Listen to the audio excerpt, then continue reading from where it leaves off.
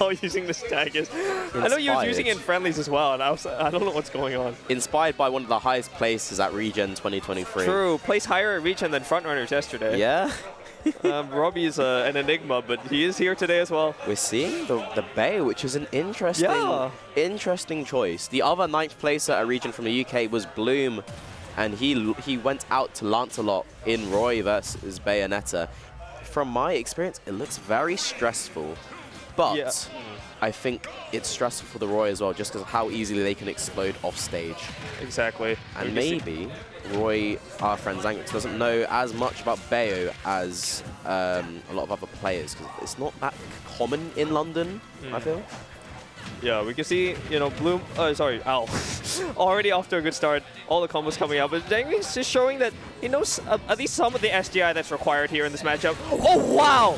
Great conversion from Owl. Just waiting on the wish time a bit more because the up smash might not have connected there, might not have killed. So great first stock.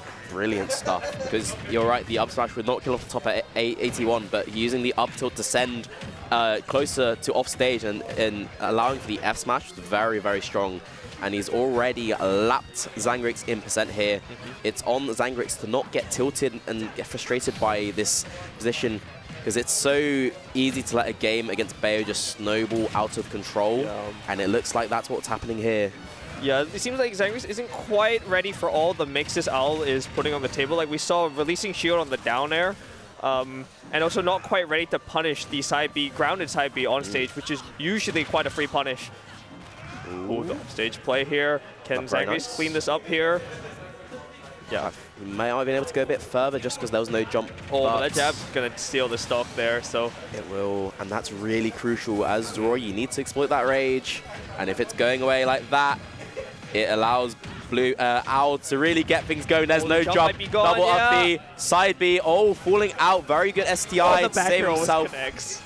Very scary stuff, though. He could have exploded right there and then, and he still might the up tilt. Sending up 1, 2, 3. Won't do it just yet, but he kind of just DI'd to the blast. And that wasn't death. He definitely survived. Yeah, I think he just wanted to get into the next game because it was quite lost at that point, and I think he just needs to clean it up because he was running to a lot of what Owl was doing. Like, even then, we saw a dash dance and then ran straight into an up tilt, which with Bayo leads to so much percent. So, okay. Doing it for Robbie AK-47. So, Zangrix not even going to get the chance to adapt to the Bayo. Shulk's coming out now. That's part of what Owl likes to do, right? I think he likes the game, he likes playing many different characters.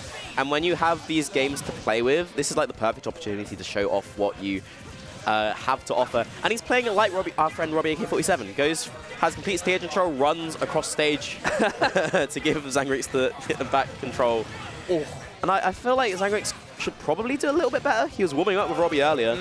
And I think he does well when he understands the character that he's playing against, and he's played against a lot of Shulks in London. Yeah, he's been talking about how much he wants to beat Robbie. He wants to learn and try to seal down the Shulk matchup as much as possible. And he said, because we have quite a few Shulks in London. But yeah, off to a much better start here in this game too. Even percents. But who's going to take the stock first? Oh, now we're going to see a Robbie edge guard, ledge chip flare. Failed ledge chip flare, that's the Robbie edge guard. I'm actually surprised that forward hit to connect, because that thing is all the aerials in one. Zangrix in a very strong position here if he can just find central stage. Oh, but that forward is going to clip. The Robbie edge guard. That's one of the strengths of Shulk in this matchup. So Zangrix can definitely steal the stock here. Just needs to catch Owl in the corner somehow, but Owl fights his way out and is able to get to work on the second stock here. Yeah, you've taken so much damage from that Buster. In a situation where you may have even been able to take the first stock if you found that jab back air. Kill, please, please. Oh, but with the smash art, the jab tends too far to combo. He did too much. Like there was a lot of landing there. You just go for F smash or F tilt or down smash. Yeah, and almost anything else. Yeah, because it allows going for the 2-hit allows Robbie to bring the shield art out. The up air will do it eventually, but that's a lot of damage taken on Zangrix. Yeah, Zangrix just kind of simplifies things a bit more. Ooh. Oh, that was clean, just to relieve pressure on the edge guard, but unfortunately unable to find his way back to center stage. That back air is so difficult to get around, especially in the vicinity of the platforms. Oh wow, falling up air into an out smash and another out smash. Do it again. Why not? There are levels to this. There's levels to this, man. But that was actually a really good like falling up or down smash just because of how many hits there are with the Buster. There's so much shield damage, but then mixes himself all the way into the blast zone as well. Dude, what is going on? This could be it. Oh, just wait for something. Oh my god! Just stands there and up smashes, catching the running there.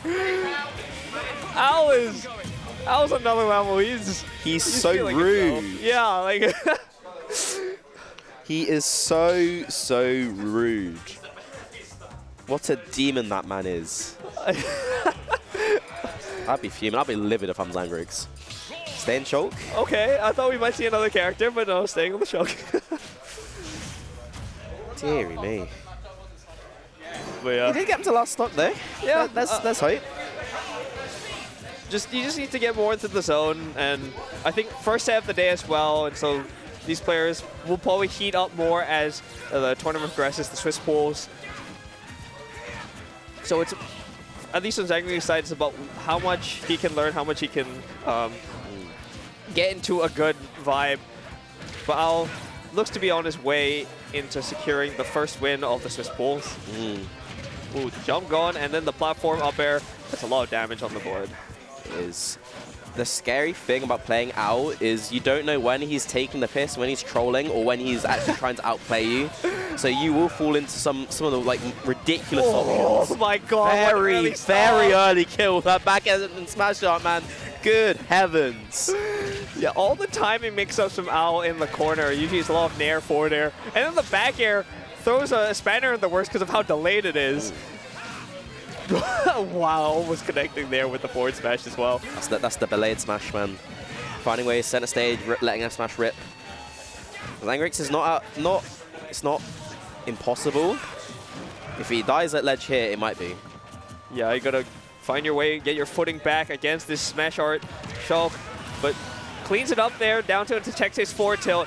It's simple stuff again that Zangrix needs to do, but lands into a forward smash. I believe that was the when you change the Bayonetta arts, you get a bit of iframes, and Owl converting that into a forward smash kill.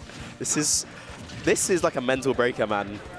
Zangrix is like he wears his heart on his sleeve, and when he's getting when his opponent is playing like this, I can see it getting frustrating for him. Yeah, Owl doing a really good job with that might be it. The falling up airs, tried to get it down there to spike the up B. Zangrix has one more chance here. He's still moving really fast. I do love how he's playing. When he's on point, he is a top player. Yeah, and he's picking here. The movement is always really crisp when he's playing on it. But it looks like, Owl really just has had the better measure. Oh, yeah, you have to go for that kind of gamble when you're down by this much. But how can you get back to center stage here? The shield looking very small with the up air pressure. This is a very good opportunity for Zangrix to bring it to last stock here. I still think the shield art is going to come out soon, especially with no speed. Oh, dearie me. How do you get off ledge here? It's going to be so hard. He's just waiting, gives up entire stage, and actually gets punished for it. Now Zangrix has an opportunity here. There's no shield damage there. It's shield art, but he's going to do it again. He does not care. It's so frustrating for Zangrix here. Please kill him, please. What was that interaction? The shield, hitting the shield, and then he was on the wrong side, so the up B not connecting. And he's pressing up tilt. He sure is. Is Owl going to regret playing with his food here? There's no shield out here as well. Yeah, you do not want to give Zangrix any momentum here. He will take it and run with it. This is like one good hit into down tilt Tetris read into the game, but you just have to find the center stage. Oh, he's playing with your food too much. Yeah, you can do all that. You're going to get yourself hit, Mr. Babies. Oh, okay. Oh, dearie me. The highest hitbox of the forward smash, and it probably looked a bit hairy, but I think Owl had everything under control. I think he did. Yeah. And the first set is going to go 3-0 to OwlBBs over Zangrix. Good stuff for him. Oh, here we go. Robbie versus Heathers, our other wild cards here in playing. Oh, they're playing. Wait. Shulk. Oh, what's going on? Kodiak, mini mode to the What we getting? What we getting? Who knows? That was okay from Zango. See, like you can see that he's coming alive. I feel like if he had like maybe 10 more games, he'd have an understanding of how Owl plays. Yeah, exactly. And the silly options wouldn't work, and he'd make Owl look silly. But he doesn't have that breathing room. He still has the rest of Swiss to get through, and he can certainly take a set depending on who he comes up against. But yeah, because he does have set wins on a decent number of the players here. And I think he's got like a winning record on Sylvalotl, and I think it is just Sylvalotl, but he's got wins on like Zone. He's got wins and on Darkstalker. Zangrix, wins on Darkstalker, wins on Matilda. Yeah. It's just if he's playing hot, if he can channel that brilliance, he can definitely get a few sets on the board. Yeah, as long as he doesn't put too much pressure on himself as well. That's a big thing, because that's part of how you kind of bridge the gap between kind of where Zangrix is at, the up-and-coming hotshot, and then all the established top players we have here. But yeah, it looks like I think it is gonna be Robbie Heathers. Lovely. There's a bit of like a storied history to these two. Back from like the Wi-Fi days, when Robbie was a Twitch streamer doing all these Wi-Fi tournaments. He used to get so frustrated if he ever lost to Heathers / #1 Alpha / Adam. There's a couple. I think it even translated into offline as well, where he's sort of thrown away sets to some Ridley nonsense. I don't know who's got the set count, who's won the most recent set, but it's a mental battle, this one. Yeah, definitely. And I mean, you have to imagine, considering how much they played, Robbie has a game plan against Ridley. It's not something that's going to catch him off guard, because he really studies the game as much as possible and really views from an analytical perspective. But sometimes all that goes out the window, you know, in tournament setting, but also just some players and some characters just no matter how much you prepare, you can be thrown off. Yeah, you can have your Ridley game plan, but then you just get command grabbed and taken from one side of the stage to the other, and your mental just crumbles. The game plan is gone. We'll have to see though. He's had some mixed form, our friend Robbie. He's the last couple tournaments are really good. Really strong. That 9th at Regen, beating the Schmix Tech, beating Khanage, beating Piplup, beating Melly Megron for 9th. But then he also got 17th at front runners yesterday, losing to Brew. It depends on how he's playing. Sometimes he's playing really hot. Sometimes he's off an 8-hour shift at work, and he doesn't want to. He doesn't really care. I wonder how long that set with Brew took.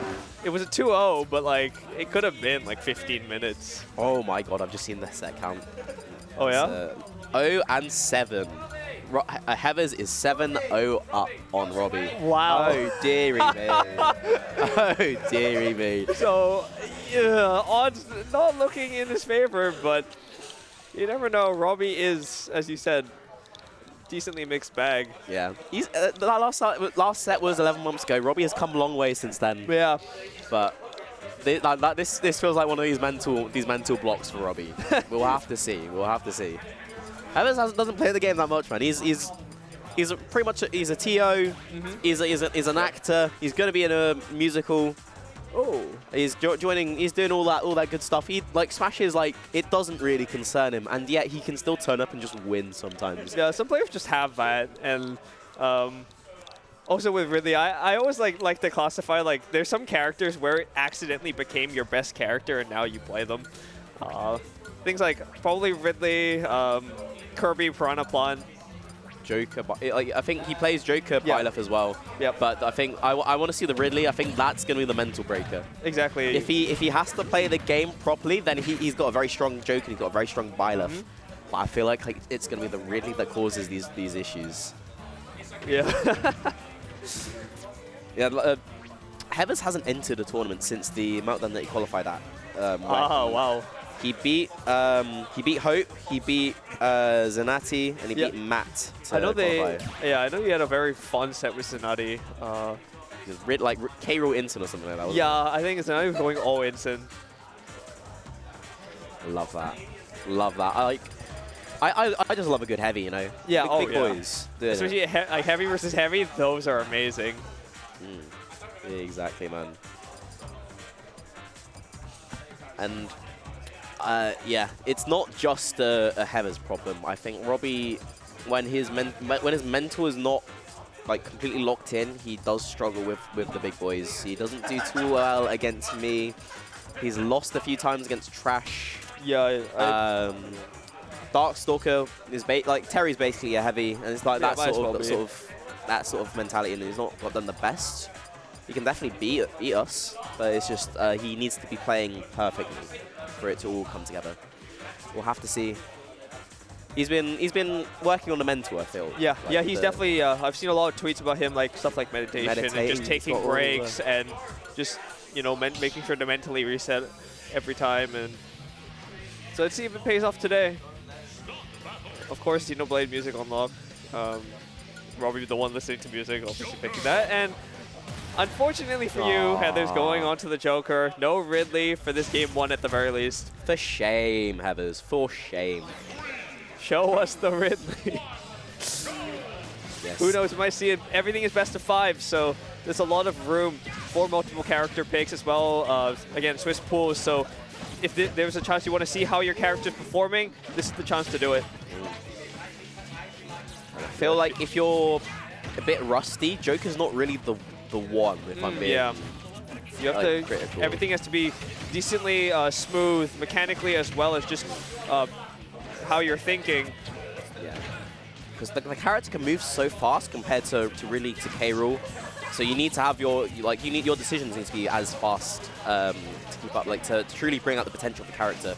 It's looking quite nice at the moment. I think Heather's playing quite well around the Robbie's like mid-range options. Yeah, definitely playing with a lot of caution just to make sure not to run into all the big hitboxes from Robbie. He's throwing out. See Robbie even trying to throw an up tilt and down tilt, trying to catch a run in, a dash in.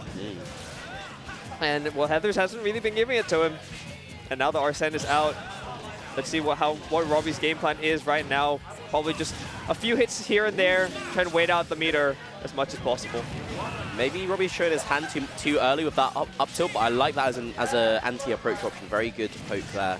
And he's in a very strong position here. If you can just find the aerial at ledge, not going to find the mark, and then it's going to send Adam into a very strong position here. The dash back hitting below ledge, but I wonder if he could have gone for a down angle F tilt to take the stock instead. Yeah.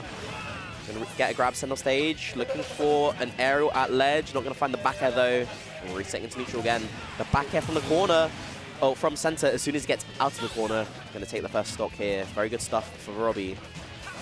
Yeah, and that was kind of his moment just because the Arsene wasn't close to coming out, so Robbie definitely knew he could play with the time and secure the stock in the most safe way possible, and that back air is so big. So great recognition there. It's interesting seeing Robbie use back air so much like this, because I've seen him be like a back air hater. He said, this move is not good, you shouldn't use it, I should not use it at all. But then he sometimes just throws it out, and it feels like it's not the best option, but it catches them off guard and gets the stock. He has not really been punished for it too hard at the moment.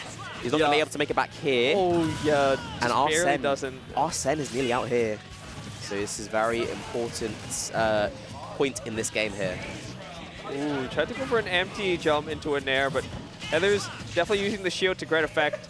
So Robbie's going to have to pull in a bit more timing mix-ups. Like you said, the back air. It is a good timing mix-up as well, just because of how delayed it is. So that's perhaps why Robbie is throwing it out a decent amount. But just has to wait out this Arsene meter. Going to use the jump to try and disengage and makes it away from the big man. Ooh, Robbie needs to be very careful with his up Bs. He's trying to do it on neutral air, which numerically isn't guaranteed. Like Nair is very safe. So he's hard pulling out that Heathers won't shield, but Heathers is shielding, and he's making Robbie look a little bit foolish at the moment. There is one way you can get, if the Nair isn't completely spaced, the up B, which is a footstool, but... True. I've never seen Robbie do it, though. Yeah, it's a bit too, I guess, niche of a thing, and Heathers is probably going to try and space those Nairs anyway, just to make sure. The Herbox shift on Nair is crazy as well. It's so hard to, even if you can have a guaranteed punish, it's like the spacing is very hard to punish. Oh, this is scary though for Heathers, but Robbie backs off, gets rid of Smash Art, and now it's a very strong position. I feel like if Heathers plays his cards right here, he can get this stock lead, and the stock lead is so important against Robbie. Yeah, there's a lot of heavy shield usage, especially kind of dashing in and trying to wait for either one to throw out an aerial and then try to position yourself to punish or pressure them as much as possible. But Arsene, the second bout of it on this stock. Oh wow, the forwarder catching the roll in there. That was such an early fair attempt. I'm very surprised Robbie went for it, and it's led to his stock being gone. He doesn't normally go off stage like that. That was the right read, just the wrong timing. And this is so crucial for Robbie. He needs to get the stock off very, very soon, because if Heathers gets a hit in Arsene, it's going to be so deadly. 40% and an off-stage situation, nearly a stock, nearly a game. Oh, only first hit down there, not going to be able to follow up anymore. And as you said, Robbie does need to take the stock because Arsene is gone, but the percent is still going to climb just because Heathers is playing neutral very well right now. This is Robbie's chance. The back is going to send off stage and smash art. Robbie is burning these resources. The F tilt in jump art is unexpected, and it works out very well for Robbie.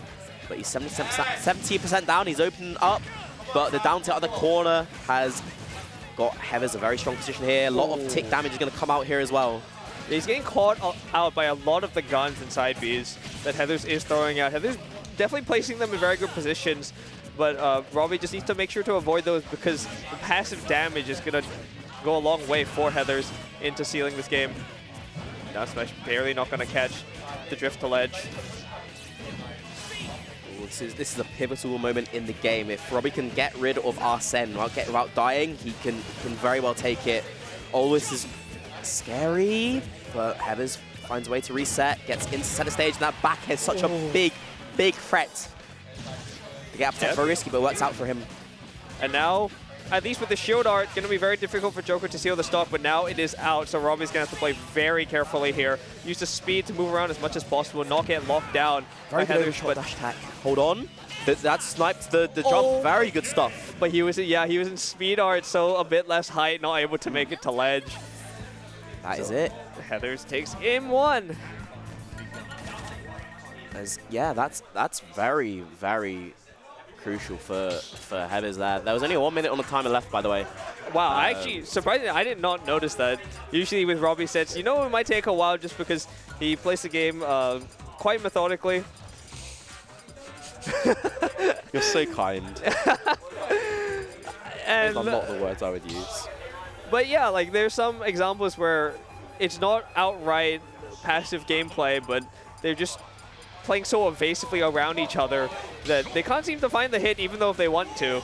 And for a lot of the game, we saw like Heathers was throwing out a lot of the fair ones, especially with Arsene. And then towards the end, it was the falling backer into a rising backer, which completely changed the tempo, and Robbie was caught out by it. So, you know, this matchup we've seen is a lot of timing that goes into it. It's a very astute observation there, Orange. And I wonder if Robbie will end up adapting to these changes in tempo that Heathers is presenting. There's a lot of like resource management as well. I think Heathers sort of knows when it's his turn to go in and when he needs to back off, and I do like that. And I think that shows why he does so well typically against Robbie. Understands what he's looking for based on these arts, and can really exploit the drawbacks in them. Ooh, I like the idea from Heathers. I understand that because Robbie has been doing a lot of these air dodges in, like the one Heathers done there, which could lead to his demise if Robbie gets the 2-frame. Oh, and he gets it very good. Ledge slip downer. Takes that first stock. No spike needed. Just the smash art sending all the way to the side. Very, very good stuff. It's things like that which Robbie has been getting a bit more consistently in recent weeks, and it's allowing him to keep up in terms of punish, in terms of damage output. Certainly take this set and break this insane losing streak. Yeah, and the parry into forward smash not quite going to do it. Shulk area was very safe, especially with the range. Oh, brilliant parry there. The shield was getting low, so vital to make sure to avoid a shield poke or more shield pressure. Robbie's doing very well. He's getting the right reads in Buster Art to get these 2-hit free hits and get a little bit more. Yeah, definitely nearly done so well on this first stock. Yeah, completely different from the previous game. And the nairs are coming out now and the back airs. Knows that Heathers has to come to him, so they're just throwing out the hitboxes, making it as hard as possible for Heathers to try and seal this stock here. very risky reversal attempts from Heather. As you see, Robbie is coming alive at ledge. Yeah, I know that the Shulk players do like to go for that read. Once they're pretty confident in the neutral get-up, and the up smash comes out. 3-1 stock lead now for Robbie, sitting at 154. So you have to imagine that Heathers will clean it up eventually. The back throw, barely not going to do it there. It's going to be hard for Heathers to come back here. 2 stocks down. I feel like anything would take this hit, take this first stock, but Robbie's playing very, very evasively, even in shield art. It's hard for Heathers to get in because this wall of nairs and down tilts are so strong. Hold on here, just one moment. Back air's going to do a lot of shield damage. Down throw won't even come out because he's gone for F throw. Nair's going to do it. 200. You don't see that often, do you? Yeah, definitely not. Oh, yeah, okay, that's big opening for Heathers there. Trying to get a forward smash, not quite going to do it, but still, the momentum slowly being gained by Heathers. Let's see if he can do any more before Arsene runs out, but platform tech chase, the up air is not quite going to connect. So now the Arsene is gone. So now back to playing with these nairs. And at this point, it feels like a very, very uphill struggle. Robbie commits a bit too hard when he doesn't really need to, but I can understand wanting to just get the game over and done with. And even if it doesn't hit, it sends a message to Heathers that he can't just be lazy in off stage. Now playing around the platforms and the side a lot, and only going to take a side B and an air. But how is he going to get around this ledge trap? Brilliant pivot grab there. It's a nice reaction. He's been struggling to get a punish on the roll just because of how Shulk's animation sort of looks. It looks like he's neutral get-upping and then he's already teleported behind you as he's gone for the get-up punish. But he may just die here. The 2 frames not even going to come out, but it doesn't even matter as Robbie takes that with a 2 stock here, Orange. Yeah, that's the threat of the reverse up B to catch the Joker up B to ledge. Heathers delaying it a bit too much there, but it was looking a bit difficult to come back. I mean, you do have the Arsene on deck, but Robbie's going to clean it up, and we're going to game 3 here. And so, yeah, I mean, great adaptation from Robbie. Just, it's a lot more of the nairs. We saw a lot of the back airs in game 1, and then usually I would expect it to be the other way around. You throw more nairs at first, and then the back airs come out, but instead, we saw, the nair was used to great effect. Heather was stuck in the corner for a lot of the time and had to take a lot of damage to try and fight his way out. Yeah, when you're Joker, you typically you play bait punish. You try and whiff punish these commitments from the opponent. But the Shulk neutral air, especially in speed art, it's such low commitment because of how big that sword is, how little landing lag there is. And so and also just like how you can mix up the timing as well, like whether it's reversed or facing forward, it makes it very hard to whiff punish. So it feels like you don't really, like you have to be very patient and find your turn to actually set up pressure. It's an awkward one for Heathers, but I think he can find a way through. Okay, and we saw the up air as well, the falling up air, multi-hit. So if you're trying to parry Shulk aerials, it's going to definitely mess you up there. Ooh, brilliant chase there, no jump. Heathers has to retreat to the platform, makes it back to center stage. Shield art comes out. This is a very strong position for Heathers. He's burnt so many arts from Robbie here. There's no shield art as well. There's no speed, there's no jump. And guess what's about to come out? He's blue. There it is. So important. This is peak Shulk, peak Joker here. Arsene versus speed. Ooh, whoever plays the cards right here can take this first stock. It's going to be very careful here. Oh, wow. He didn't find his hit fast enough. Yeah, the shield art came out as well, so any attempt to try and steal the stock there would have been difficult. Oh, but there it is. Fair one into the up smash. Heathers realizing it's the time to go because shield art had just been used and it barely connected there. Very good. Doesn't need to go for a drag down. Just letting the up smash rip, and it gets him in a very strong position. He's going to take his time, and Robbie is not able to get that ledge slip down there to connect on Heathers. Just taking his time on the reel in. That was an up B there, but it's such a hard move to react to. So, like you expect it to cross up as well, and so you often just sort of let it slide. And now with the stock lead, it feels like a very strong position for Heathers as long as he can stay alive. Yeah, Heather's been throwing out a lot of the stationary nairs as well as retreating with gun after jumping in. Try and just tack on as much damage as possible on Robbie trying to run in, but Robbie hasn't been giving him too much. He tries to go for a less trump there, doesn't quite work out. And so Robbie's now in the corner, but again, that jump bar is so good for helping you gain stage control. It really is. Heathers doing very well to just get these little ticks from the guns, these whiff punishes. He doesn't need to play too risky here. Yeah, the hits will come to him. Ooh. The up B out of the corner there to relieve all the pressure. There was the platform for safety as well. And the down air, once again, multi-hit throwing it in. Gets the hit in and seals it with the forward air and also gets rid of the Arsene. There was a bit left that Heathers could have made use of, but that's gone. And Robbie's going to look to get to work on this second stock here and is doing so with these nairs. Yeah, this is Robbie's time with Buster out. But Heathers is going to make it very hard with this gun. It stops out any like mid-range gameplay. If you try and wait, you're just going to get swatted away, get poked, get popped. And that's such an aggressive dash attack, trying to catch these jump ins. Robbie is playing very fast and loose with these recoveries. Like, I'm seeing a lot of air dodges in and a lot of like jump ins to center. And I know that Heathers is looking for it, but he's not getting the right timings, not the right spacing. But Robbie has to be very careful going forward. Down for a back air, tech chase, down smash. Oh yeah, I mean, just going for it to make sure to guarantee a hit because the shield art was up. I love that. Any damage you can get will deplete it faster and force them out of it. Yeah, this is so scary for Robbie here. Arsene is gone though, and now Robbie's time to shine here. What can he do with this advantageous stage position? Buster out, gets the down tilt, sends the other way. The nair, tech chase, up air, so much damage. And the smash art, catching the landing. Very good stuff from Robbie. From a position where he could have died to a position where he is a stock up here. And you know the vibes, YKTV.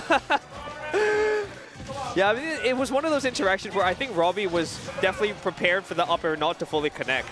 And so immediately went in for the up tilt, but drifts a bit too far back on the up B, went a bit early to try and catch Heathers standing around the ledge. So unfortunate miscue, but very high percent, so not too much loss from there, except being able to play with a stock lead. Giving up the lead is always going to hurt against Shulk, and against Robbie in particular. Because when he is up, he can take his time. It means the impetus is on you to approach and set up pressure. Robbie committed to that dash attack very riskily, but didn't eat a punish, which I think Appa could have, because it was Buster's dash attack, huge window, down for back, sending off stage, catching the jump.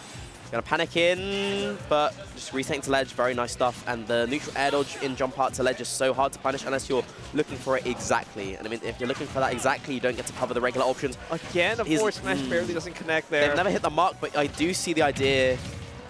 Hold on, air dodge in, caught. This time Robbie is, yeah, another one as well. That would be really dangerous. The F tilt almost catching the drift to ledge there. Heathers is looking for it, man. Yeah, Heather knows exactly how Robbie's kind of playing out of the corner. Just hasn't been able to connect any of these massive blows. The back air is going to send him far off stage. The jump bar is going to help him back, but the fastball going to get around the forward air there. And he's looking for up smash for the roll. Oh, hold on. So dangerous around the platform. Get away. Robbie goes into Buster instead. I'm very surprised. You go all or nothing there, surely, unless you want to do shield damage there. The nair into dash attack on shield makes things very scary for Heathers. Can't rely on shield now. Shield is out on Robbie. Speed. Hold on. This is so crucial here, Orange. Yeah, who's going to find the hit? It's Robbie trying to play with speed to make himself as hard to hit as possible, but the moment that's gone, he's hit with the dash tag off stage. Heathers was looking for a neutral get up into a back throw. Robbie not giving it to him. Oh no, this is so scary. Don't roll in there. He's always going for a shooting fair, man. Oh, the parry on the back air. Who's going to seal it? The F2 not going to sit anywhere. Robbie fighting himself out of the corner. Yeah, the timer is so low as well. The forward going to catch the roll in.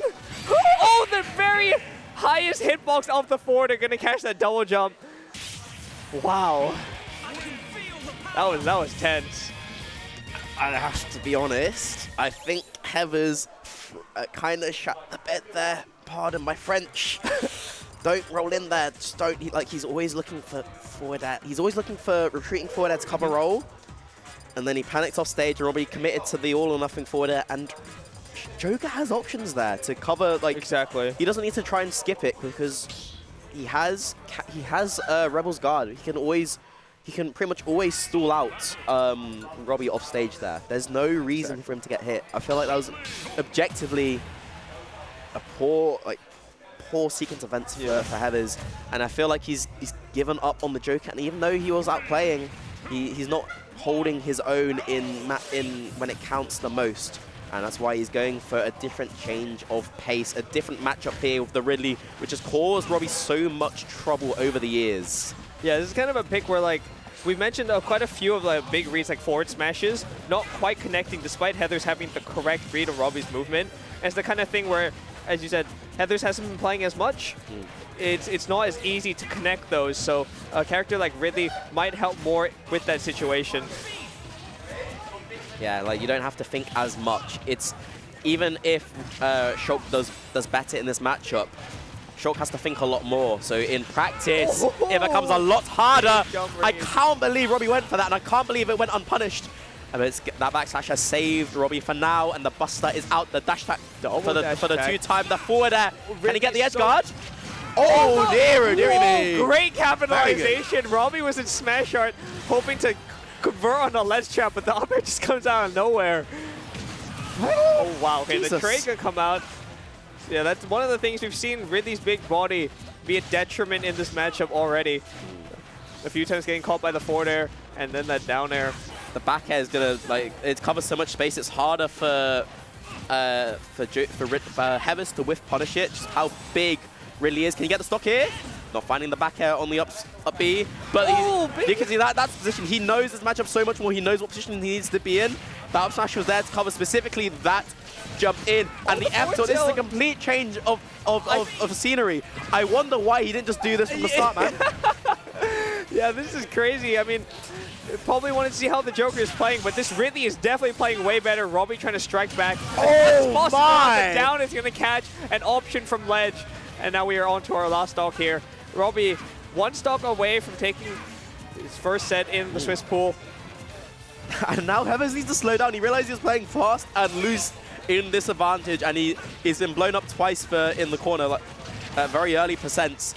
Robbie is coming alive. His advantage has come so far in previous opportunities, but oh my, if you give it up in Buster, you take 58. Yeah. Heathers is out for blood, man. Up tilt, catching the jump there. Oh my god, that would have been a really good reset there. And now they're just trying to space each other out. They don't want to give each other an opening because they know that the advantage state for both of them is so potent. Woo! Big forward smash going to send Robbie into the corner. Hold on.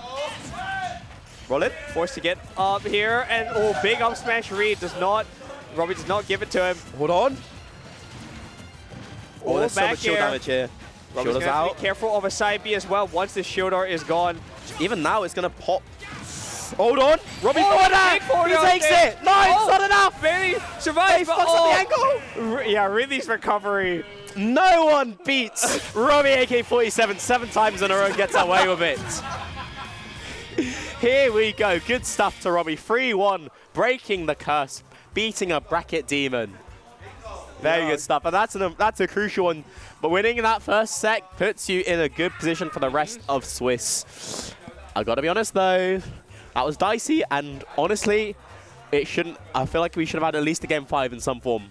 Yeah, if Heathers, you know, that game 3 was very pivotal, and then the Ridley game was very close as well. So yeah, just Robbie was just good enough, especially off stage. Very clutch in those moments. Go for those run-off forward airs, and yeah, Ridley's recovery is like. I'm not sure what the angle should have been, but like there's only so many angles you can do with Ridley. Yeah.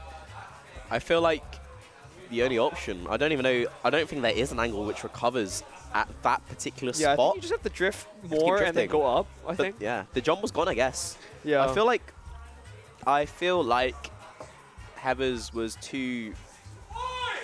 He burned the jump too early, which put him in such a bad position. Because Robbie... Like, we knew Robbie was going to... Hello, good job. We knew Robbie was going to do the full drift. He's going to go all or nothing for the forward air because he's in a... Like, he needs it because he's down.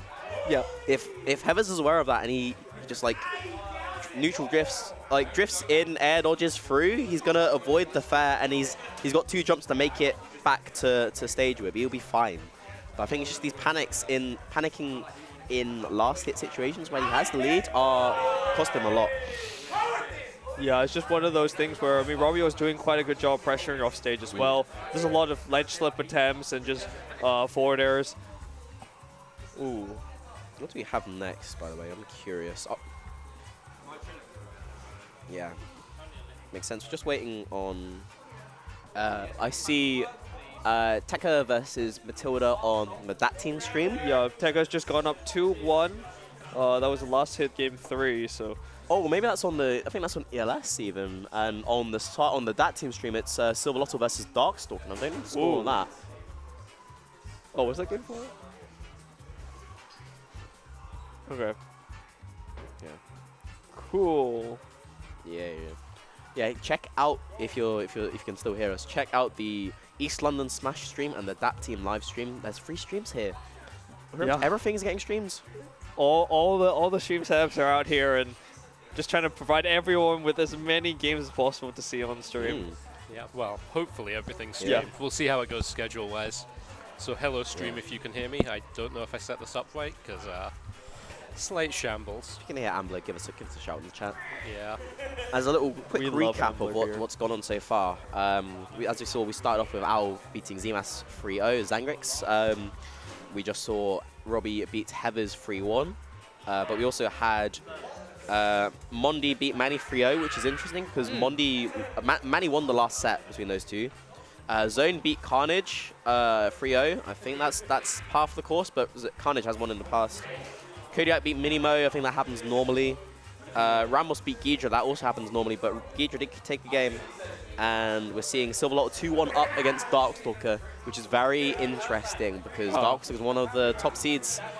And we're seeing Kendrick Olimar 2-1 up against Matilda on ELS.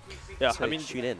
Darkstalker, one of the top seeds and usually a mainstay in, like grand finals of Meltdown, but has been in a bit of a, maybe I don't know if slump is the correct word, but I think everyone has just been bringing more of their A games and it's been catching up a bit more. So, yeah, I mean, Sylvalotl up 2-1. We'll see how that goes. Yeah.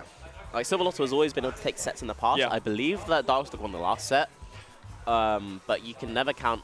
Like, it's such a tough matchup for Terry. And Sylvalotl, when he's playing well, he can play very, very well. I think Darkstalker's been coming into form decently well recently. Like, he's taken sets of Darkstalker and... he's taken sets of Zone and Tekka, which he's been roadblocked by them a lot especially in the past. Tekka. Yeah. But he did also come 9th, I think. Yesterday, yeah. Yeah. Lost to... RAMBOSS and Xka, and he doesn't normally lose to those two. So, like, that's not a good omen going into this, and if you're starting off with a... Well, actually, they've gone to Game 5, but if you start off with a loss in Swiss, and you're going to find someone else who's going to be pretty good, you can't, it's not good. You want to just keep winning, keep getting those dubs. Exactly. I wonder what the round 2 matchups are going to be anyway. Yeah, I think that I'm not sure if it's automatically done with my seed. Okay. I think Bernie's going to decide that the pairings based on like who's won. Like normally in Swiss it is like decided automatically like by like what's going on, but we're not actually using like proper Swiss like on Start GG. Right, because it's modified. Yeah, that's it. So I think that Tom will just decide who plays who. He is God here. Yes. Bow down to our God, Thomas Eden. The great T.O. Yeah, shout out to him for bringing this back. It's a nice vibe here today. Yeah. I love it. Because this started due to COVID, right? And it's just because it was limited capacity, so they were kind of smaller events, and then people qualified through those. And so, yeah, I think it's pretty cool to bring it back. Yeah, man. It's nice, like, this is going to be very important in terms of, like, London PR data, just because if there's anyone who hasn't played yet, they're going to play today. Exactly. And I feel like people are going to be playing a lot of sets. So you're guaranteed 3 in Swiss. At least you play 4. at most you can play like 14. Yeah, that's a lot. Sets. But yeah, oh, Tekka just beat Matilda. It was a very good play there. Double bombs and then like reading the air dodge in with Nair. I love his play. It's so technically sound and there's just so many mix-ups and it's very, very clean. Yeah, man. And on our final set, I believe that is on that Team Live. We have a slight lead from Sylvalotl on Yoshi's Story Game 5. You definitely want to tune into that. Get to that Team Live. Show us some love. Ooh. But at the same time, Darkstalker can do a lot of cheesy stuff. Yeah, I mean, the Go Meter's on and Game & Watch will die super early, just like that. He nearly died at 42 before. The Buster. Oh my god! I just saw him get a 2-frame with Power Geyser, and he died at 67. That is crazy. That's a Yoshi Story thing as well. That's like Yoshi, because of that slam. Yeah. The crowd's going off here. Like, everyone's watching. Yeah, literally everyone can just watch now. Like, yeah, we got up he almost killed. And it has. Last Game 5. Go to that Team Live, man. Yeah. Like everyone can. Like there's some grind setups in the back, but like no one's on those right now. People are just like watching the sets, man. It's I love this vibe. These are exciting sets.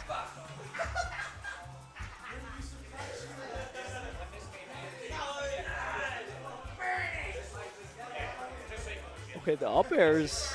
Darkstalker trying to fight his way down there. Oh, the shield pressure! Oh. Okay, Leo should clean up here. Send off stage. Kill him. Kill him. Come on, Leo. Come on, Leo. Good. Okay, clean up. Go for back air there. What are you doing? Ah! That's it. Oh. Okay, let's go. Leo, please. Just back air there. Oh, no. Come on, Leo. Don't get caught in the corner again. Come on, Leo. Don't throw this. No. Oh, it's over. Yeah. Oh, wow. Oh? That was just a single hit confirming to power dunk. So it gives you less time to SDI it as well. And so you could see the SDI, but it wasn't enough. Big pop off and... Yeah. Yeah. Yeah, I don't know if you had that on that. Yeah.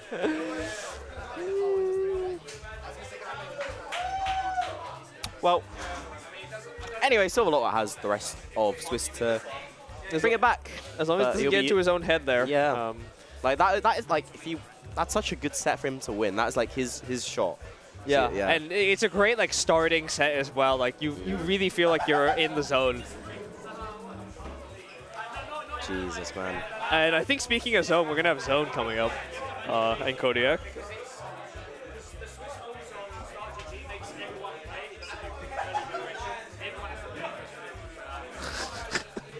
He doesn't get. He's not allowed to. He can't say that. He can't say that. Come on, Bonnie. You can't say this. You can't say that, man. You do not have the complexion.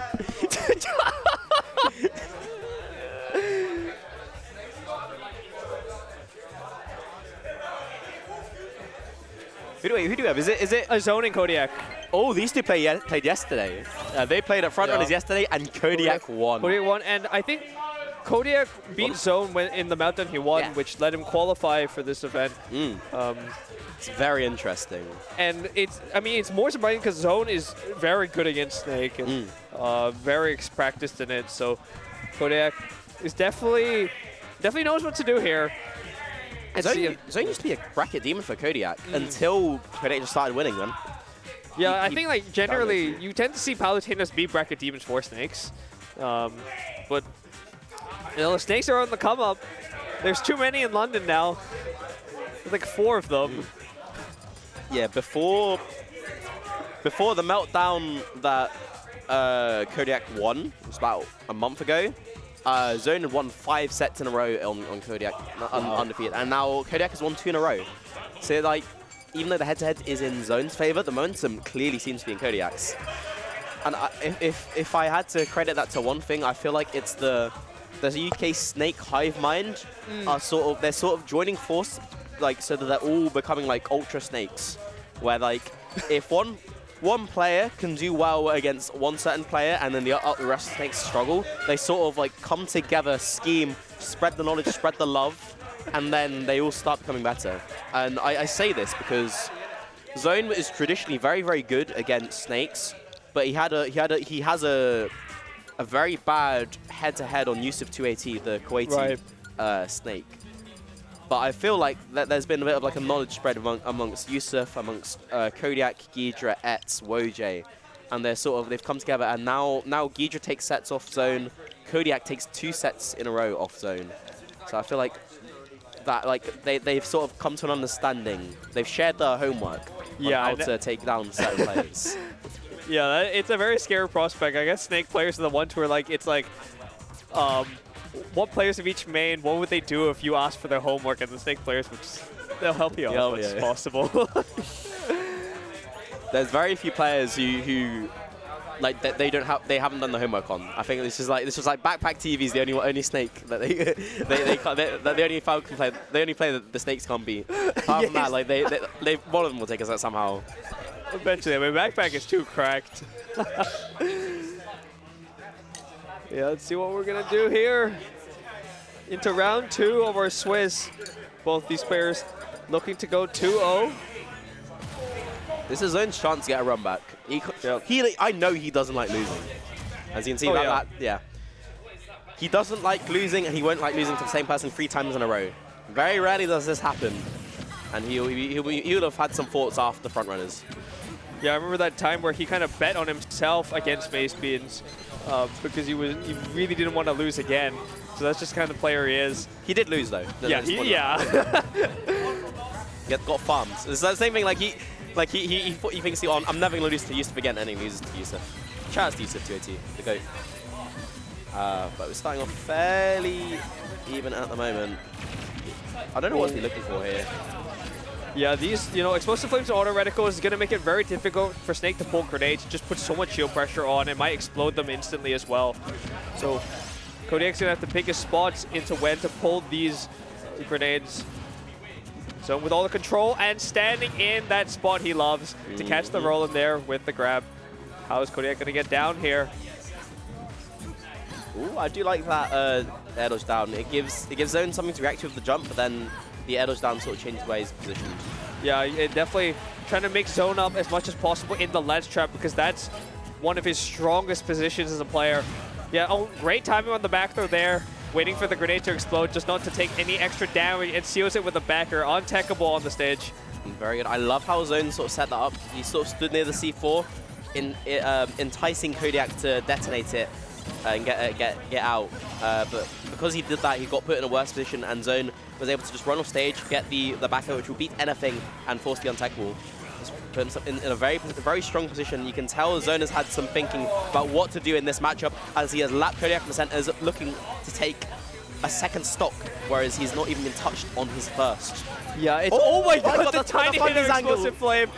Kodiak's another lease on life on the second stock, but it's still being put through the edge guard and ledge trap blender. Very nice recovery. Keep himself alive for now, but he's still got to make it back. Yeah, C4 is not an option here. What an air dodge to ledge. That was perfect play from Kodiak. That he needs that to keep himself alive with all this rage at his disposal. Yeah, he's playing with fire, staying so close to Zone, using the crouch to great effect to avoid some of these nairs and back airs, but still sitting at 172. A single good hit from Zone will seal the stock. But as well, at the same time, with all this rage, up tilt, definitely going to kill, but the Explosive Flame comes into play once again. So difficult to set up your traps to Snake with that giant ball of fire just in your face. Kodiak needs to be very careful about where he's plucking grenades, because there's 2 set places where he can set the auto reticle off when the Explosive Flame off, and too often I'm seeing Kodiak just try and set up shop in that position. Very careful. Finally cleans up the stock there. It does do a lot of shield damage though, so if you are just in that space and you pluck a grenade, you all just take a lot of shield damage. You kind of have to firm it. So maybe you don't even play in that regard. Hold on. Oh, the chase. So careful here. Breaching kill percent and hasn't even got Zone down to the last stock. Yeah, the advantage state from Palutena is really strong. I mean, especially up air is such a huge hitbox that Snake has a lot of mix-ups getting down, but still, you have to play very carefully to get around that up air. And then the back area in the corner, Zone comes in with the landing and seals it. Very solid game 1 for him. And that's a very tough back air to space because of how Snake hurtbox shifts. Like, too many times I see Snake get the anti-air on that down tilt. Yeah. Good spacing from the zone.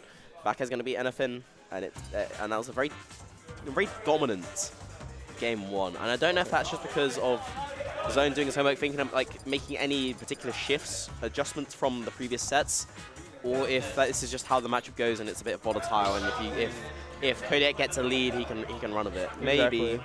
That's just how it goes against Snake. You know, if you get the lead, it's going to be a much better place. Playing from behind against Snake, super difficult. And as good as Palu is in advantage state, you're still going to be eating a lot of percent when you're playing advantage. Okay, here we go. Change of stage here. Let's see if Kodiak can kind of set up the house under the platform there with all the traps with C4 grenades. Make Zone's life as difficult as possible. Once again, the jump air dodge down, as you mentioned, coming out. I'm loving this like Palutena specific gameplay. The setting up the grenade plus shield to deny the explosive flame reversal. Very nice stuff. I love that play, up smash. It's set up and the jab sort of locking him in place for it to connect. Just complete change from game 1. Brilliant C4 there. He will take that trade. Very good stuff from Kodiak. He will take a bit of 20% if it gets the stock out immediately. And that's such an unexpected one to do because you just don't expect Snakes to willingly blow themselves up like that. Take so much damage, but it works out. He gets the stock and puts himself in a very strong position.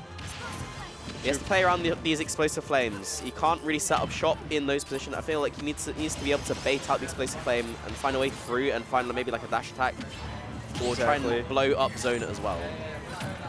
Ooh, yeah, the back is going to be difficult to get around there. And I wonder whether like he purposely rolled into the grenade to avoid a back throw, just get himself hit. But still, Zone seals it out. A small percent lead here. The forward tilt. Oh, there's no jump. Off stage. What's the ledge trap going to be? Just barely off on the timing there. And Zone must be a bit afraid of that C4 detonation going for the run back on that. Oh, the Jesus. Get up timing just perfect, but the grenade to the up air, brilliant conversion from Kodiak. He's got backup options, man. Even if you get that dash attack out the corner, the grenade is there. If you're not able to shield in time, it'll lead into your demise. Oh, brilliant tomahawk into the grenade there. Such clean conversions. Kodiak is really getting into his own now. Snake can just snowball like that, man. Just one hit, it's a 60. Very good stuff from him so far. Oh, Zone has to be so careful touching the shield like that. And like the grenade is out, man. You've got to be so careful. These explosions are coming out like there is no tomorrow. All Kodiak needs is just a couple more big hits.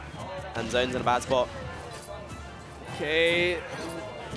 Yeah, Kodiak's just trying to be a bit closer to the zone, pulling these grenades so the explosive flame isn't as much of an issue. And the zone hasn't been pulling out the auto reticles as well, so explosive flame almost taking the stock there. Goes to the skies. I was gonna get down all the projectiles.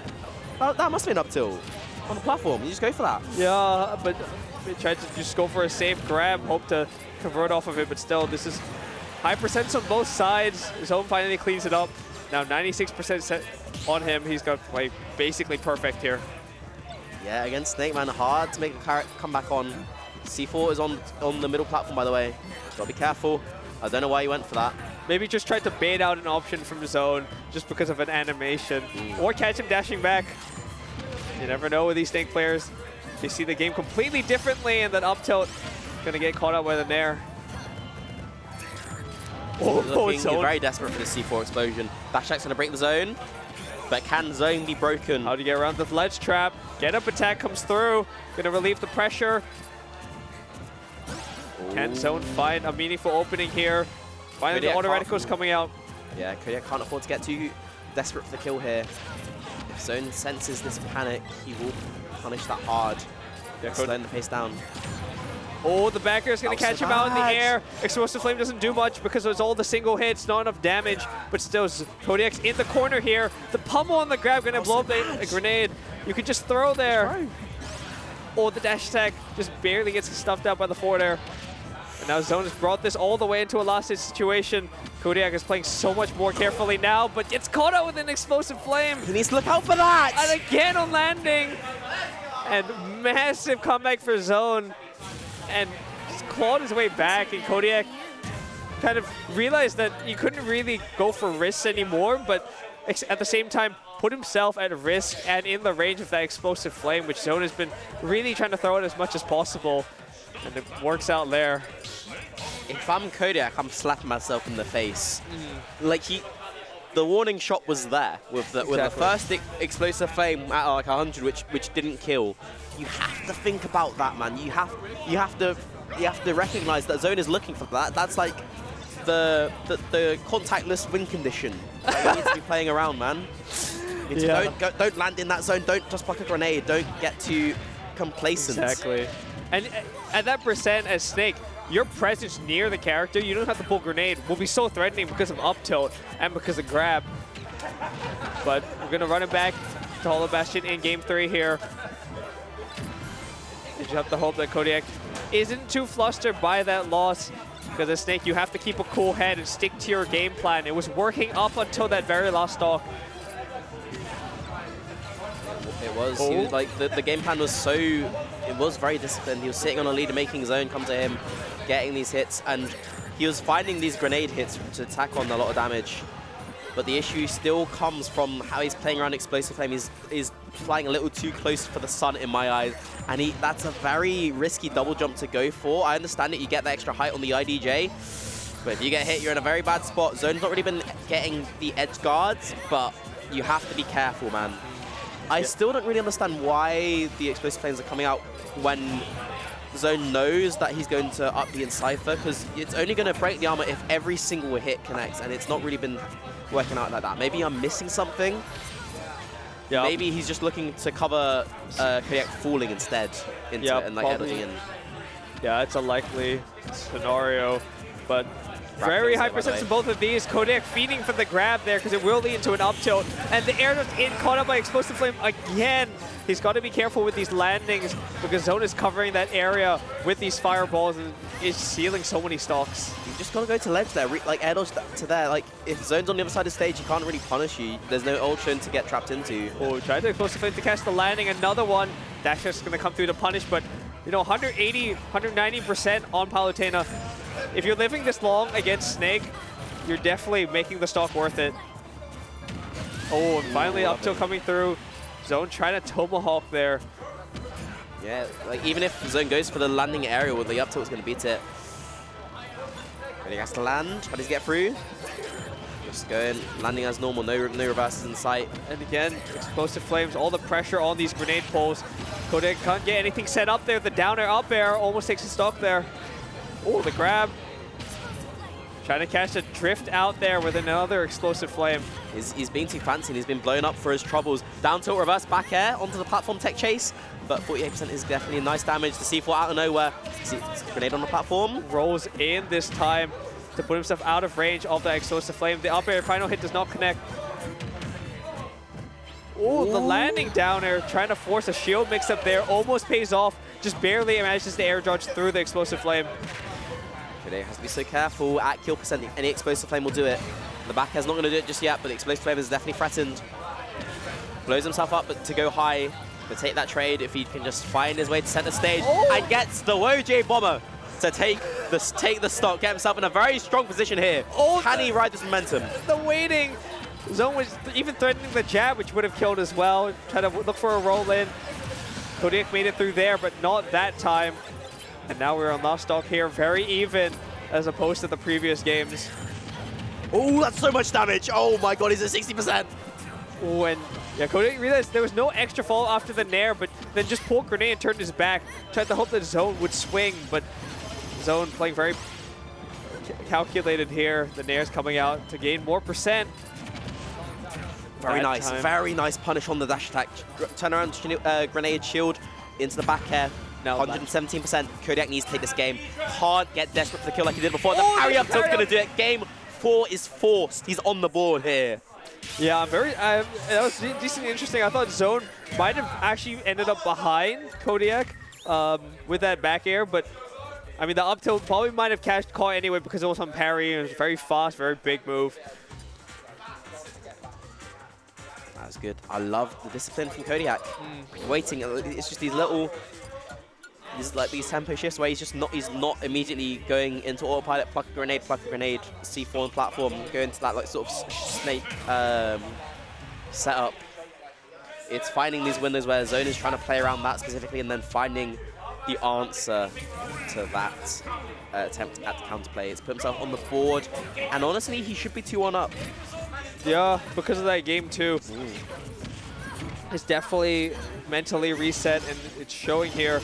Zone trying to erase all of what has happened for the past game and also most of game 2. Okay. Yeah, just trying to put the grenades in between just to make sure Zone isn't trying to approach too much, but I do like this play from Kodiak. He's definitely more cognizant of the explosive flame threat, and he's sort of baiting it out. Oh, it's that little like that C4 detonation sort of mix up. The forward air and the roll behind. Kodiak getting a bit mixed there, but still manages to lift the tail. Can he get back to center stage though? The explosive flame not quite going to do it. I like how Zone backed off from that C4. Doesn't get blown up again like he did at the in that last game, which was honestly a pivotal point. Oh, so careful. Hey, around that up tilt. Your life depends on it. Gonna be a high recovery. That C4 detonated, C4 planted on the ground. Oh, the up tilt preemptively does not quite connect. Zone wasn't in position for it. Finally, an up air connects there. I wonder if Kodiak actually wanted that like no drift grenade, or if he wanted to wave bounce the grenade full instead. It meant that he got up ahead for his troubles, and the grenade didn't get blown up. Oh, just barely avoids another up air there. Crucial, and yeah, as you said, Kodiak's been trying to bait a lot of these options out from Zone on landing. It's been working out now. And a big difference from game 2 as well, that Kodiak, as you mentioned, went for a grab on the landing instead of just pulling out the up tilt. That time, the up tilt, just go for it. If you're shielding explosive flame, then it's favorable for Zone. But if you can if you avoid it, you jump over, there's so much time to punish. And Kodiak's done a very good job of avoiding, like baiting out those committal explosive flames and getting over, getting a hit in. Or even just sort of like getting out of range, because even that is preferable to just getting hit or shielding. All this more damage than the grenade trade, but the explosive flame, very good stuff. Kodiak not wary of what was coming at him. Woo! But getting a bit fancy with the movement there, but Kodiak grabs him and down smash for his troubles. He likes to go for this jab to try and force something, but Zone knows that Kodiak hasn't really been threatening the ledge itself. So he plays very patient there, and once again, an empty line up tilt is going to seal it. Zone sort of looking a bit flummoxed, if I have to say so. Like, he's like, well, how did that happen? How did I get up tilt there? And it's because Kodiak's baiting out these commitments and finding the up tilt, which will take the stop, and all you need is one overcommit from Zone to take 53%. Snake's damage output is not a joke. So is Palutena's if he can get this up air on the landing. How do you get down? Manages to survive it that time. I don't know about that C4. Yep. But it's not too bad. These trades have gone quite well for Kodiak if he can get an up tilt here. Yeah, Zone not wanting to play around that at all. Just teleports all the way to the other side of the stage, and we're back at the neutral here. And now they're playing very safe. They do not want to give each other any openings here. Just play as far away as possible, throw out the projectiles. But Zone up in the air there, the parry. But the spacing on Zone, the back air is so nice. They're playing so carefully around each other. And again, a parry up tilt. Kodiak has forced a game 5 here, and that's been the way he's been doing it. It's all about the air to ground mix-up from both sides. He's been doing a lot of empty line up tilts and as well as parrying Zone's arrows on landing as well. Really Here we go. And I hate to sound like a simpleton, but that up tilt was defining that game. All 3 kills from Kodiak were taken from up tilt, and you can see he was looking for parry up tilt at the end. It means Zone has to be so careful when Kodiak is in his zone. You know, when he's up close and personal, that frame 6, frame 5 kill option is a big threat. It's going to mean you can't allow him to, you can't jump in on him. You can't let him jump in on you because you'll empty land up tilt. It's so scary. Maybe you're backing off a little bit more. This is very good stuff from James though. Just having that mental fortitude to go from 2-0 down to 2-2. Exactly. Oh, the down air barely doesn't make it there. And yeah, that platform is going to make it decently easy to kind of skip the ledge trap. You just jump all the way up to it, but now those platforms are gone. You're going to have to play on FD here. Yeah, it means there's fewer options for Zone to get to retreat to. Oh, and it all means the this damage projectiles. just really piling on. But all he needs is just retreat and center stage. Another up tilt. You gotta be so careful with your zone here. You can't afford to jump in. I like the air dodge to the ledge getting out of range. And the up tilt, the up air hitbox is criminal. So far away, and yet it connects. And that's a very important first stock to take. Yeah, I mean, again, that air dodge to ledge with the grenade was so good because the grenade explosion covered Zone's retreat. But 130% here. Kodiak, as long as your voice getting hit by too much, and just again, an empty land up tilt. Zone's getting caught by that a lot. Gonna have to try and avoid that as much as possible if he wants to take the set. Oh, the grab again, barely missing there. This down air is putting in all the work right now. How can James play this war of attrition better? I feel like he's actually looking to scrap a little bit more, and it's catching Zone off guard. Zone is looking for retreats. He's looking for panic, looking for fear. Kodiak is sort of holding his own here at the moment. Yeah, Kodiak's making really good use of Snake's really good normals.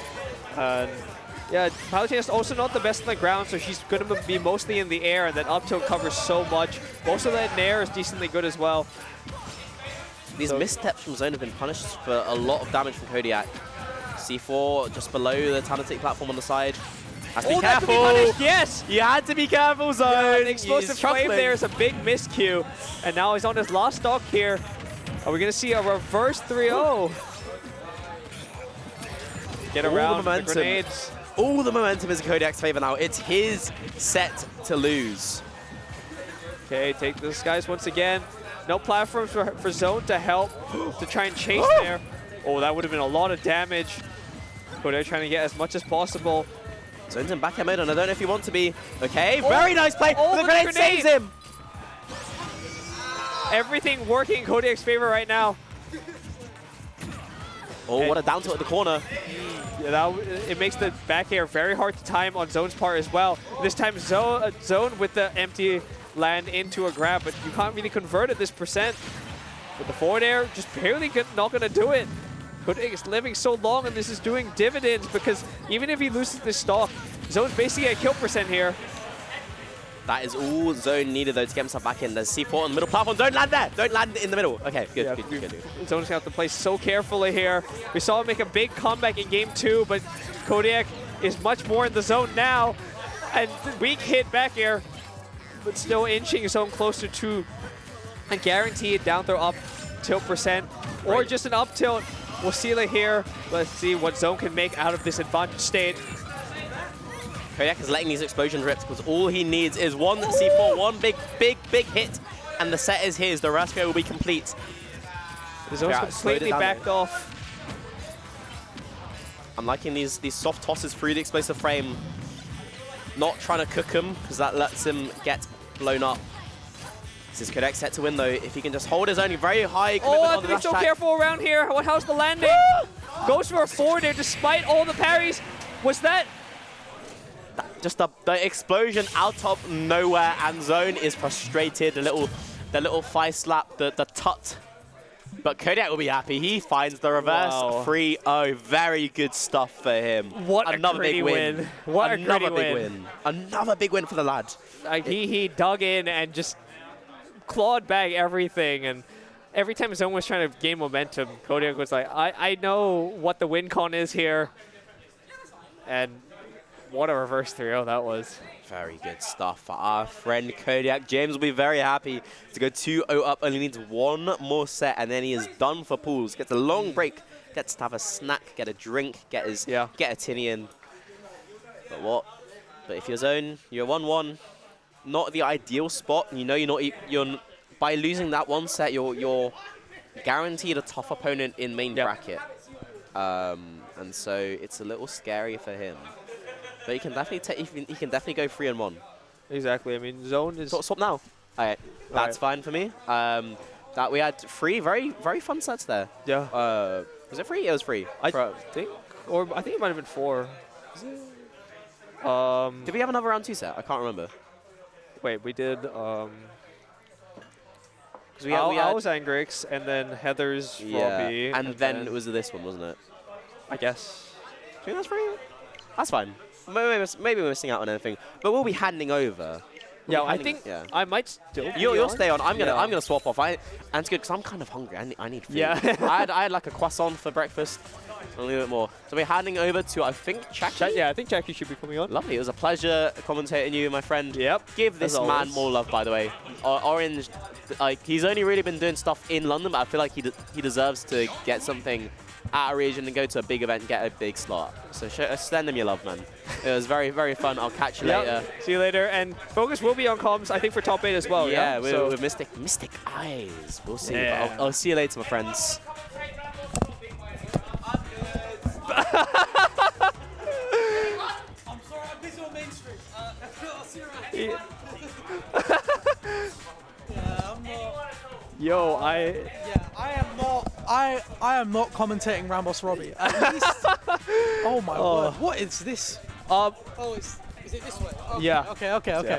No, at least with Darkstalker Sylvalotl, that was like funny. That was hype at the end. There was a lot of tension as well, but like. RAMBOSS Robbie, man, I'm not. Yeah. Respect to both players, but yeah, that's not an entertaining one. This is a storied set. Yeah, wow, because like Darkstalker is usually the one that's like almost always in grands and meltdown, but Kendrick Olimar has such a favorable record on Darkstalker. I think it's out of all of the players here, it's only Tekka and Zone, Kendrick Olimar and Zone who actually have a winning record on Darkstalker. Yeah, and the Zone Darkstalker, I mean, they played so many times. It's only very small advantage for Zone, but I think Kendrick Olimar's advantage is much bigger. Yeah, so it's 11-6 in Kendrick Olimar's favor, whereas Darkstalker Zone, these are all offline in the past year. Darkstalker Zone in the past year is 27-30. 57 sets, that's more than one set a week. Because Darkstalker here is a grinder. He goes counterattack, he goes MD, he goes stratty when he can. He turns up.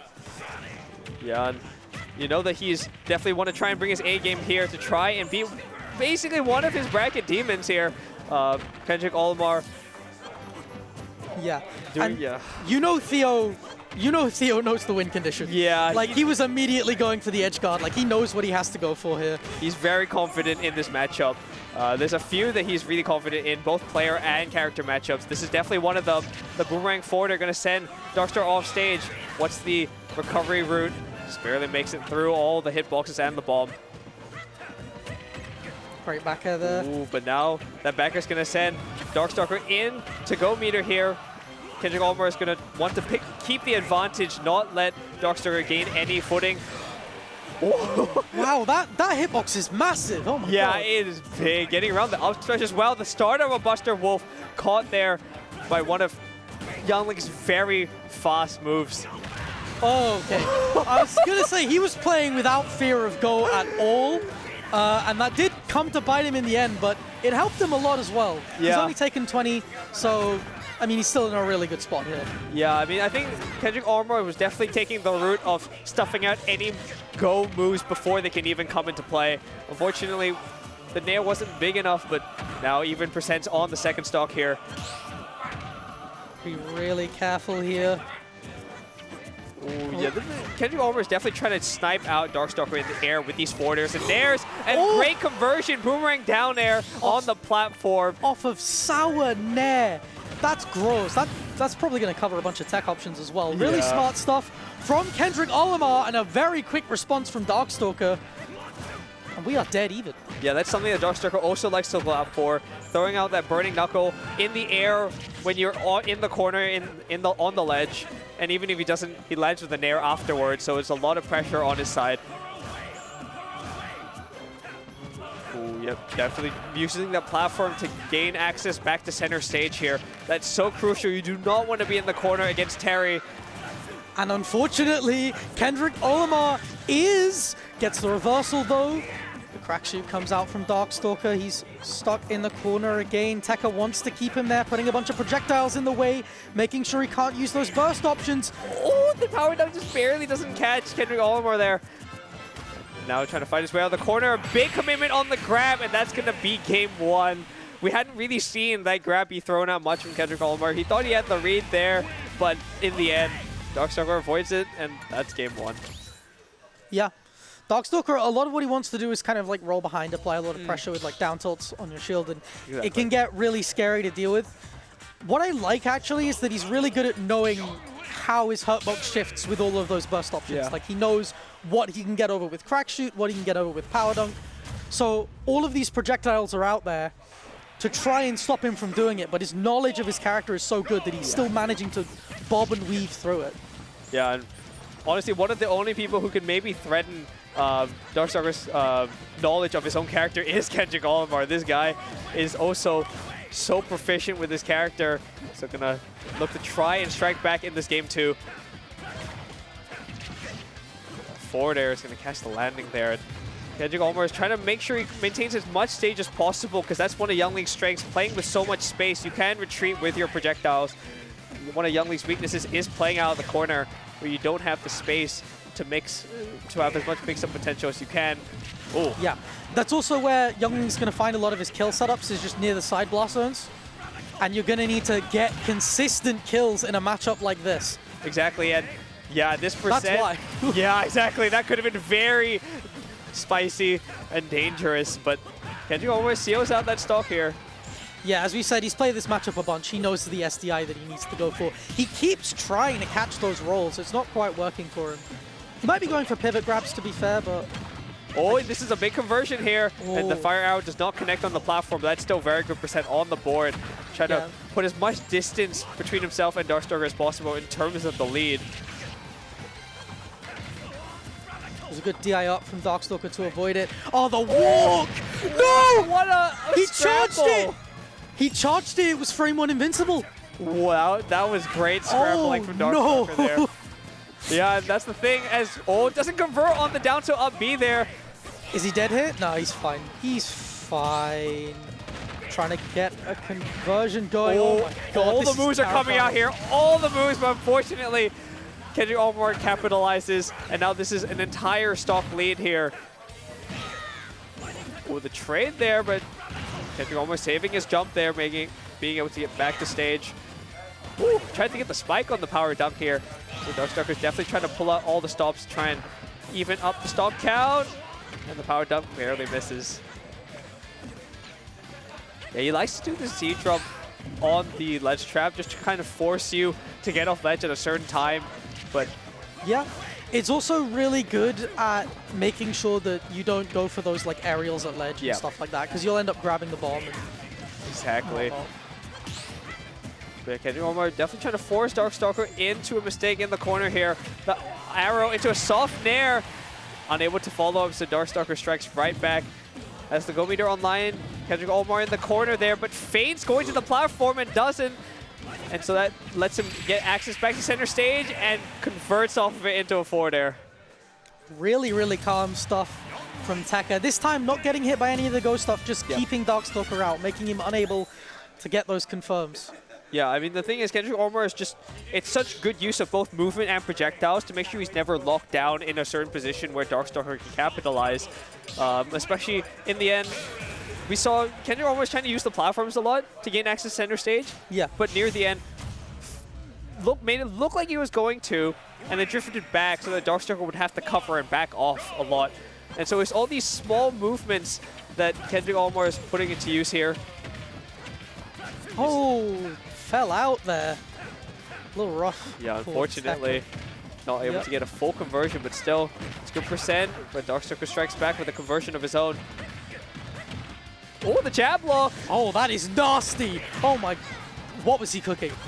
There was definitely a route for him to take the stock that he's definitely done before. Oh, a bit of a miscue off stage as well, though. Yeah, side B instead of, I think he wanted like wave bounce up B or something. Oh, no! Oh, I thought we were going to see up B, but he tried to get the down air there, just unable to catch Darkstalker's DI. Yeah, or up air even. Maybe thought up B might not have killed. Oh my god, I'm surprised with how much he's actually willing to scrap here. Yeah. I would think he'd be just kind of fishing for like a fire arrow confirm or something, but he is willing to just not take it. He is willing to go in and engage. It's very scary to do that. Yeah, I think the thing is, I think he trusts, Youngling's frame data to be able to win out against Terry in the scraps, but Oh yes, there is the auto-cancel power dunk that Darkstalker likes to throw out to force you into so much shield pressure, but Kendrick Olimar escapes and manages to take the stock there. Yeah, that bomb really helping him out there. Yeah.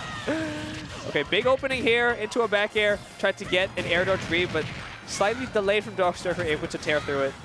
Yeah, he's so good at managing when to charge that up because he knows if he charges it, it's frame 1 invincible. So he's just waiting for that moment where he can charge it. He likes using it out of disadvantage or the corner. Good SDI from Tekka, actually. And can he kill? No. I was scared for Darkstalker there. Oh, yeah, not maybe tried to do like one of those drift in power dunks where you're trying to catch the DI in. Oh, no. Is he going to lose the stock for that? Yeah. Yeah, he gives it up there and give it up. Unfortunate. Okay. I mean, look, he's at 150. It's not the end of the world. Like, yeah, at least it wasn't a very low percent. That's Oh, yeah, facing the wrong way, so was not able to pull up maybe an up smash there. But really good stuff there. Realizing when the side B is going to come out, jumps over it. So knowing the tempo of the Terry player, what specials they're going for in the pressure, is really important to know when you're out. Another power dunk comes out. It's looking a little unfortunate for Tekka. Fair F smash. I forgot that was real. What a confirm. Sour fair. Beautifully timed. Yeah, just when Kendrick Olimar is kind of expecting maybe a power dunk follow-up or something else, just forward smash. That's such good recognition of the positioning and the hit confirm there. Yeah, you've got so many confirms as Terry, so to see something like that is a little wild, honestly, and but he knew it would kill. Yeah, I mean, Terry's Nair just lets you set up into anything. There's so much time. Darkstalker loves to talk about how, like, Nair, down air. There's so much time to react to you hitting the Nair that, I mean, there is no surprise that even forward smash combos. Yeah, sour Nair into F smash is a new one, to be fair. Yeah, I have not seen that. Oh my god. Yeah, a bit of a reset here. Darkstalker up 2-1 in, as we mentioned, one of his problem matchups. So Kendrick Olimar is going to have to pull out all his knowledge in this matchup, everything that has worked in the past, see if you can pull out again, but you know that Darkstalker has a plan for some of those plays. Yeah. I mean, again, they do go, like, relatively even. It's, what, 11-6, so about a third of the time Darkstalker wins. Or, yeah, about a third of the time Darkstalker wins. So it'll be interesting to see what Tekka goes for here and what adjustments he's going to make. They gentlemen to PS2 every time. They were just picking music. Just wanted a quick break. There's been a lot of sets today, a lot of friendlies as well. Yeah, definitely like managing your stamina and mental stamina as well is going to be very important today. Because everyone from the Swiss pools will make it out into the double elimination bracket. Yeah, I was actually talking with them and they were like, I'd rather go 0-3 than 2-3. Yeah, because I mean, it's 2 more sets you have to play through, and you know, just to end up going into losers bracket anyways if you go 2-3 instead of 0-3. Yeah. Like, you don't want to burn yourself out, but oh, the shield pressure, tried to get an up tilt there. Missed the grab there. Yeah, it's unfortunate, and Darkstalker making sure to drift away and DI out as much as possible on some of these projectile hits to avoid potential like fair 1 drag down follow-ups. I love using the I was going to say, I love when he used the bomb to cover that roll in, because it's an option that Darkstalker likes quite a lot. Oh, the shield poke. Yeah, there's a lot of pressure there, so regardless of shield poke or releasing shield, Kendrick Olimar was put in a very difficult position, but cleans it up there. Down tilt up air, one of the Young Link classics. Yeah, he was shaking his head a little bit there. He realized he just held shield a little bit too long in that corner, but he is back in it right now. See how long for. Darkstalker, like, again, throws out that burning knuckle when you're in the corner, either preemptively or like that to try and catch you jumping. But Kendrick Olimar has been pretty disciplined in that regard here. A nice mirror first, boomerang to put some space between himself and Darkstalker to gain access back to center stage. But that power dunk gonna go right over the boomerang that time. And this is a very healthy lead now. Yeah, really, really good stuff from Darkstalker. Yeah, Darkstalker looking to go up 2-0 in the Swiss pool. Kendrick Olimar on the verge of going 1-1 here. And as we mentioned, the players do not want to be playing too many sets in the Swiss pools because it is a grind today. Yeah, saw Tekka on commentary earlier as well. So it's definitely big. It's managing your stamina is a big deal. Like, and just trying to make sure that you can you last the whole day. It's going to be really difficult. Darkstalker though almost connects there, and with all the rage, that might have done it with how light Young Link is as well. I was going to say Darkstalker's stamina is really good. We saw that in his last set against Sylvalotl on the other stream. And it's going to make it really hard for Tekka to find a comeback here. Oh, no he tried punish. to go for a nair. Tried to hit confirm into perhaps a Buster overpower guys there. Oh, he's there it is. He's That's it. Yeah. Yeah, the missed tech. Kendrick Olimar kind of expected something sooner instead of having to tech. Darkstalker just waiting for an option there, and that's the confirm. He loves to go for it. And Darkstalker pulls it out. Unfavorable matchup, but I mean, this just shows how much he studies the game and grinds to make sure he is always prepared for people who have his number. Yeah, and again, like these two play constantly. Darkstalker's in really good form right now. Sometimes it's just going to go this way, you know? You got to keep your head up if you're either player here and just keep going into the rest of the bracket. But yeah, those two are like relatively evenly matched. I think Darkstalker's honestly playing really well. I think he has a certain clutch factor today that he doesn't normally have. He is normally very good under pressure, but today it seems like extra good where... Yeah, he's definitely very focused. His survivability is really good. Like his mix-ups and disadvantage, it's just really difficult for everyone he's played to try and kill him. Yeah, and you know, that's the kind of confidence boost you want in kind of this Swiss pool because, yeah, everyone makes it out, but you want to get into a good groove through these round-robin pools to make sure that you're in the best mental position once double elimination bracket starts. Exactly, and it looks like we're going to have Sylvalotl and Matilda next, which is going to be an interesting one. Yeah, I mean, this is a matchup we've seen kind of internationally, Game & Watch, Aegis. Yeah, it's a matchup where they both do okay, but obviously Game & Watch has that win condition of edge guarding that Matilda is really going to have to watch out for. Yeah. She's got a lot of safe buttons that can help and just kind of make sure she doesn't lose neutral. She's got some tools that can obviously cheese Game & Watch early. But yeah, when edge guarding is a lose condition and you're playing against Game & Watch, things can get a little rough. You got to be very careful of that. Yeah, Game & Watch's edge guards are so good. And also, like, Mythra likes to do a lot of nairs as pressure just because, you know, the multi-hit ambiguity of which side is going to go, that's not a factor in this matchup. Game & Watch just pops the up B, and it's going to be very difficult. But the one thing Aegis does have going for them is the sword. Obviously, that's what makes it still very close as a matchup. I believe it probably might be favored in Aegis' favor, but... Do you know what's better than a frame 3 option out of disadvantage? Frame 1 option out of disadvantage. Foresight will definitely help in this matchup. And the fact that it slows things down as well can mean that Aegis can get through some things like, you know, the bacon bits and stuff like that in ways that other characters might not be able to. So... yeah, like, there are some tools here for Aegis as well. This is a very close matchup, I'd say. Yeah, and also, like, because of how light Game & Watch is, when Mythra gets the Foresight, you could get a kill with a forward smash after the Foresight. Yeah, if Game & Watch is at, like, 90, 100 by ledge, you could see it happening. So you've got to be really careful of that if you're Game & Watch and you're trying to hit those ledge traps, because you could roll out the corner and then all of a sudden things are getting a little bit tense. Yeah, just have to wonder how much experience Matilda has against Game & Watch in general. She has been a more recent addition to the top players in London, coming up in the past few months. But you forget, she made her name on Wi-Fi. Ah, yes. So that is true. Yeah, that is... I forgot, yeah, that's like line of Game & Watches and whatever. So, probably has her fair share of experience against, I guess, online Game & Watches. Sylvalotl, one of the best to do it on Game & Watch here, so it might be a bit of a different experience. I mean, these two have never played. As you can see, I was just double-checking, but there's nothing at all, really. So it'll be interesting to see how these two go. I immediately run up grab. Yeah, that's one of the scary things. Like, if someone just run up grab on round start, that's gonna be like, oh, they know what they're doing against this character.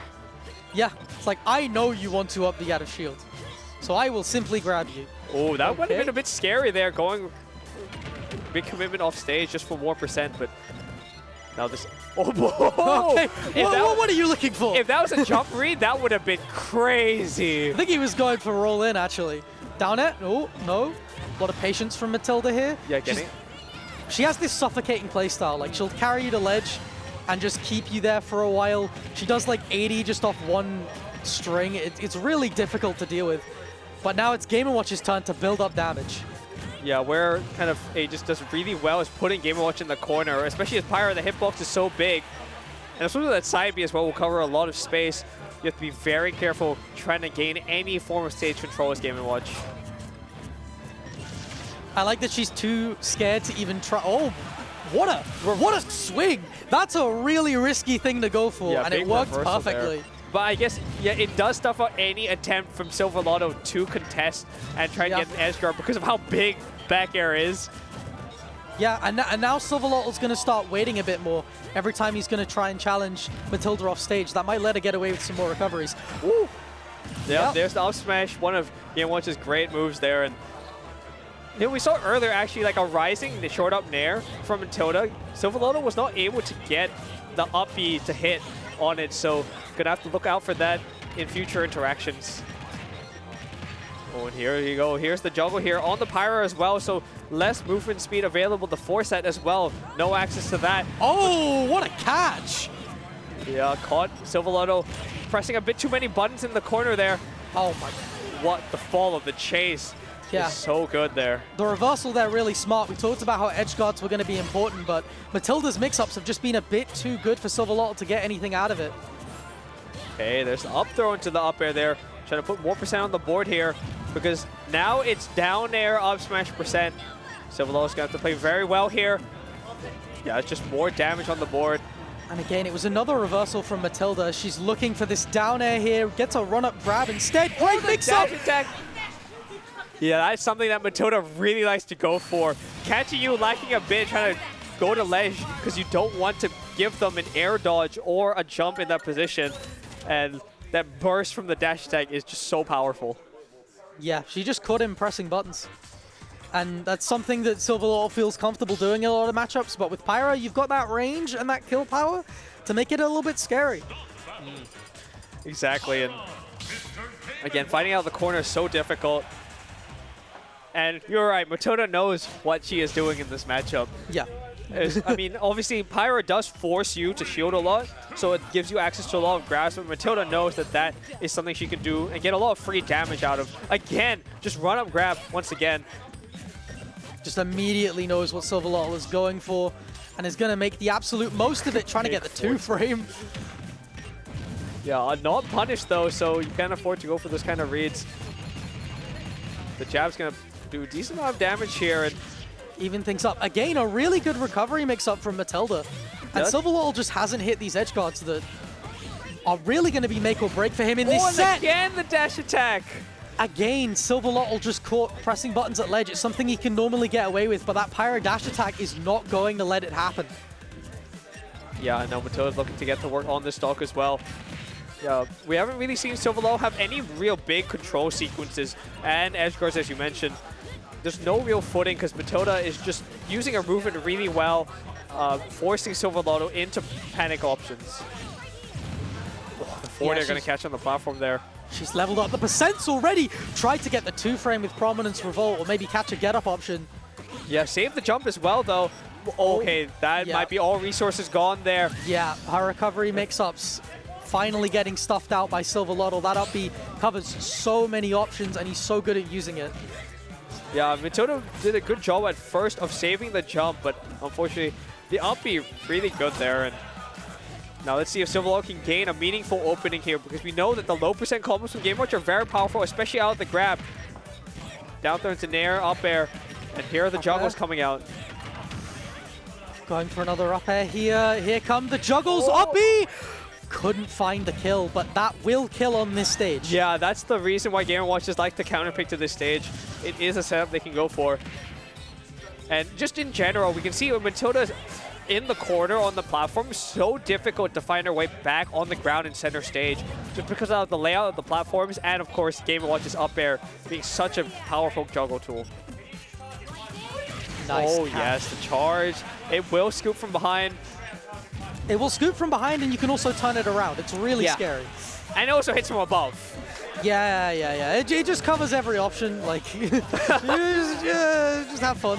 Have fun dealing with it. Oh, releasing, trying to go for an uppie a bit too early there on the landing arrow.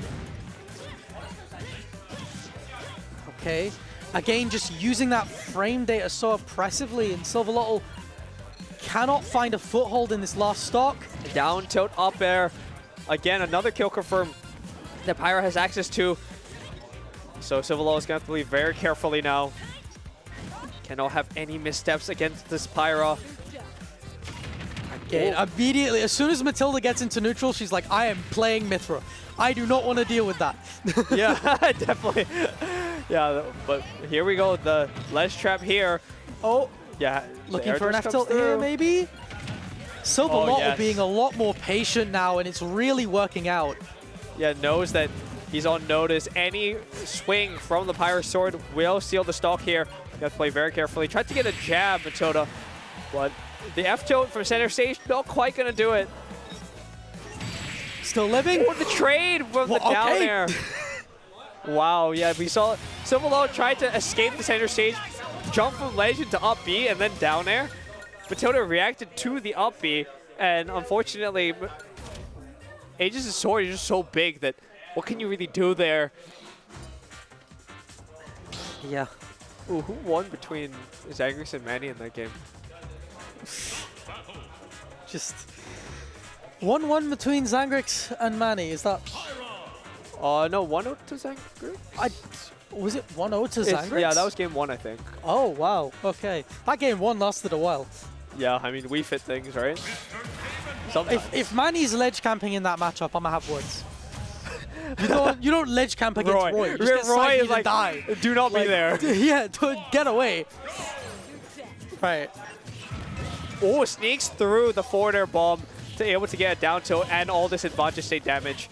And immediately. And something that I will say is that I feel like Sylvalotl is playing to his strengths, but he's not thinking about Aegis' strengths when he's picking this stage. Yeah, that is the problem. And the down air spike finally gets it there. It is not easy to hit Game & Watch's upbeat to ledge, but Matilda, great timing there. And that's going to be devastating. Down 2-0, and that's how the stock opens for Sylvalotl. You need to get your head back in the game here. Yeah, you're thinking, oh, it's make or break for me. I have to be on point, I have to be on form, and then immediately things just go against you. Couldn't find the kill there either. Sylvalotl getting a little bit desperate, maybe, as Matilda tries to take advantage. Oh, the dash back forward smash. There's no jump here. Good delay on that up B, by the way. Really, really nice stuff. That is, as you mentioned, the kill option you have as Game & Watch on the stage, the double up air. So hopefully that gives Sylvalotl some confidence, but the down to up air almost going to take the stock there. Pyra's got a few kill options on this stage you might want to know about. Yeah. Just a few. Just a few, but Matilda getting a little bit desperate, can feel the game running away from her a bit. Sylvalotl. Oh, tried to get a grab there, but not quite close enough for it. Yeah, Sylvalotl trying to make the most of this now. Oh, wow, that side B just tears straight through the bacon. It has a lot of priority. It does a lot of damage. Yeah, and a lot of these like landing arrows now, Matilda just trying to cover herself on landing and just deny a lot of space, and also conditioning for later that back air, the massive swing. And now this is back air or down air? I think it was back air based on the angle. They're both massive. It might be sour spot down air. I don't know. Who knows? Oh, but a bit of a miscue. The side B not quite going to go to ledge there, so big break for Sylvalotl. Let's see if he can make use of that. Yeah, can he make the most of it? Is make or break for him now. This is his final stock of the set. Oh, how do you get around this ledge, though? You're going to be very wary of the down air. Oh, there it is, but was caught in the air, so no actual follow-up. Yeah, I go for the side B. Hoped he might have gotten lucky there. Okay, out comes the Nares, looking for an up air juggle. confirm! Oh, but okay, doesn't do it. Yeah, oh, the back air high enough, but okay. 2 kill screens. The percent not high enough for either of them to take the stock, but Sylvalotl's on his last legs now. That's the threat of Yoshi's, is that Pyra can kill so early on this stage. Down tilt's not going to work quite yet. Oh, up air! once again, that's gonna beat the down air out, and Sylvalotl. Yeah, he's not happy with himself there. Yeah, I think just he likes to catch people out when they're overextending an advantage, and when your buttons are that big and that fast, he just wasn't able to. Like, he wasn't able to play the game that he wanted to play, and Matilda played it expertly. She knew the matchup. She did exactly what she had to do, and Sylvalotl not exactly happy with himself after that, or his last performance, actually. I think he trying to get himself in the zone, trying to get himself up to scratch. We'll see if he can pull himself back together. He does have an opportunity to, of course. He can win the next 3 sets. Yeah. I mean, it's probably like still remnants of losing to Darkstalker in such a close fashion that it probably still lingering. But yeah, you just got to shake that off. And as you said, a lot of more opportunities to win some sets. But I mean, really good stuff to Matilda. Like, again, twice in a row for 2 games, Sylvalotl went for a jump from ledge up B into down air. Matilda knew exactly what to do. Pyra immediately react to it, up air, and Game & Watch can't contest it. Yeah. It's just like that up air is just massive, and it's so useful. Again, on a stage as when you've got platforms to jump off of like Yoshi's and the blast zone height is that small, like Pyra up air can do work. Yeah, that Pyra aerials in general, you know. Yeah, they can be really, really scary. How is Zangrix Manny? Oh, it's 1-1. Okay. Manny is mashing forward air. Good boy. Mash that forward air. That thing's -2, and you can get like 80% off it. Yeah, it's such a good combo starter. Okay. Meanwhile, we've got a set up here coming soon. Owl, I think. Is that Owl? Wait. Yes, that is Owl. I actually don't have as good a view of the players. Yeah, I can only see Owl. I think it's. Hold on. Is it Owl versus? Let me refresh this and see. No, it's not Zone. Zone is. Who's Zone playing? I think Zone's playing. Well, Zone is Robbie in the 1-1 as well, so. Zone is playing Robbie or Ramboss. Meltdown Classic. Oh yeah. Robbie Ramboss is a Meltdown Classic. Yeah. It was so funny because Ram was complaining about having to play Robbie again.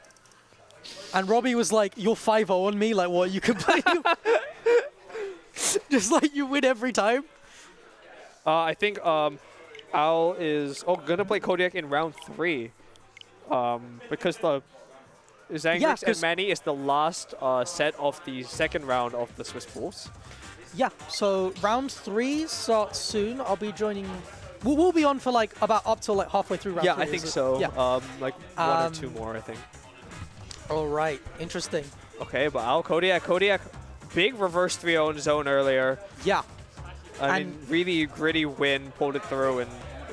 I mean, he's known for long losers runs, so he has that endurance.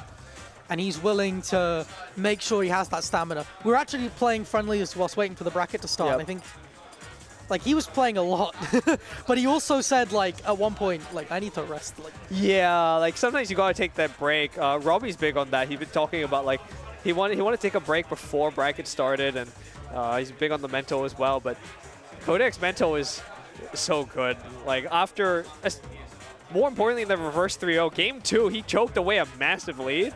And a lot of players might have crumbled in game 3 on that, but Kodiak is so solid. But now it's a whole different beast here.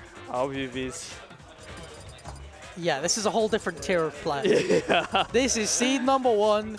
This is EUPR's very own OwlBBs. So it's a big test for Kodiak because he's rose to a lot of different challenges. Like, when he started popping off at frontrunners and he was just outplacing his seed every month constantly, even his seed was going up and he was still doing it. These two have an interesting record. I think that Meltdown... What's the one that Kodiak won? That was the one that Kodiak won. Yeah. I think it was like... I think it might have been Sora from Owl. Yeah, I think so. I mean, Owl has so many different characters. Going with the Sephiroth right now.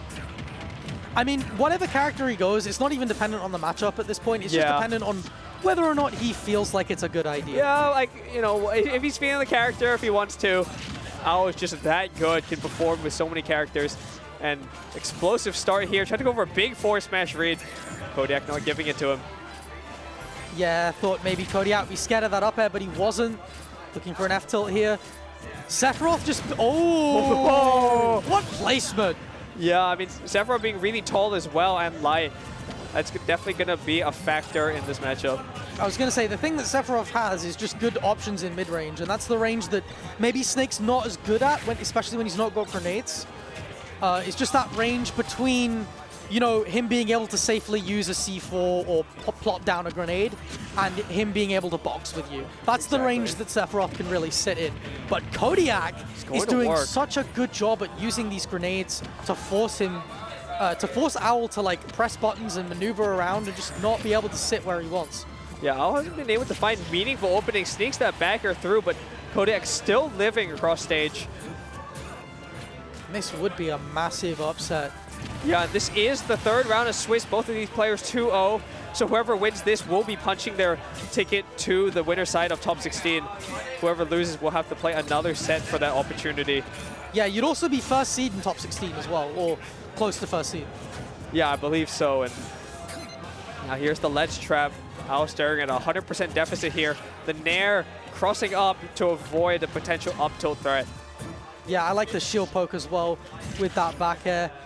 Really, really good pressure from Owl as he starts to make this a little bit more even. Yeah, these backers are putting in work. There's a lot of like approach feints, trying to get Kodiak to kind of get up from the ground, stop crouching, or dash in. And the backers are catching him a lot in this situation. The F-tilt on neutral gap does not quite connect. Sour spot F-tilt into a forwarder off stage. Owl takes the lead.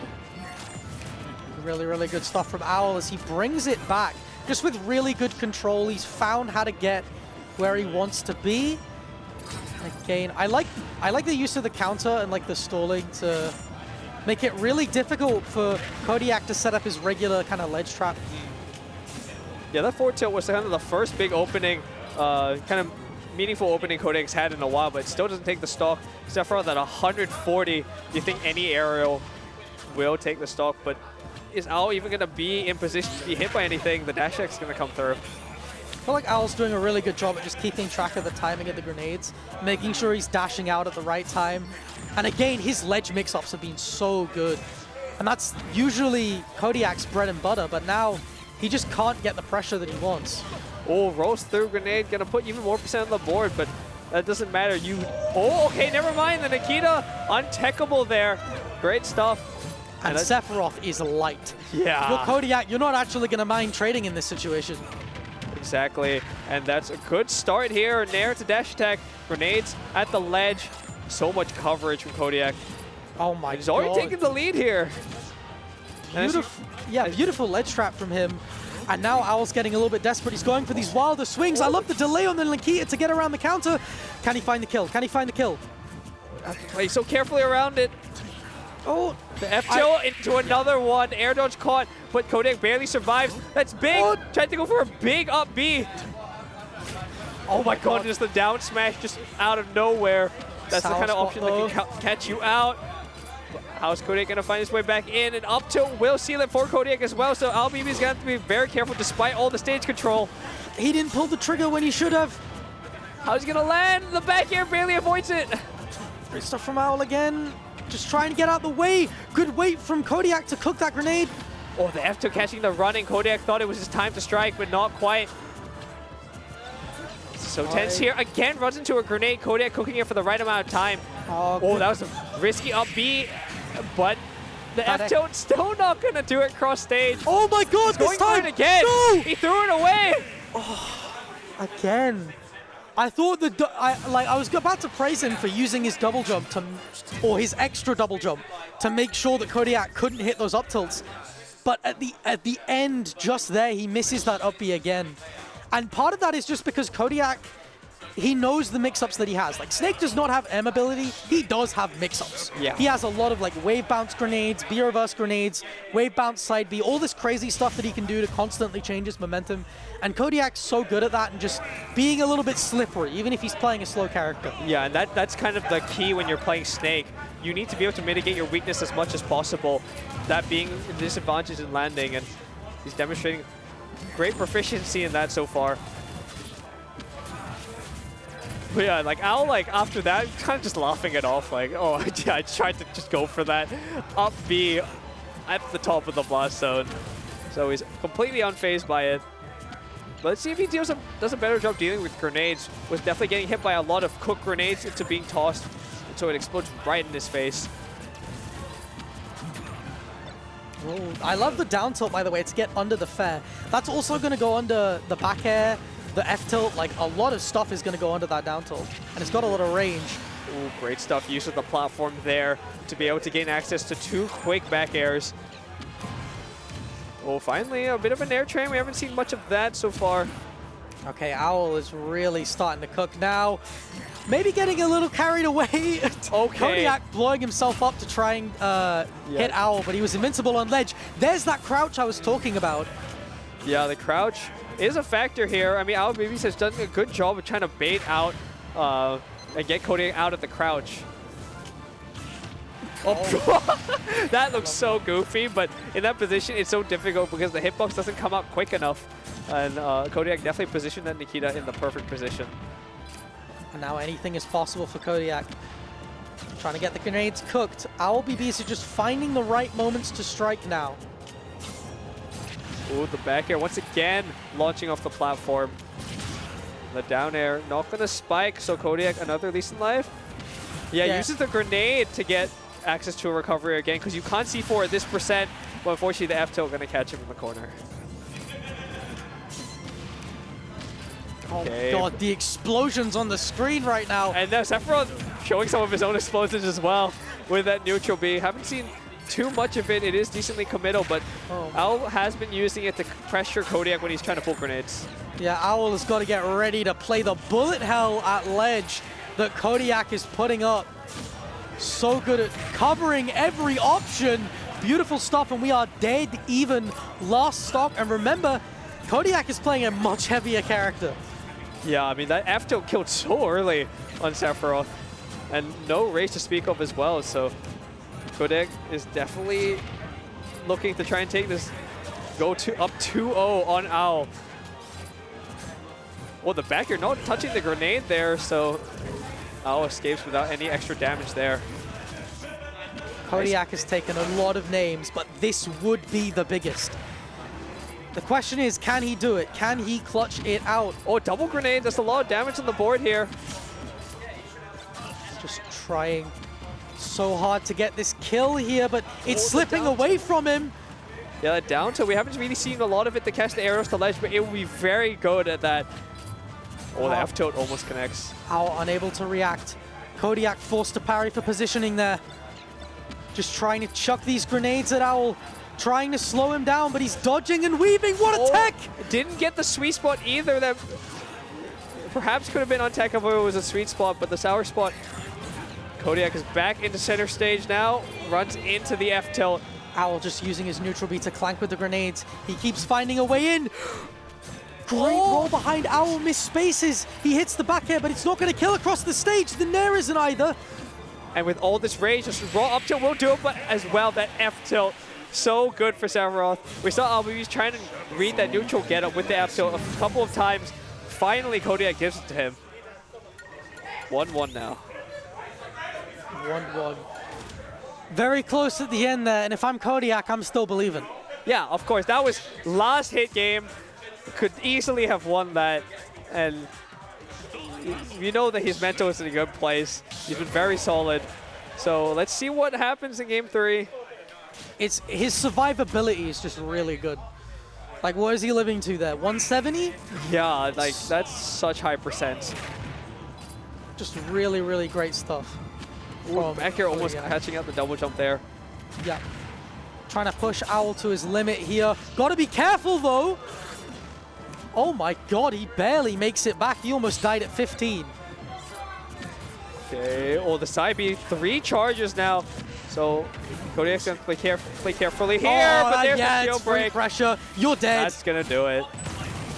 Yeah. Someone in the crowd said Oppenheimer. Hell yeah. But yeah, that was the thing, right? Like Kodiak thought he had relieved enough pressure, getting a back air, so that he could just shield the orbs, but Owl was just a bit too close.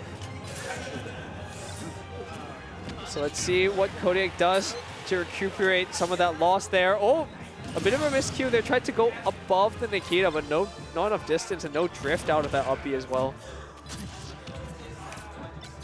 Unable to get frame trap that he wanted, but Owl is still getting so much damage, using that top platform on Hollow Bastion as a prison for Kodiak, just keeping him there, keeping him under there. He's taken 90 already. Oh.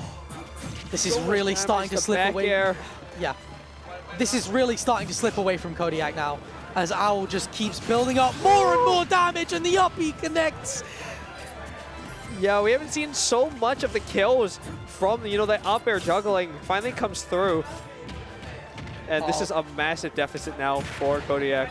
But, you know, Sephiroth, we mentioned, light character, Snake, destructive kill power. Oh yeah, the deficit just right went away. now. He took like 2 grenades and an up smash, and the deficit's gone. Oh, it doesn't matter a big anymore. grab in the corner. All he needs is 1 up tilt. Seph is a light boy. But can he get on the floor to use it? Owl is saying no, he cannot. Yeah, up tilt really hasn't been a huge factor, especially not as much as it was against Zone. I was doing a really good job of avoiding it, but forgets the C4 was on the platform in that position. Oh, yes, there's a big conversion there, but oh, the tech still able to pick up a jab there. Welcome to the bullet hell. Owl trying to duck and weave. Kodiak getting hit by his own grenade, and Owl going to capitalize. Oh yeah, the back air for extra shield pressure on with the grenade in hand. But Kodiak has brought the percents all the way back here. Can threaten this stock. Oh, but the grenade actually helping Owl there up to what was probably the punish, and another shield break. The down smash coming out. Yeah, the up smash. Ooh. Yeah, there's so much going on, all the explosions, that Owl realized, oh, shield's a bit low. He's trying to force a lot of these grenade on shields as well. I'll just throw it out. Just throw it out. Use that side B as well to create a lot of shield pressure. Yeah. It's like you add that to the grenades, and then any normal is just going to break shield. Really, really smart adaptation from Owl. Great stuff. And we are moving on to game 4. If you're Kodiak, you're the underdog, you're 2 games to 1 down, what do you do here? Well, first of all, hopefully he's not feeling any pressure, because as you said, as the underdog, you have less of that. But it's more about trying to find out, you know, can you get any of these up tilts in? Because we haven't seen a lot of really strong up tilts from Kodiak that he's been able to get on other players.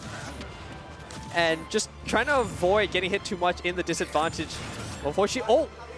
He C4'd the wrong way. Oh my god, he might kill himself with that C4. Yeah, he's got to be really careful. A great wait from Owl, but unable to find the punish there. Yeah, another thing, Kodiak's got to be careful how he's using his shield, because Owl is catching Kodiak's options out of shield and around it. But oh, what a great catch!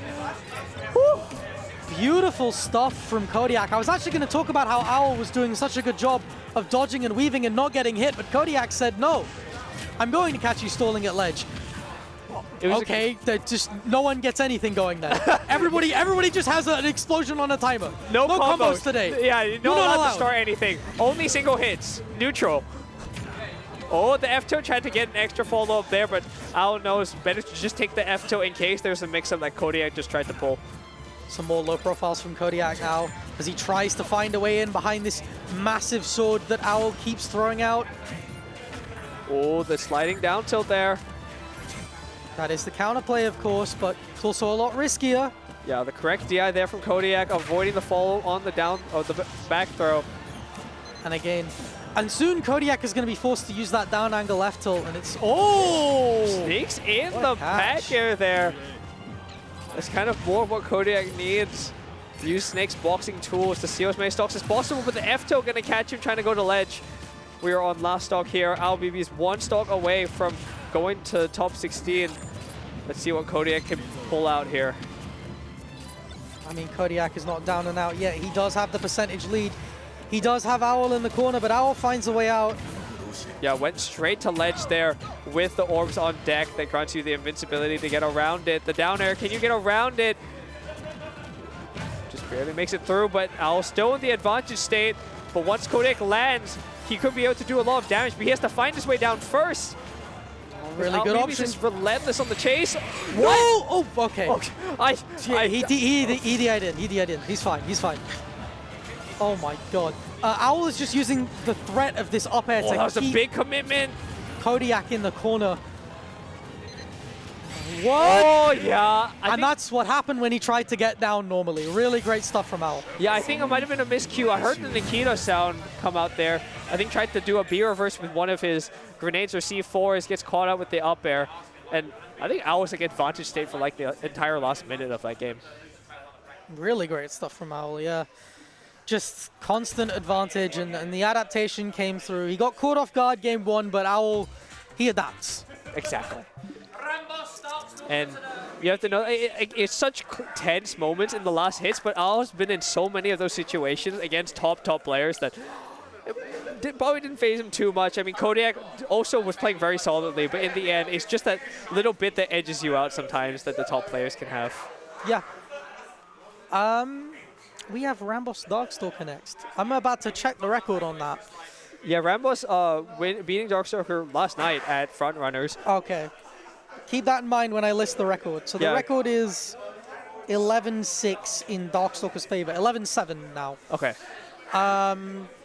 So still slightly Darkstalker favored, but honestly, like 11-7. That's like not by close much. to even.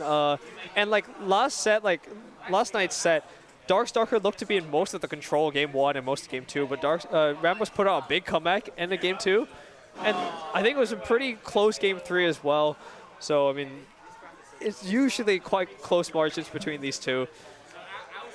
Yeah, I mean, Samus is usually pretty okay at dealing with Terry and his options. I mean, he's the best out of all of the FGC characters at dealing with Samus because he's got so many burst options to get in, and Darkstalker is amazing at using them. That is his bread and butter.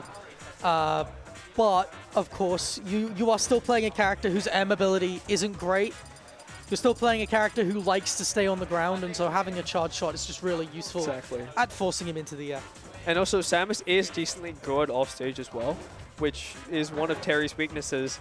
I mean, usually RAMBOSS likes to stick to the left shot because it's just a bit of more safer option, and you want to maintain as much stage control as you can.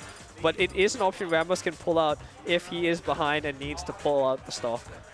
Yeah, and like the Samus ledge traps work really well against Terry, and they lead to a lot of good kills as well, and being able to kill reliably is really important. So there's definitely a lot of tools that Samus has in this matchup. Yeah, but Kalos here. I know that game 3 they went to Kalos, and we questioned it on the commentary in game 3, just because, I mean, usually you might think it's Samus' favorite. This is also decently good for Terry, but we saw it on display last night that RAMBOSS made much more use of this stage. And, I mean, a bit of a smaller thing as well. Gives him access to a wall jump, which more mix-ups in the corner. You can try and avoid Terry's ledge trap a bit more as well. Oh, yeah. RAMBOSS loves his ledge mix-ups. So that's really interesting. That I didn't realize is the 2 times they've played most recently are the times that RAMBOSS has won. Yeah, I forgot about the second most recent time. But, let's see what happens in this game 1 here. Wow, Power Wave cranks with charge shot that late. That is very good. Yeah, I mean, I guess you need a much bigger charge shot for that. But you can definitely put on the pressure and force Samus to not be charged too many times. Okay, RAMBOSS has watched the Yara VOD. So like, whenever Yara plays like a Kazuya, what he does is he just litters the floor with bombs. Yeah, because as you said, they like to be grounded. That's gonna interrupt and kind of deny that space. You think of Terry's bread and butters, it's like down tilt, side B or something, and that's something that the bomb is just going to interrupt, and we saw it earlier. Oh, tried to go for an offstage play there. Not quite going to do it. We tried to get a back air in. Was slightly too late on the charge shot, interrupting the Buster Wolf. Whoa! Maybe caught sleeping at the wheel. Wasn't ready to get hit by that Nair. Okay, accidental B reverse there. I think meant to wave bounce, but it is what it is. Oh, yeah, the mix-up coming out from RAMBOSS, but that dash attack's going to catch him in the corner. One of Terry's many burst options that are very potent. Let's see. Yeah, another big charger here. RAMBOSS definitely content sitting in the corner. That's what you have to do as Samus. It's very difficult to break through Samus when she's just sitting there and she has the lead. He has the lead. You must approach. Like that's RAMBOSS' mentality. Like, I'm going straight to the corner. You're going to have to deal with it. Yeah, run through all these charge shots, all these bombs. Now off stage here. Bomb gonna attack on 1%. Oh, the corner also offers RAMBOSS protection against Power Dunk, which has actually been pretty useful for him, because that's one of the mix-ups that Terry has at getting in. Yeah, it's one of those like attack angles that's diagonal that makes it a bit more difficult because Samus wants you to either approach horizontally or vertically. Yeah. Oh, that would have been probably a falling aerial after that burn knuckle. Darkstalker's trying his hardest to find his way in, but this is a massive lead for RAMBOSS here. Oh, great catch off stage. And Darkstalker, he's also being killed like relatively consistently because RAMBOSS is hitting these reversals out the corner. Darkstalker's ending up at ledge, and then he's dying to charge shot. Thank you for summarizing that for me. Thank you. I was about to explain what was going to happen, and then it happened. Perfect. The classic show, don't tell. Exactly. RAMBOSS helping us out here. Oh my word. But yeah, yeah, RAMBOSS just giving us a little lesson on the matchup and how the game has played out so far. Yeah, neutral when you have a small percent lead. Stay in the corner. Don't try and force any interactions. Just tack on percent. Make them come to you.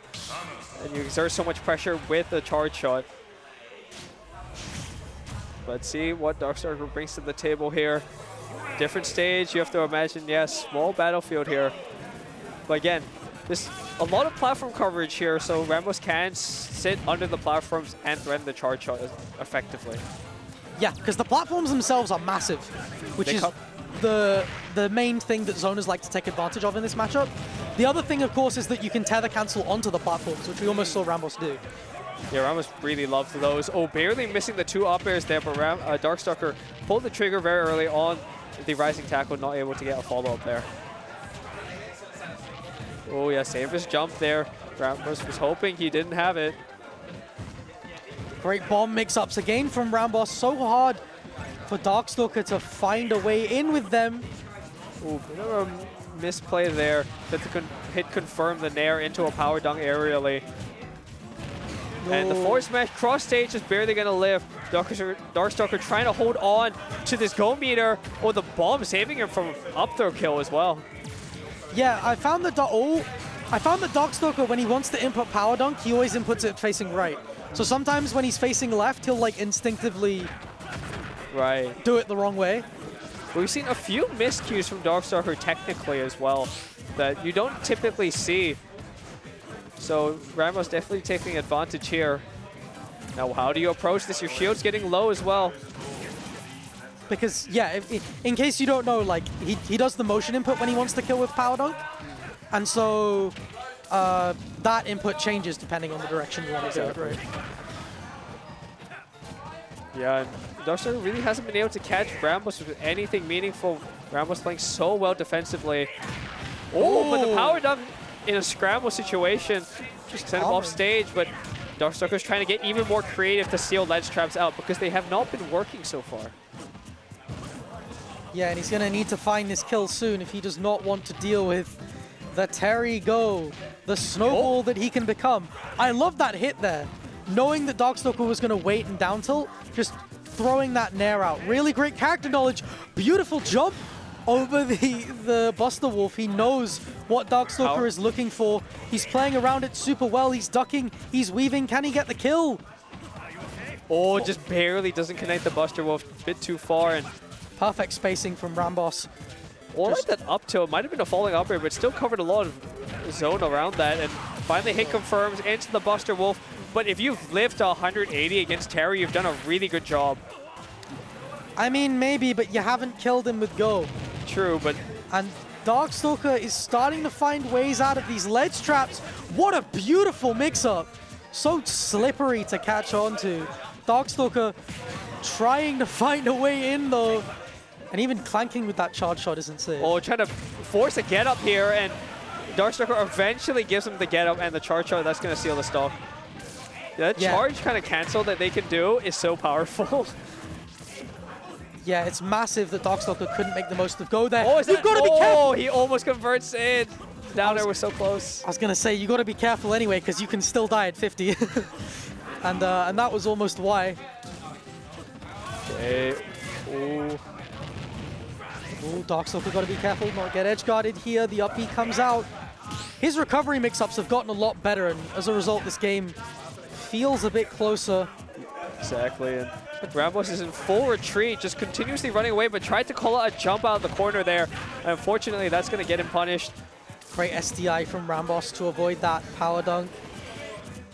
Okay, here we go. Full charge shot on deck here. Darkstalker barely gets around it. RAMBOSS has just been so slippery with these movement mix-ups, just sliding around these burst options that Darkstalker loves throwing out. The charge shot's not going to connect. Can he get the back air? Oh, okay. Jump back, but gets caught by the power geyser. Sometimes he just does it. Yeah, you can just throw it out. The massive hitbox. Do not enter this space. Contrary to popular belief, this is even. Oh, definitely. Okay, here we go. That's 2 hits here. He's a bit more percent to be able to convert into something. We aren't on town, but what a great charge shot off stage. Knows that Darkstalker didn't want to pull the trigger early on anything. And that's something that's a really big deal against Terry, is having safe options to pressure him off stage. Because he's got so many different recovery mix-ups, the options that you want to use have to be safe. Because you can get, stage spikes, reversal, those are big hitboxes. But, Samus doesn't have to deal with that. Exactly. RAMBOSS as well, just using his movement, using those bombs to kind of shut Darkstalker out, make sure that he can't find a way in, and getting kills consistently. Exactly. Darkstalker's just not been able to use Go as much as he'd like, because those kills are consistent. Yeah, you mentioned how slippery RAMBOSS has been in terms of movement, but anytime Darkstalker is hitting RAMBOSS with an opening, it's just in not the right position. It's in like a bit awkward height that Darkstalker hasn't been able to convert off of. And now staring at a 2-0 hole in round 3 of Swiss Pools. Let's see if Darkstalker has anything left here, because RAMBOSS has looked in full control of the set. RAMBOSS again just trying to force Darkstalker to jump, but he was finding his way in a little bit easier towards the end of that last game. So that is something that we have to think about. Okay, nice. He confirmed aerially into the power dunk, but he almost got gimmicked. Oh my god, he is almost dead already. RAMBOSS is really playing with fire in the corner. Oh my goodness. Manages to get the back air there, but could have been dangerous. Yeah, RAMBOSS is known for his very tricky ledge mix-ups, but they weren't quite enough there. Maybe looking for an up air, up B, something like that. Trying to keep Darkstalker out, but he's beginning to find his way in. Oh, okay. Does not jump into the burn knuckle there. Oh, but just touches him into the go meter here. That could be dangerous, but the tether cancel into the down air. RAMBOSS loves to do it. Oh, what a conversion! Strong missile into Nair.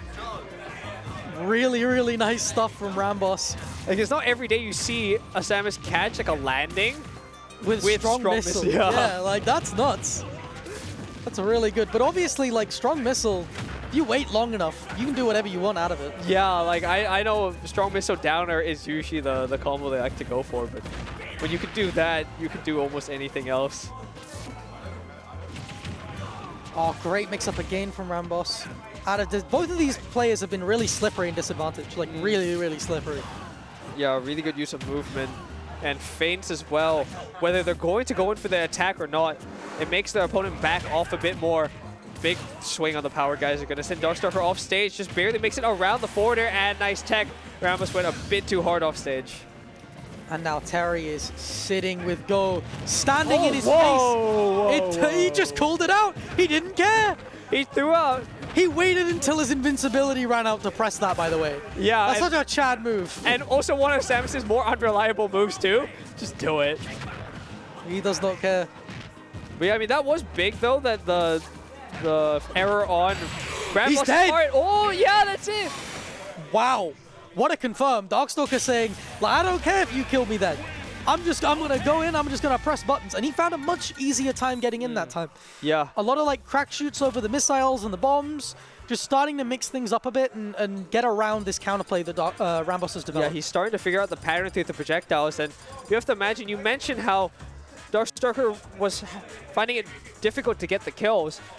It must have been a really big boost when RAMBOSS had that miscue off stage and gave him the stock essentially for free. It was at like 110, but even then, RAMBOSS has been living to really high percents. So yeah, anything that you can take, any momentum you can gain, Darkstalker is taking it. Yeah, like RAMBOSS's disadvantage has just been pretty good, especially when it comes to playing that SDA 50-50 between Power Dunk and Rising Tackle. Well, like a couple of times you've seen Darkstalker go for Power Dunk and it's just not worked. And RAMBOSS has escaped, and so it becomes really difficult for Darkstalker to hit the confirms that he wants. Here we go on to FD now. No platforms to speak of here. And they weren't a huge factor in small battlefield, except for, you know, Darkstalker trying to get in on RAMBOSS. It was kind of a more passive presence they had. But now, just all fighting. Darkstalker's gonna have to find a way through. But I guess gains more access to aerial approaches as well. Nice conversion there. RAMBOSS almost losing his stuff there. Oh, the back air coming through. We haven't seen a lot of openings for RAMBOSS with that back air. It's very strong, but decent amount of startup on it as well. And Darkstalker's finding an easier time getting out of the corner now. He's going to need to try and get out again. Yeah, it's less suffocating in the corner because there's no platforms to kind of hinder your escape options. Yeah. Oh, wow. Burst option there. Tried to catch RAMBOSS sleeping, but doesn't give it to him. This is going to be a big opening, but the tech in is going to avoid anything. Wow, really good up air there. It's a really good anti-parry tech as well, just because, you know, you think maybe Samus going for an air there. No, multi-hit up air, and it is a combo starter as well. RAMBOSS just started backing off that a little bit more. Feels like he's always a step, like, behind where Darkstalker is bursting into.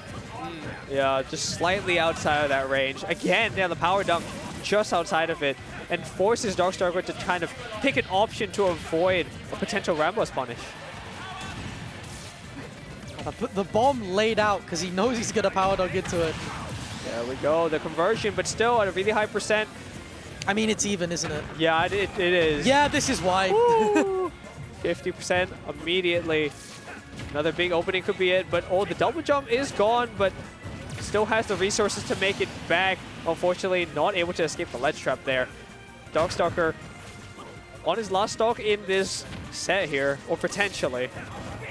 Yeah, and RAMBOSS's ledge traps have improved a little bit since the last game. He's started to figure out what options Darkstalker likes to pick. He's starting to wait that little bit more. Out come the bombs! Yeah, out just come all the the bombs! way across the stage! All the way across! Enter the minefield! Okay, RAMBOSS finding his way out of the corner. Oh, yeah. Darkstalker really getting once again. Yeah, Darkstalker forcing him straight back in. And again, RAMBOSS retreats to the corner. He's going to try and find a way out. He's got a lot of mix-ups that he can use here. Oh, but the catch on the drift back. Samus has loved to go for the forward off ledge, and they have so much drift that they can drift all the way into you or out, but Darkstalker capitalized. I talked about that 50-50, by the way. You do not expect Terry to go for rising tackle there. Yeah. You expect him to go for power dunk. Really smart to accommodate for the SDI in that RAMBOSS was doing. Okay, oh, not quite having the drift for it. He's living. Oh, but now he's at the ledge against Samus. He's got to be really careful here. Oh, but RAMBOSS is retreating a lot. Okay, the charge shot connects. And again, the bomb gonna give him another opening, 120%. Darkstalker potentially on his last legs here. You know that RAMBOSS likes to throw out that up tilt as well for a final ledge trap opportunity. Out come the bombs! And there it is, the charge shot with the bombs, the ledge trap, so good. Yeah. RAMBOSS in full control there. I was saying, like, he watched a lot of Yara. That's like a classic Yara frame trap. Yeah. Just like, I'm going to put the bombs in, you have to get up, I'm going to use the charge shot and react. Because I know what time you're going to do. As soon as I see movement, you can't jump. You have to, like, neutral get up or roll, and the charge shot covers both. I'm just going to... Wait. Yeah. Yeah. And that is, I believe... Is that it for us? I'm trying to think... yeah, that's it for us. I'm just trying to think what... were they both up 2-0? I think so. Yeah. So RAMBOSS makes it into top 16 winner side, and Darkstalker is going to have to play at least another set to try and punch his ticket into the winner side. Yeah, so remember, it's Swiss, so 3 wins, you're in winners, 3 losses, you're in losers. Everybody plays someone with roughly the same set record as them. Exactly, there you go. As you see here. And as you enjoy this format and the finale of it, we are going to head out because I believe we are rotating. Yep. And we will see you around. See you guys.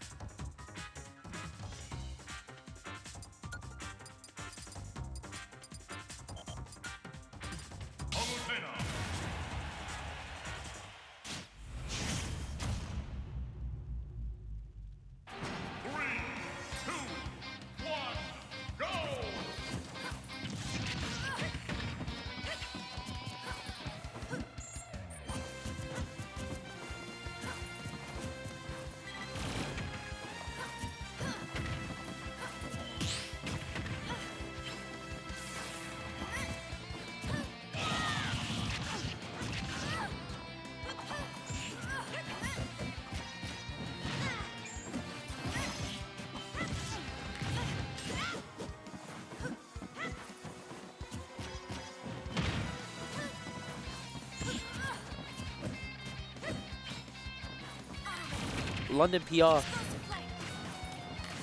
Yep, we're going straight into it, and now we've got Tekka versus Zone for our first set on PS2. And right now, we've got Tekka in the advantage. I mean, look at this percent difference. Yeah. So whatever he was swinging whilst we weren't watching, he was swinging hard. Yeah, no, absolutely. They're both sweating it out. And speaking of sweating, that downer immediately out of the corner there. That was really, really good. Recently, I've been seeing just him slugging out those down airs and just like netting so many stocks with it. Like 4-hop down air at somebody, taking the stock. Yeah, no, honestly, if you catch a jump out of shield like that and you get a sweet spot down there, that thing can kill really, really early. So, you know what? It's really good that Tekka's starting to use pretty much all of his toolkit. And honestly, he's been pretty famous for that in general. Like, you've seen his combo game is pretty nuts, right? He usually, one of his like really, really famous finishes are his bomb into down air to confirm. But we've just seen him do raw down airs recently. Yeah, no, absolutely. I mean, like, look at his movement. Like, he's wall jumping. Like, I'm not sure if you caught that. Earlier, he was wall jumping, view reversing and whatnot. Yeah. Tekka's movement's so slick, and you could just tell how hard it is for Zone to get in there, because look at the stock difference right now. Yeah, everybody's really pulling out all the stops today just to get this, like, a high place in this tournament. Yeah, no, starting from winners bracket, they really want that. Look at that again, another position for down there to be used, just tech chasing with it. And you see how early it killed, especially with Rage there. Just 100 on the board. I can't lie, it's looking really difficult for Zone. He finally got a stock back, but your stock down versus Young Link rather, is really, really difficult place to be. Because now it's going to be up to Zone to approach. Now Palutena has all the tools to approach, but against a character like Young Link, you don't really want to be the one to be forced to approach. Oh god, speaking of that, I mean, like, that's exactly what happens when you do. You get converted off of, and Tekka is always alive and awake, ready to confirm whenever possible. Exactly. And, yeah, Zone really needs to get a clear-cut victory here in terms of stocks right now, because it's not looking good, if I'm being honest. But Zone, getting him into a ledge trap situation, counters it, but Tekka's just ready. Okay, that's interesting, but he's still in the ledge trap. He's stuck there. He's stuck in the Ultra Zone. Yeah, absolutely. What can you say? Zoning right now. He's just holding his ground. And yeah, Zone is playing so calm right now. That Tomahawk back throw is cold. Yeah. He's just unmatched. Just got outspaced by that up B there, unfortunately. But regardless, Zone is really fishing for a kill here. Look at that patience, using that platform to his advantage there. Tekka is just really struggling to get a hit back right now. He really is stuck in the Ultra Zone, isn't he? Yeah. He's not seeing the center for years. And that's exactly where you want to be if you want to hold all the action. But Tekka, oh my god, the double arrows. Yeah. Catching the air dodge, but you can see how strong it is, like after around 90-100%. When it sends you to tumble like that, it just forces your options. It's such a great move as a whole. Oh, what patience from both of them. Yeah, Tekka just waiting to jump, and then Zone just reacting immediately. Yeah, but absolutely. Theo being aware enough to air dodge. It's just, he's very receptive right now. Zone just seems to be on high alert. He's doing really, really well to not get hit as much compared to before, where it was just a steamroll. Oh, they're really, really playing very careful. You see, the way that Theo jumped just earlier, he like kind of went forward and just faded very slightly back, spaced himself very well. He's like really trying to microspace for as much advantage as possible. It's interesting to see it just like all this like really careful gameplay just kind of go to fruition. Sour spot down there managed to kill off the top like that. Wow. You can see how he does that jab setup, and that down there just feels like it covers pretty much. It covers spot dodge, covers jump out of shield. If you roll away, it can follow you. Yeah, that's a really good option now that I think about it. Tekka's kind of a genius for thinking about that setup as a whole. Yeah, I remember. That's really, really good. I remember a couple weeks ago when his results weren't reflective of his performance. He was like, I've been practicing a few things and just like figuring out a few situations. I think maybe this increased use of down air is one of those things that he just figured out. No, it definitely helps. I mean, like, if you're using it in a position where you can trap an opponent, especially through tech chasing, through like a jab situation, it's just really, really good usage of his down air, and that's really, really good because usually you think like young links, they're not going to be using down air that often, are they? But Tekka is finding a use for pretty much everything in his moveset. Yeah. It just goes to show how experienced of a player he is, honestly. Yeah. And being able to use all those tools on a player like Zone. Oh yeah, finding the opportunity versus a player like Zone is difficult. Yeah. But he managed to find the right just size. as, or if more experience than Tekka has ever been in his life, which is a crazy statement to say for such a... Regardless, though, like right now, it's a complete change of tune compared to the last game, rather. Like, look at this. Zone is right at advantage. It seems like he's clocked something, and I'm not sure what, but Zone seems to be on point right now. Yeah, he's changed the pace immediately. Yeah, and absolutely. I feel like now that he's got the lead, he feels a lot more comfortable just being able to, like, not have to make any of the great moves. Ooh, But huge confirmed there. That was massive. The boomerang, the double arrows, oh god, he was trapped in the corner no matter what. That was rough. you're going to have to take more moves to avoid those stuff. Yeah, now, if I was Zone, I wouldn't blame him for being rattled, but he's got to keep it calm, take the kill as slowly as possible. Just, if you rush it, it's going to be rough. But you see that look? Look at that. Just about space. That was really, really good. So capitalizing Yeah. on Theo's mistakes. And now we got a washing machine combo. Not quite fully, but, you know, decent percent. That's all right. But yeah, now it's just a matter of holding center stage, and Tekka seems to be at a very good advantage right now. Until he gets grabbed. But, you know, it's just a back and forth here and now. Yeah. What can I say? Something interesting that I'm seeing is that Zone is now starting to like threaten the ledge or like the spacing right below the ledge with the explosive flame, with the down airs. He's making it so he's like intensified his ledge pressure from since I've last seen him. Yeah, now he's demanding a lot more precision from Tekka. And any kind of mistakes, it seems like Zone is ready for it. But Tekka's super confident right now. I mean, like, just to be able to grab like that and just move about like with full confidence is super, super important. Yeah. Right now, though, it's a dangerous situation for Zone, if I'm being honest, but he seems to be doing pretty well for himself. The percents are now even done. Ooh, Yeah. I convert from ledge. Ooh. And Zone just kind of like being taken from side to side. But as soon as he regains center, it's his Zone again.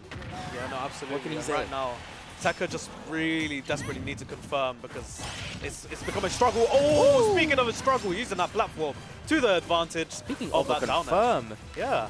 Theo That may was not really find good. them, but Zone does. Absolutely, and he took that to the bank, and now he's got an entire stock surplus here. Now it's just a matter of using it to its full effectiveness. He needs to get as much credit as possible, otherwise, you know. It's interesting. Theo's getting antsy. Oh yeah, definitely, for sure. No, I agree, but I feel like there's still things he can do right now. He just needs to Yeah. focus on keeping it calm. Because All that bomb. he's really going for these bomb confirms on the ledge.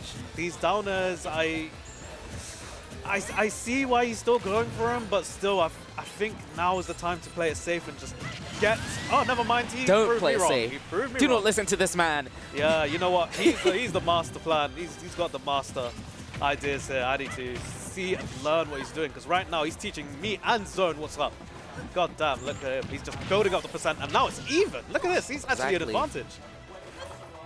All right, Tekka. Zone needs to answer back for this because, yeah, now there we go. Speaking of that, it's The happening Nair exactly. Yeah, As a response. another grab. Down The throw? ledge trap is. No back air. Yeah, that down throw really got butchered by that patch beforehand, but yeah, now it's just a matter of seeing where they go now compared to like just a flat out confirm. So yeah, oh wow, that might be Ooh. really Reach through clipping the platform. This is a tense situation right now. Either of them could get a confirm or a kill. Exactly. They're gonna be Zone very just careful. opting for a back air. Back throw, sorry. Ooh, the bomb. Oh, the coverage jumped right into the back air, and Zone was there waiting for him. That was- 1-1 to the Yeah. both of them. Both playing so amazing as well. Yeah, So no, honestly. relentless. It's really good because you can see the patience and experience from both of these players, especially when Zone just adjusted to Game 2 there compared to Game 1, where he was just kind of getting run over the first couple of stocks. Game 2 was really, really good. He slowed down the pace, just took a step back and just assessed the situation, and was like, you know what? There's no need to entirely rush into Toon Link. He's got a lot of really good get off me options. You know what I'm Yeah. saying? Like, and Palu doesn't as much, so she just needs to keep her space a little bit more. But Like if the you only can real get get off me option is that Nair, but it's hard to land. But once it lands, Yeah. No, honestly, it's just it's interesting that you point that out now, actually, because Young Link is really short, and that means Nair isn't going to hit as easy, you know what I'm saying? Yeah. Like, it's- especially if Tekka starts to like use Young Link's small frame to his advantage way more than he actually is right now. yeah. You're gonna see Zone really struggle to get his really big openers in. seems like Tekka is starting to slow it down quite a bit as well, you know. It's looking really, really good from both players. He's adjusting in real time. Oh, the tether not That's working. Yeah, no jump. He just knows it's gone. Yeah, no jump, no bomb, nothing. Ooh, almost. Not this is quite. a down air. Yeah, it's not entirely true at that percent, I don't think. He just missed the window. But now Zone has that stock advantage, and now it's up to him to make it work as well as he can. Yeah, Tekka needs to pull back right now because he's getting pelted by these projectiles. Oh, wow, look at these. He's just messing around at this point. Come on, what's going on, brother? Ooh, the delayed tech roll there. That was very important, whether intentional or not. Yeah. Ooh, really fishing for the down air. Zone knew. Zone understands how important these down airs are for Theo. Just making sure that he cannot get them at all costs. Yeah. Oh, he finally gets a free throw forward smash. Yeah. Just another Hail Mary out there. Zone is not ready for that one. Regardless, though, it isn't that big of a lead. Tekka's definitely able to bring this back. And speaking of that, look at this confirm. Amazing precision there. Literally evened up the percent. 51.5 each. 51.5 exactly. Yep. But Theo wants to take this further. He wants more. This is going to be another nair? Okay, almost. I thought we were going to get the third nair on that edge guard. There was a very good chance of it, because when Palu recovers below ledge, there's no intangibility, so there's every right for him to go for that nair. Ooh, speaking of nairs, that was a rough one there. That's not a situation you want to be in versus Tekka. But hold on, I think Theo's conditioning. The way that he's like always covering neutral gap with a bomb, I feel like eventually in game 2 or game 3, he's going to fire out with a huge roll read or a huge jump read. Yeah, maybe even in the same game. Maybe even to consider for the last stock. Yeah, if he needs the comeback. Yeah. But right now, things seem quite even. These downers are way better than I thought they would be. The recovery on them is nowhere near as bad as I thought. And honestly, Tekka's been getting away with quite a lot of them despite the little bit of lag it has compared to the rest of it. I mean, let's think about it. Tekka's, well, not Tekka, Young Link in general, very, very hard and slippery character to catch, especially with how safe their moves are. Yeah. And very low recovery, so there's a very little window of opportunity to actually punish. I mean, Zone is just getting caught out trying to punish it, and it's just the drift after it especially is the difficult part to overcome. Yeah. Because while the down air may be a bit laggy on landing, you could just drift for like a long while, and Youngling's drift is nowhere near as bad as you think it'd be. But ooh, that DI was a bit questionable. Yeah. Yeah, I'm surprised. But he still lived from it. Yeah. That DI was... Yeah,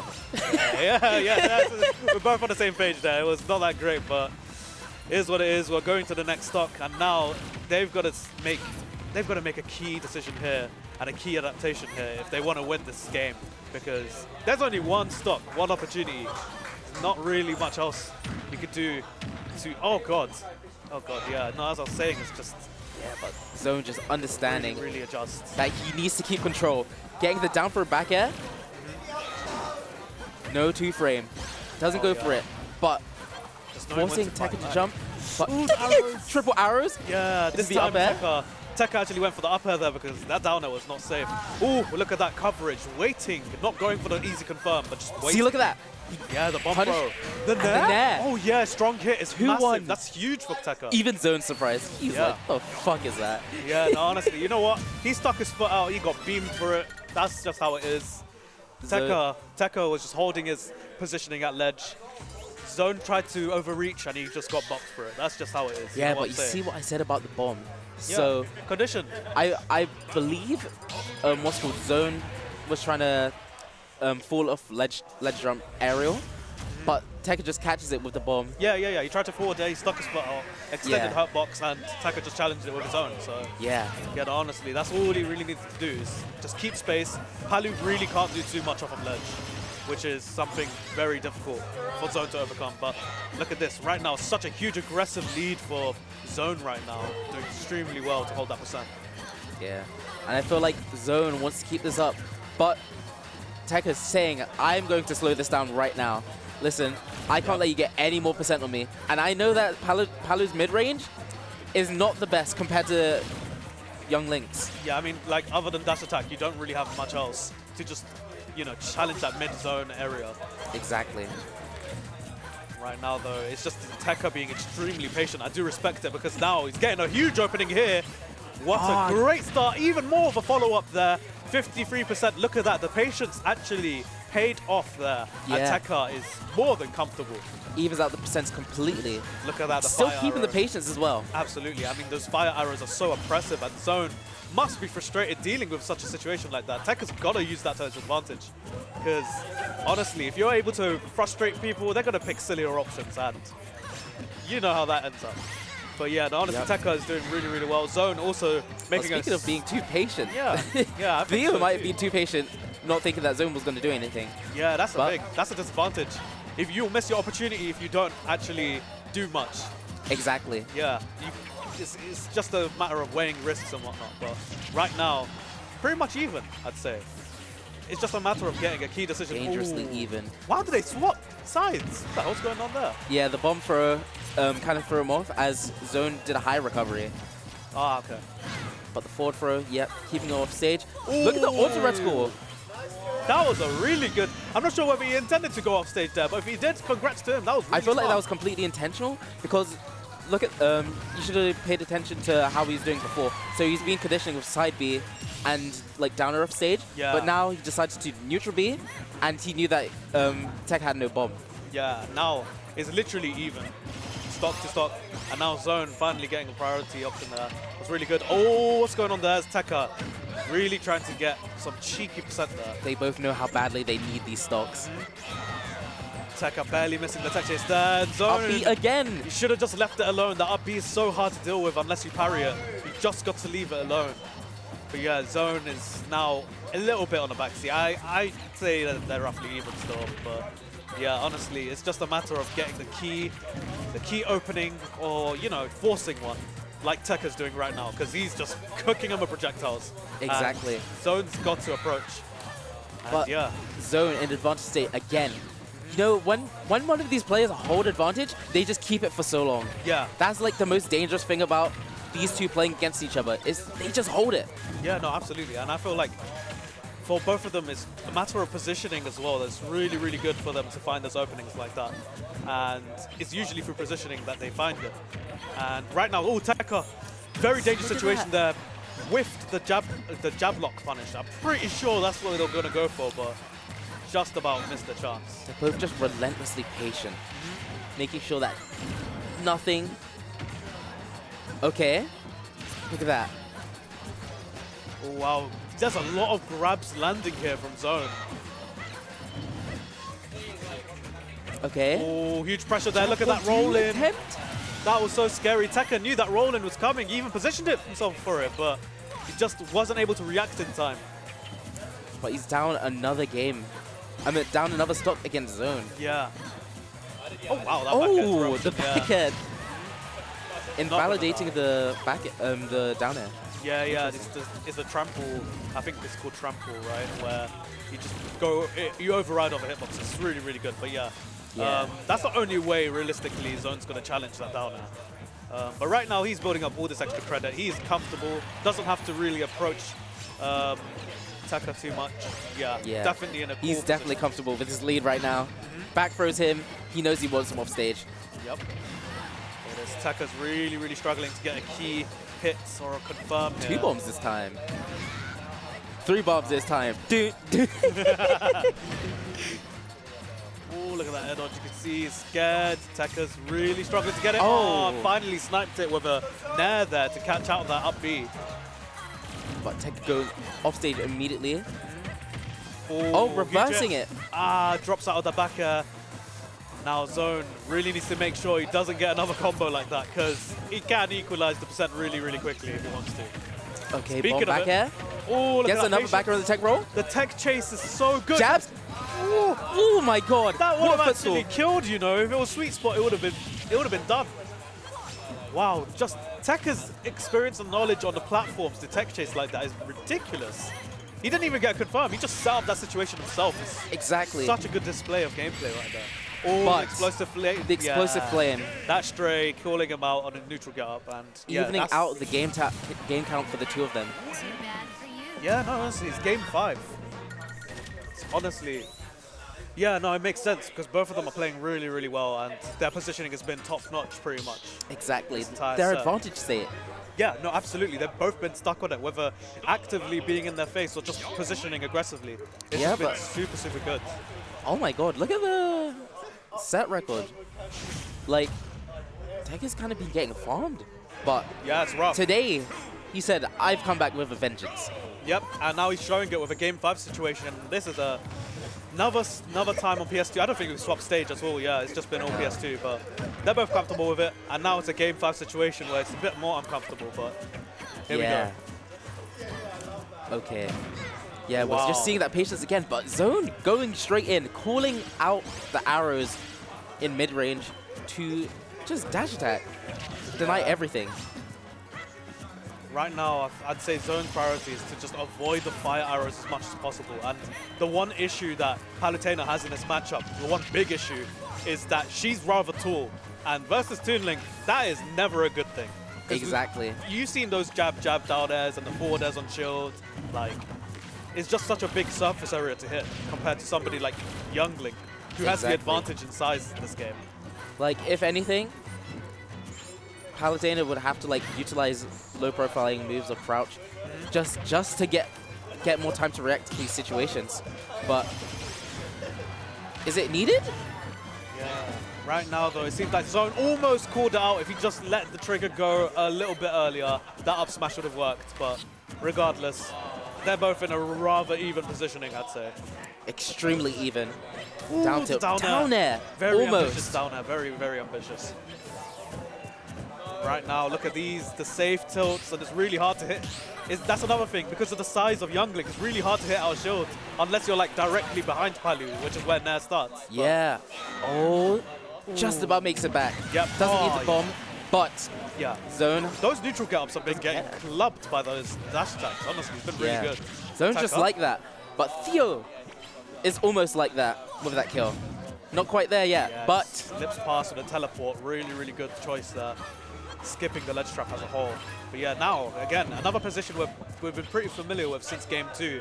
Stock surplus from Zone, just sitting comfortably with stock lead, you know what I'm saying? Yeah. It's just been a consistent story since the Game 2, I'm pretty sure. Oh, what an attempt to the down air on the drop back by Zone. One. These downers, yeah, dash attack actually beats it as well. That's another thing. You got to be very careful. You're very eager with these down air options. Yeah. Look at this aggressive spacing from Tekka. He's really getting pushed back and called out for him. And now Zone is finding an opportunity. Look at that, the patience. Yeah, how does Tekka even respond? I know he doesn't want to use this double jump, but he's kind of needs to at this point. Everything on the checklist for ledge options has been covered now. Oh my days, that was amazing. Just what a sequence. Uh-oh, be very careful. That down tilt is a dangerous place to be in. Oh, the ledge trap has been the jump. Stellar spacing there from Zone the entire last minute. He just had that key spacing where he just about covers everything at roll distance. You know what I'm saying? It's just perfect. Just and Theo in the Nair blender as Zone sits on his throne at 3 stocks. Yep. This is looking very rough. It's not looking good for Tekka. Tekka's got to turn it around through a major attitude shift or something. There needs to be a change because right now... Now we're starting to see crouches from Tekka. We're starting to see... Yeah. Oh, we're starting to see rolling, using a shield, just using everything that... Yeah, Zone is just holding the line right now. It's just purely in his hands right now. Look at this. The pace is just purely controlled by him. Yeah. He's not struggling. He doesn't have a reason to approach. And Tekka is scrambling for his life and finally takes one stock. This is doable now for Tekka. He just needs to be very, very careful with what he does. Yeah, 1 stock of the 3 that he needs. But is that a grab into a back throw? Doesn't kill just yet. No, but not quite. He's down. He's getting very close. And those forward airs from ledge. I feel like Tekka's scrambling really hard from ledge, and he's getting called out super hard for it. Again, can't get off ledge. It's not looking good. And the dash attack. And the dash attack. That was catching rough. him. Yeah, with bad DI as well. Yeah, honestly, the ledge that game was super bad for Tekka. It was unfortunate. But Zone was just in his head, just constantly. Just kept him in a corner. Most of that game was spent on the ledge.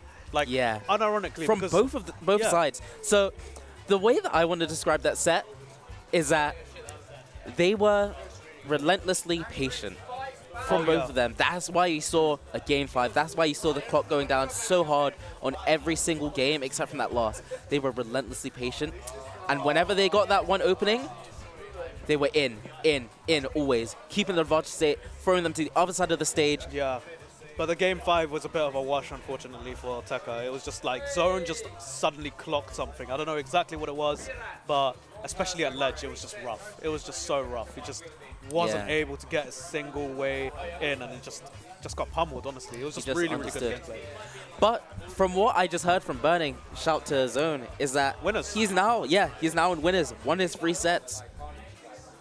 Yeah, no, that's good, honestly. Like, he secured his position in winners now. He gets to chill while everybody else is fighting for their lives. You know, do you know if Zone lost the set?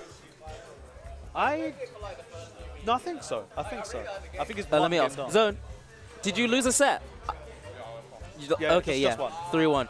So, doesn't matter. He's still in winners. So that loss immediately doesn't count. But it might affect his seeding a little bit. Yeah, seeding-wise, it'll probably affect it, but I mean, he's a winner, so it don't really. Yeah. It's not a big deal. You know what I'm saying? Listen, in an invitational as stacked as this, being in winners or losers does not really matter. No. I mean, being in winners does not really matter because you're gonna have to face all these dangerous opponents, anyways. Everybody's a threat, really. No, absolutely. This is like, this is the culmination of multiple DAT Monday meltdowns, right? It's a qualifier, so. Yeah, so we've got lots of talent over here. We've got, what, 16 players? How many players in today? We've got 16 players, yeah. 16, yeah, I thought so, yeah. Yeah, no, honestly. Heathers? Oh, there's a. If you're paying attention to our other stream, we do actually have Khanage versus. Khanage versus Heathers. Heathers, yeah, okay, yeah, I haven't seen that. Gets another up smash. Ooh, wow, okay, it's looking close. What game is that? Oh my gosh, that was the end of the set. Oh, Heathers just beat Khanage there. Wow. Yeah, Heathers has been cleaning a house. Big upset. No, honestly, that's a new name that's popped up for me because I've been unplugged from the scene quite a while, and Heathers just showed up and just created a storm. I don't know what's going on there. I believe Heathers is somebody from out of region. Okay. I don't exactly remember where, but somewhere in the Midlands, I think. He's been put on a show on the other stream. So are they exclusively Ridley or else? No, from when they were at Meltdown last time, I remember them playing Joker and somebody else that wasn't Ridley. It was I think it was Incineroar, and it was like, who does he really play? But we know who these two play: Terry, Snake. Oh, literally an explosive matchup right here. Exactly. Oh my gosh, this is a run back from Kodiak beat him last time, right? Yeah. Yeah, so this is going to be a huge set. I mean, look, that set record right there. Wait, no, never mind. Not in front of it was twice. Oh, so this is the run back. Yeah, this is the run back, 100%. And Brandon's going to be the one to prove himself. Darkstalker over here, playing Terry. This matchup is a weird one, dude. It's not straightforward. Because Snake complicates things naturally, but then you got Go and just Terry's interactions with bombs. Yeah, like Terry can go through some bombs, sometimes he can't. Yeah. Like sometimes, what's called? It's hugely dependent on like spacing and if you hit the bomb yourself. And because Terry himself is the hitbox, he's 9 times out of 10 going to be hitting the grenades, which is really rough. So I'm going to be expected to see a lot of crack shoot, a lot of power wave, especially to just keep Kodiak away from him. Hold on, so there's this concept that there are characters that are just like socially acceptable Sonic. So it's basically characters that are basically like walking hitboxes that can just rush at you at any point. Yeah. So you've got Sonic, and then we've got socially acceptable Sonic, which is Zero Suit. But in my opinion, Terry, although he exploded, is like dire FGC Sonic. Okay. Just like being able to be like a walking hitbox, like zooming in everywhere. That makes sense. Yeah, no, I can understand how you think that. That makes perfect sense. Yeah. Wow, Kodiak really does just escape, like, you know, the multi-hits, but yeah, and honestly, Darkstalker clocking onto that up smashing and taking it out. Yeah, multi-hits are going to be a huge problem in this matchup, I feel. Yeah. Okay. Right now, Kodiak into Nikita. Yeah, Kodiak is doing pretty well right now to hold his percentage lead. He's using that Nikita to cover normal get up. Absolutely. Wow, oh, never mind, Crack Shoot loses entirely to Grenade. It's not even close. It's just an instant out. But I believe there are some points where you can kind of high profile the grounded grenade. So that's going to be Darkstalker's main way to approach, but not if Kodiak's just throwing the grenade right at him. That makes sense.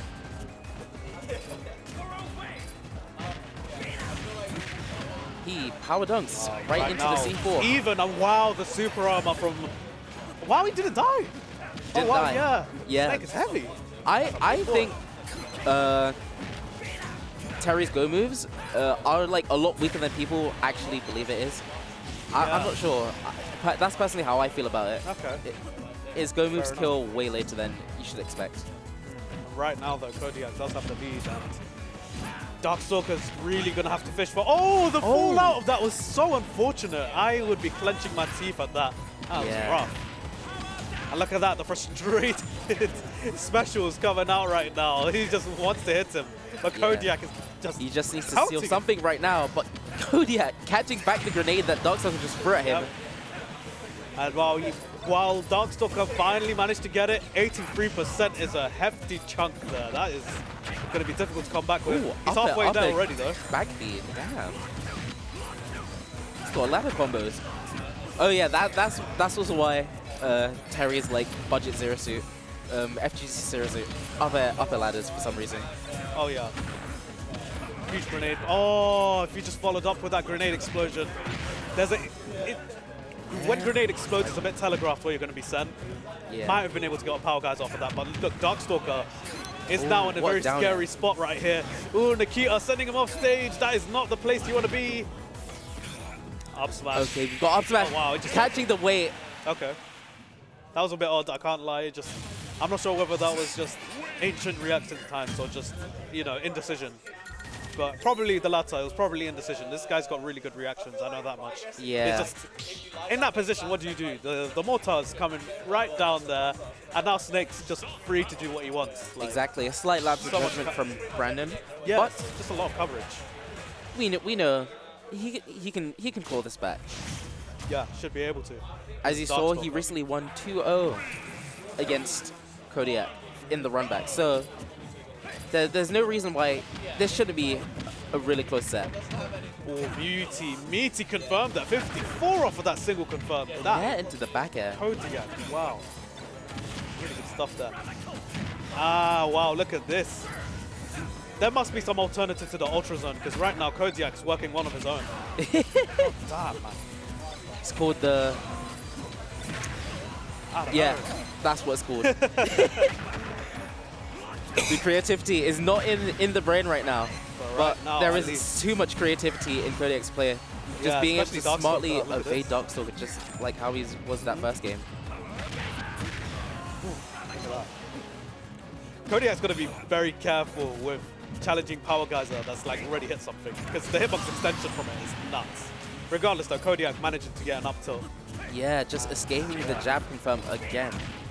It's gonna be a very rough patch for Brandon as he realizes that everybody's pulling out all the stops today, just making sure that they do not get hit by anything, just SDIing everything that they possibly can. Yeah. You know something very interesting? It's like, what's it called? Oh, I just lost it. Oh no! Okay, anyway, moving on to the current gameplay. Right now, Brandon is getting kind of cooked low-key. This is a lot of damage, but as I say that, he's bringing it back. Right back. Listen, Brandon doesn't get cooked. No, he does the cooking. He does the cooking.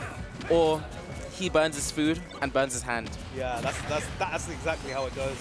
He either burns them or burns himself. It's just a matter of who gets in the crossfire. And look at that, he's just messing around with the shield shuffling, little cheeky guy.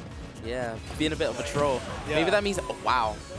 Oh yeah, I remember what I was about to say now. Okay, so grenade, the issue with grenade is if you hit them with a strong enough move, they just won't trade with the grenade, you know what I'm saying? So like if you hit if you hit them with a smash attack, or if you hit them with, in this case, power dunk or power knuckle, it will just override the grenade explosion, and then you just take the stock. Just powers through. Yeah, that's really important for the matchup. But yeah. Guaranteed down throw to up tilt, and now it's back to even. And yeah, Darkstalker's got to think about playing this as smart as possible, because he is a game down. No jump on Snake. This is not a great place for Kodiak. Oh, can he stay juggled? No, he gets the jump back. Good up DI throw there from Kodiak. Ooh, not what so a good power DI dunk. there.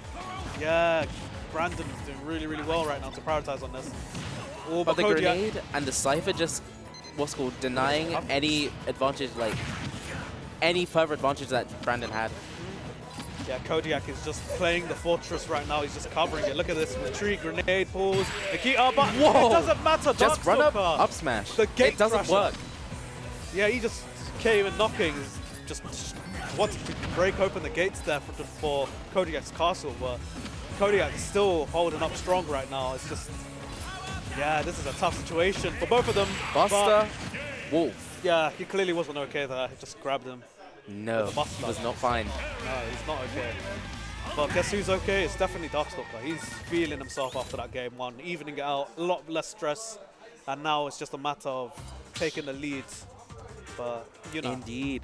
yeah, it's gonna take a good amount of adjustment from both players, I'd say, because who knows? Maybe Darkstalker could slump back into being a bit reckless, or Kodiak could. It could happen to either of them, or they switch it on. I don't know. It just depends. We'll see how they It just play depends. out. You never know. Yeah, no, honestly.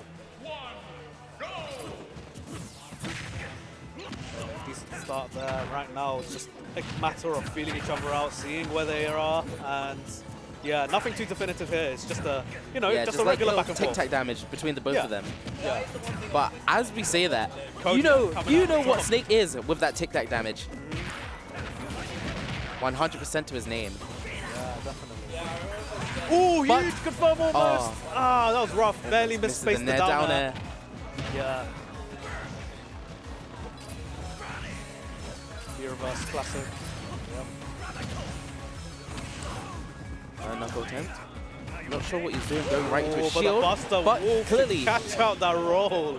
That was rough. He saw into the future there. Either that or auto turnaround just helped him mad deep there. yeah. Either way though, he does still have action replay installed, and now he's a stock up. Last place you want to be.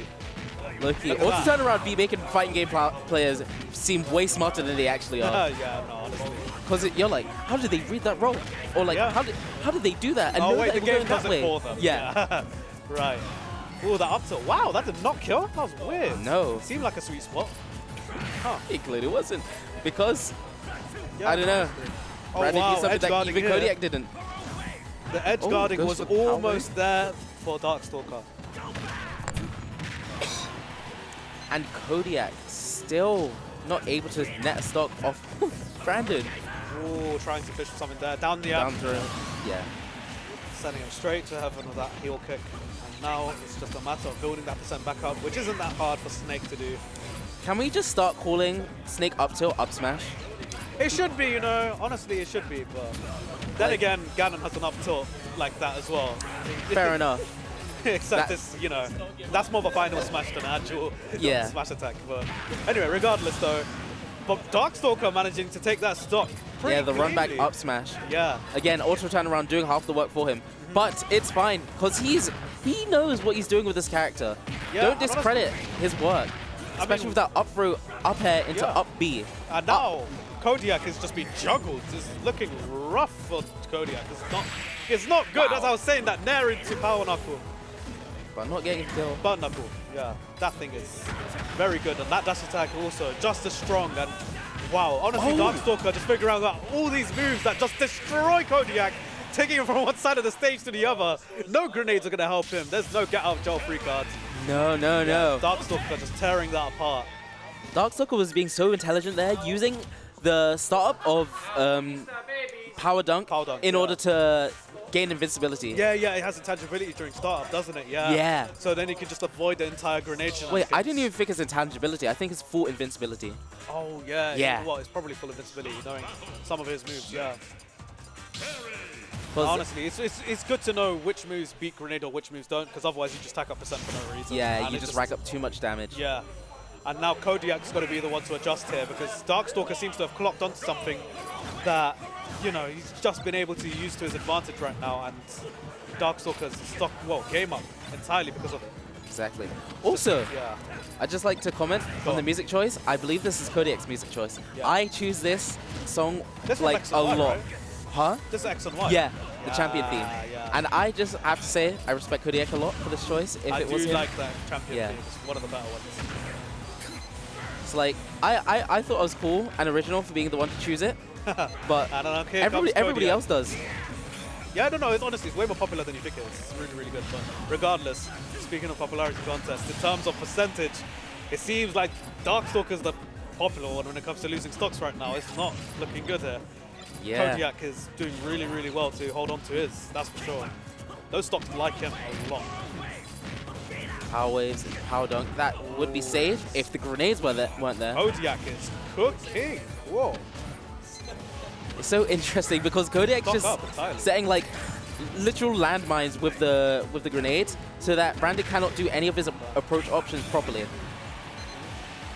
Yeah, Kodiak seems to have switched on here. Now, wow, And Nikita to Lita taking that stock out completely. And now Kodiak is chilling. Yeah, he No knows. pressure. Oh, no, that's Okay, too late. but that's on Snake. Yep. That's on Snake. That doesn't kill right now. Unless it kills through the camera, it's not happening.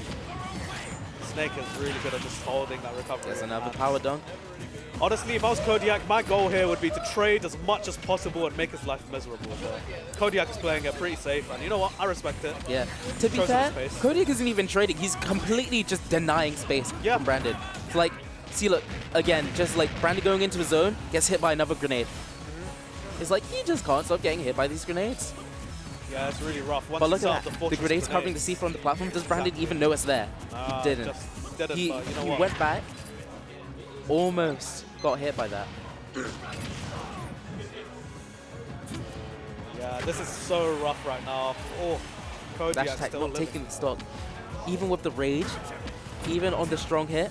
Oh, Using wow! Buster Wolf to get out of the combo? He just got out of there like it was rush hour. That was unbelievable speed there from Darkstalker. Ah! Don't matter. Explosives are on the way, that's for sure. That doesn't matter. Kodiak fully awake that game. That was dominant. Yeah. That was a very, Stone very cold good. right now. He Yeah. is icy. Ice cold. Yeah. But honestly, now it's a game 5 situation. Pretty tense. But, Yeah. you know, these games are going back and forth, but that last game was witnessed- definitely the most dominant out of the game so far. Yeah, we've witnessed 2 game 5s so far. Just goes to show the level of skill here. It's just Exactly. a lot.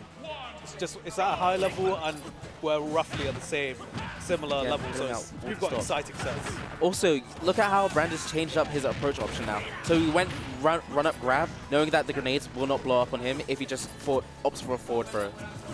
See, look at that. Now he's jumping out. Not really committing to any like grounded moves, just empty hopping everywhere, Ooh, those just to make end sure that the grenades do not pop him up at the floor. Oh, calling out that jump out of that situation there. Jab, jab, jab, jab, jab, jab, jab. There we go. Oh my god, right on there. He is definitely mashing the crab emote there. He's happy with that one. Right now, Darkstalker's ahead. Completely different change of tune from last game right now. Look at this. Yeah, Kodiak will have to win so many neutral interactions just in order to... Oh yeah, that power Get back. dunk destroys Grenade at disadvantage. And Yeah. it is not even close. It just flat out wins. And now Kodiak is in a very bad spot. Oh, look Ooh. at that.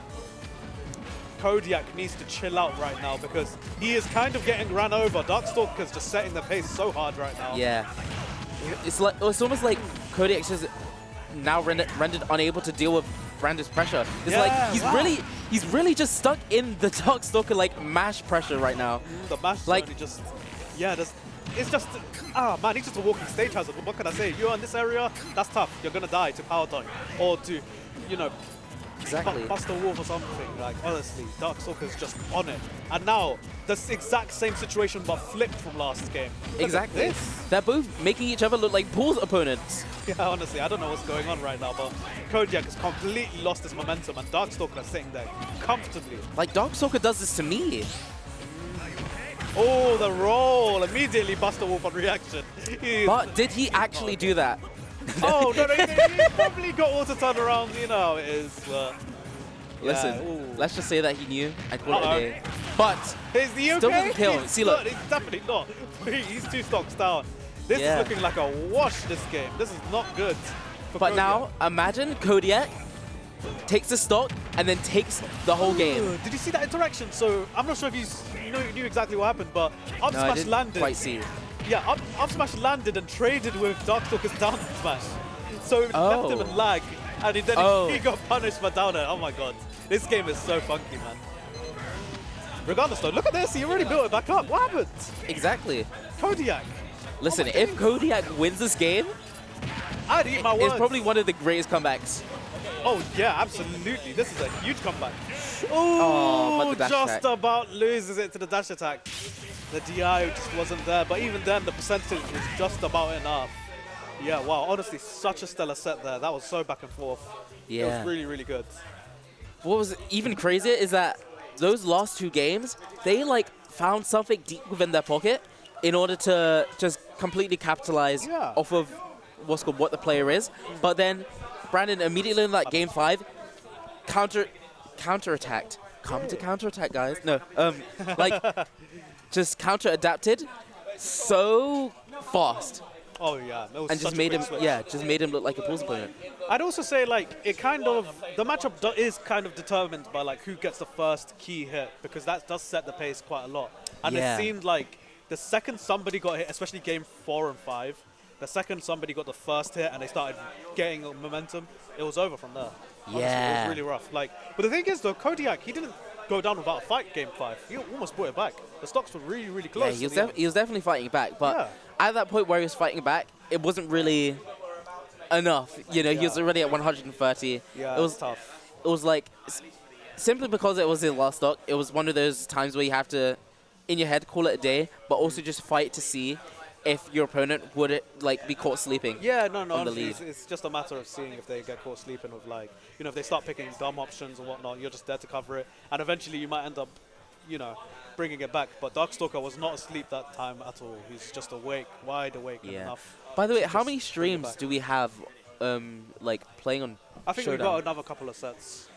Free stream. Oh, 3 streams. Okay, wait. Yeah. What channel are the 3 streams on? Yeah. One of them should be the It's DAT where, team sorry? account.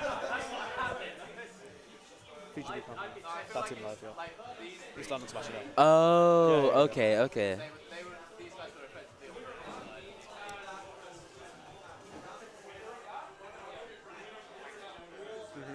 Oh, okay.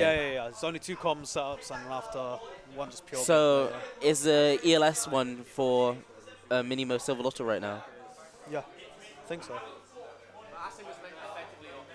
Ah, okay, okay. Yeah, regardless, we got so much people from like all across the region right now. I'm surprised, honestly. Like, we got Minimo from the north, right? Yeah. Oh, right, there we go. Oh, has my audio been fine, by the way? I feel like... Oh, okay. Yeah, because sometimes I always like watch it back, and I feel a little bit quiet. Like that's what happened the last time I was at Frontrunners. I was listening to it back, and it was like, oh, I'm a bit very quiet, you know. Okay, and to be fair, I adjust the mic a lot, so yeah, I'm very like picky, finicky. Fair enough. But Sylvalotl taking it over Minimo. Yeah, that was 3-2. 3-2, yeah. just Again, on another side game stream. 5 set. Yeah. And then we'll Oh, get no, wait, there. no, that's not game 5. Oh, this is game 5 now. Okay. So Yeah. we have Minimo versus Sylvalotl on the other stream, and that's going to be, what, Game & Watch versus Wolf?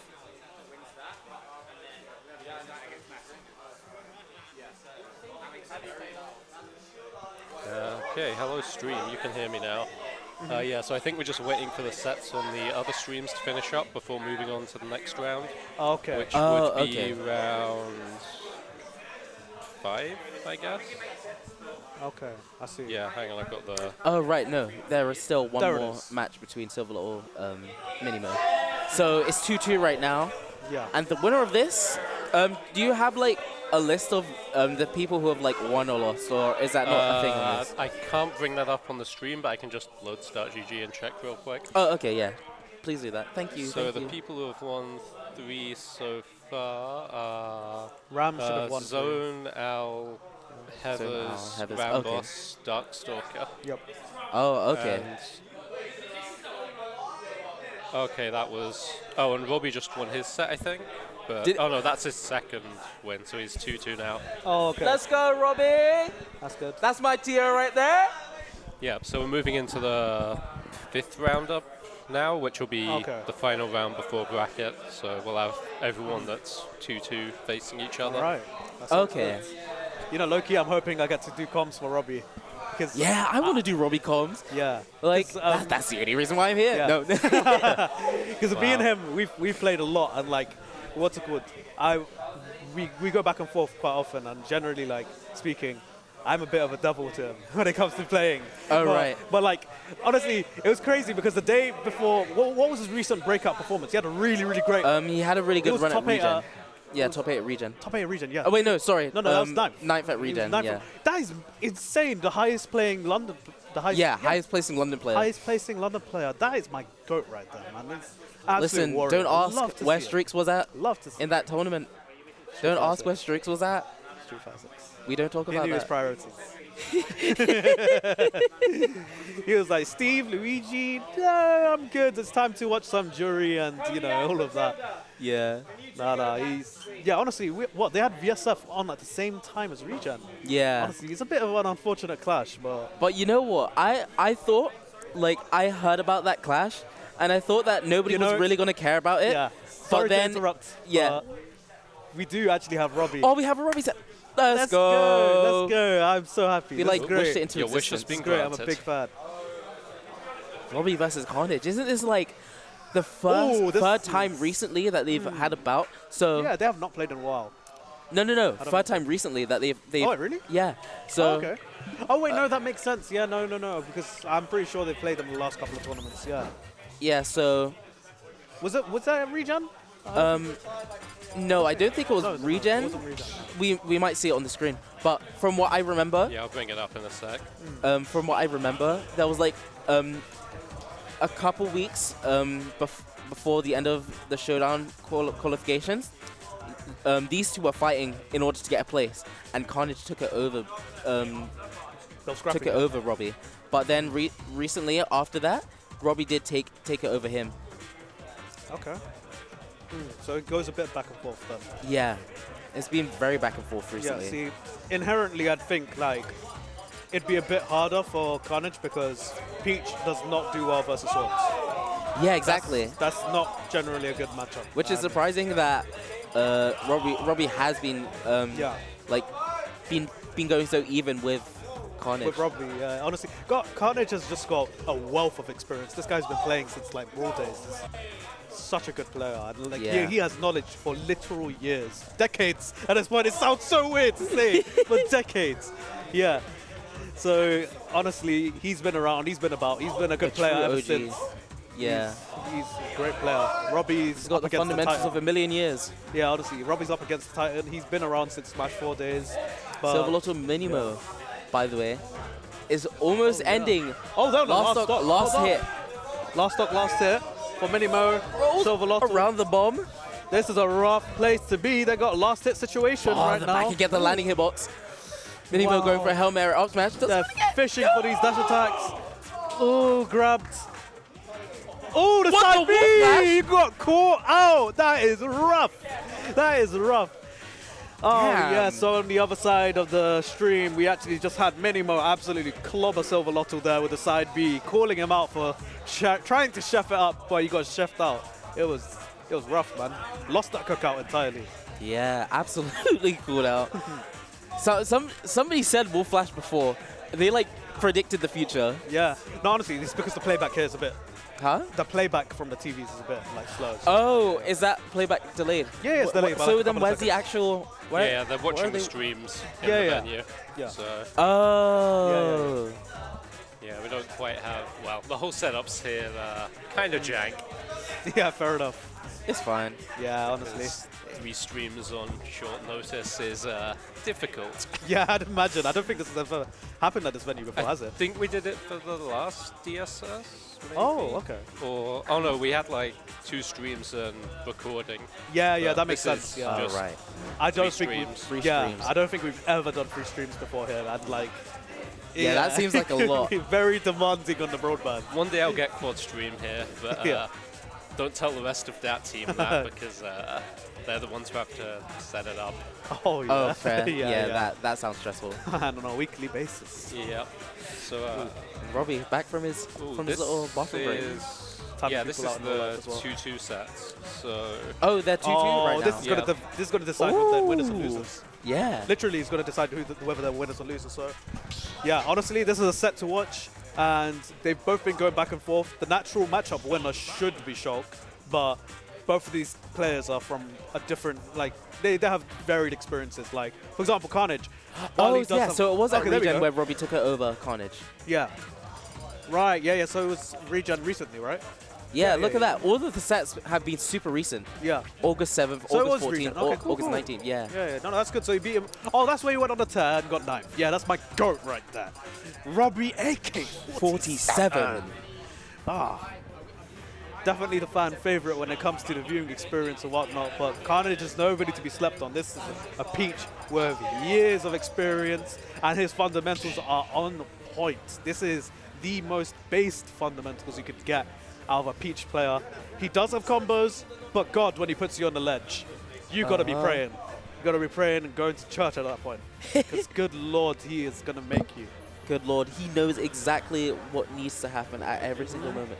Oh, what's this t-shirt? That t-shirt looks very cool. Yeah, that looks. Both of their t-shirts look pretty cool. One of them got like the Greek, the Athens type of.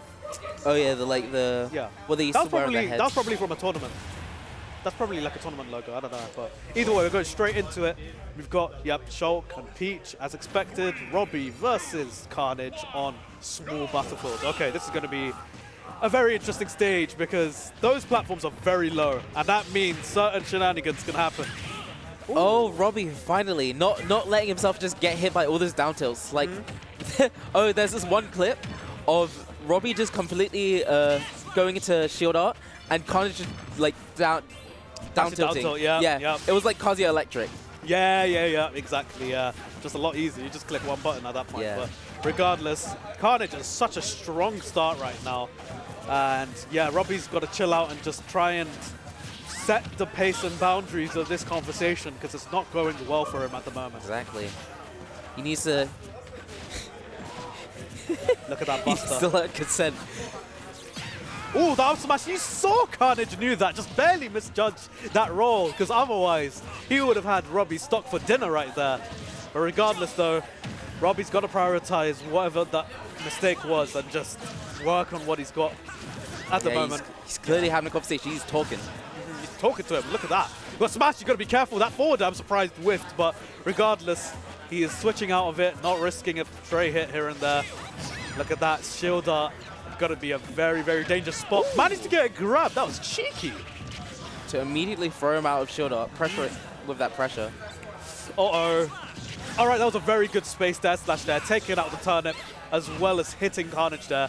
Oh, that overstretch, overreach there from Khanage. Way too eager, mate. He's got a big sword. You got to be careful. Robbie just knowing that he can back it there. Yeah, man. Super intelligent player. Both of them Absolutely. are really intelligent, really.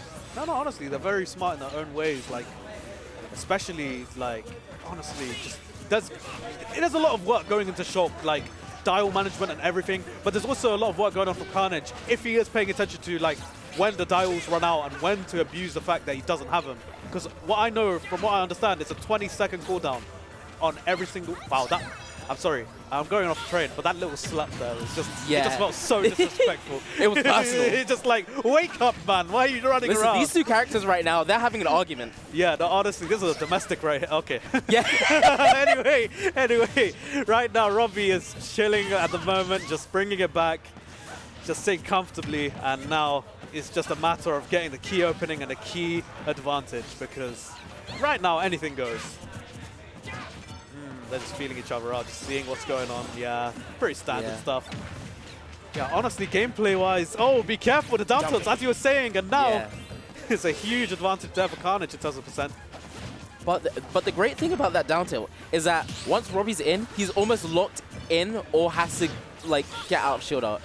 So it's almost like, okay, Robbie goes into shield, now Khanage can just completely disable it for a while, so then he's able to get a kill.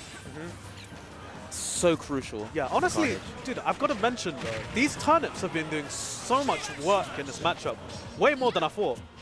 Yeah, it's like the reason why he's. Oh, that was such a great follow-up. That's a classic Robbie follow-up. Over there said Robbie's getting fucked up. Yeah, he's. What of you guys said Robbie's getting fucked up? Even up now. But oh right, okay. I was about to say because that was the greatest jinx of all time. Now, honestly, like. Immediately, Khanage fired back. Yeah.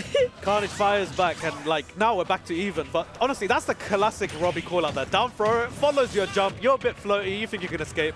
Just up-aired you out of the sky. Did you see how he's trying to use the arcane to get out? Yeah. Yeah. Honestly, it's really good that he's starting to do that now because he just doesn't get hit by combos anymore. Yeah, exactly.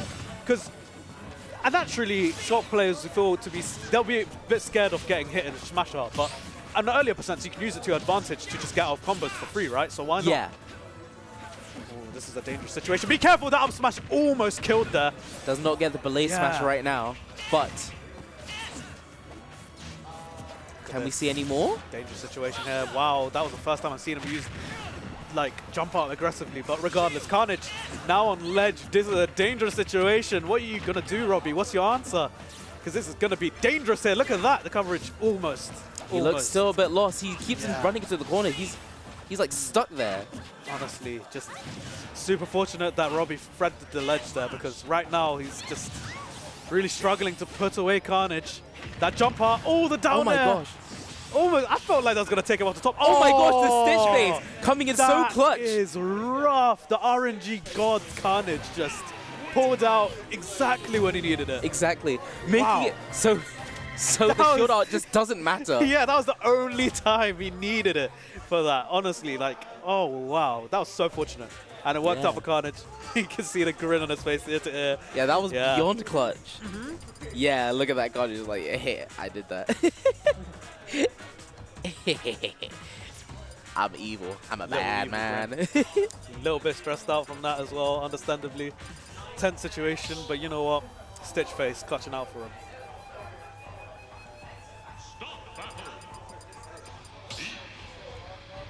Of course, they're both staying at the same character. Yep.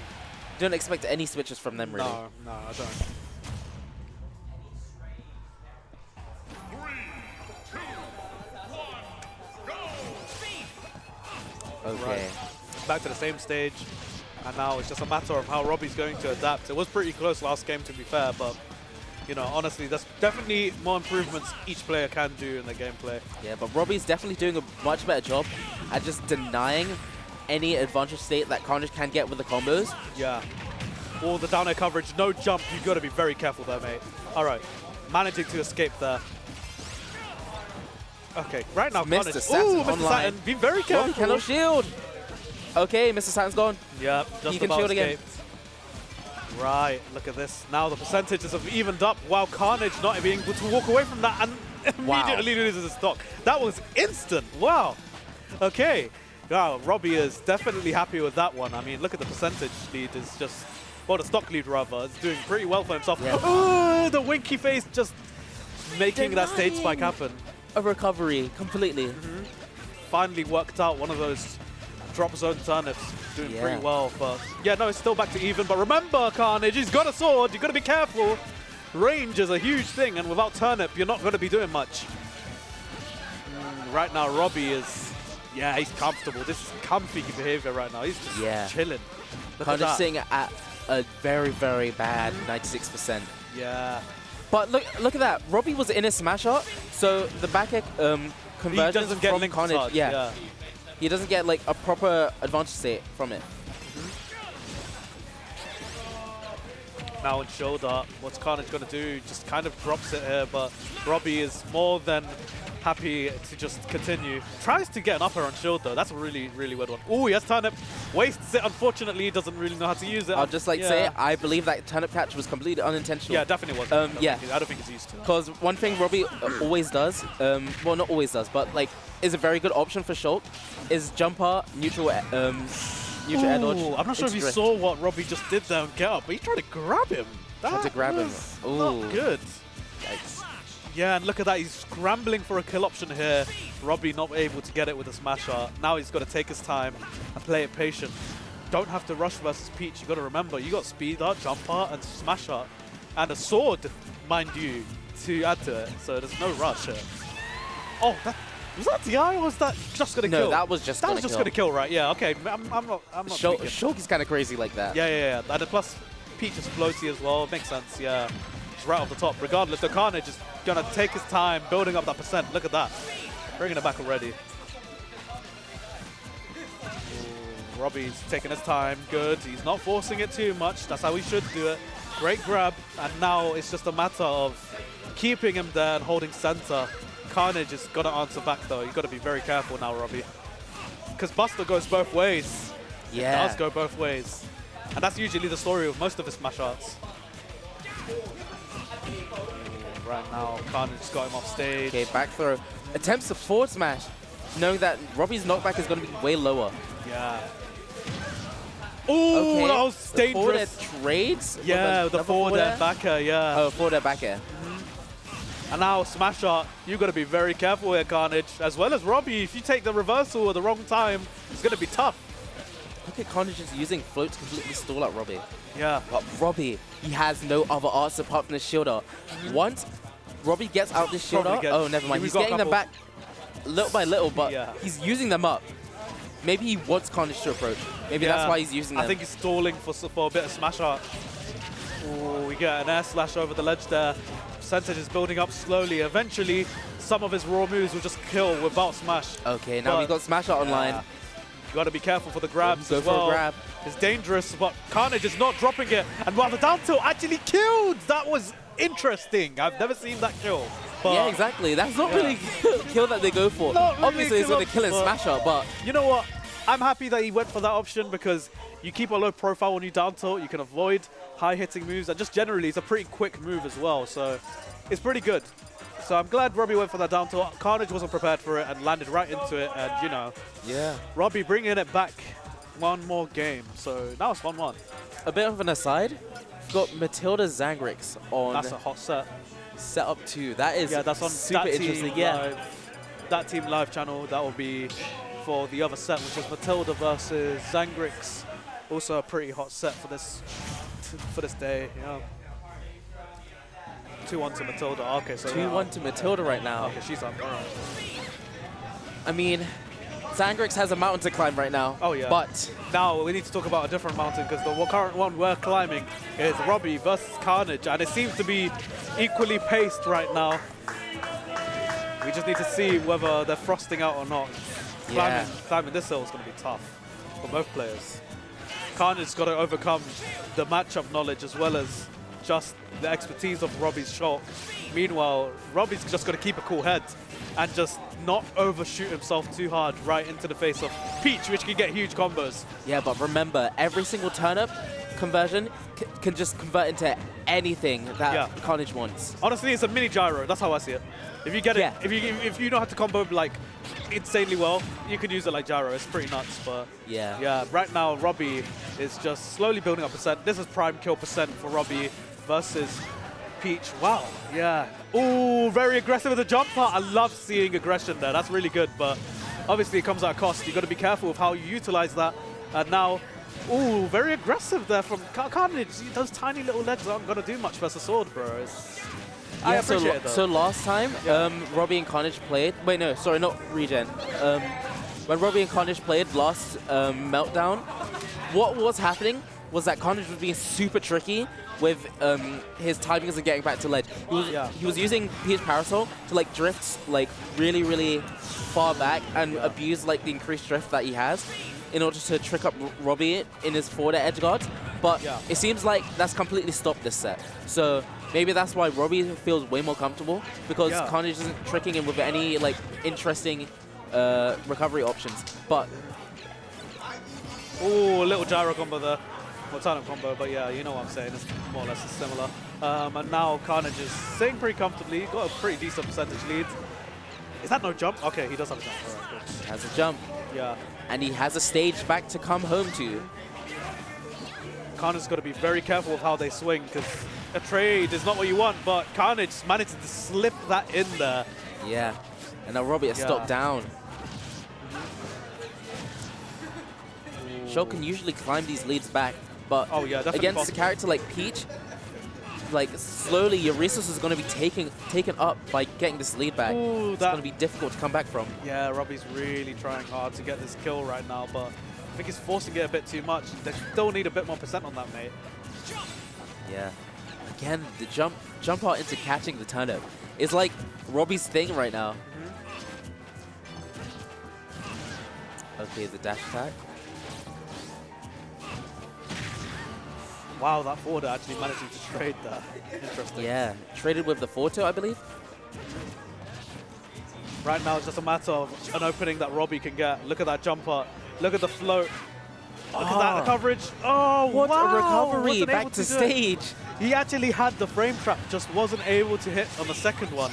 Just drifted to the wrong place. But now Khanage is sitting comfortably with a stock lead, 130%, onto Robbie's 60. Oh, careful. He has a dangerous There's weapon. You're going to be another very, forward throw. very careful.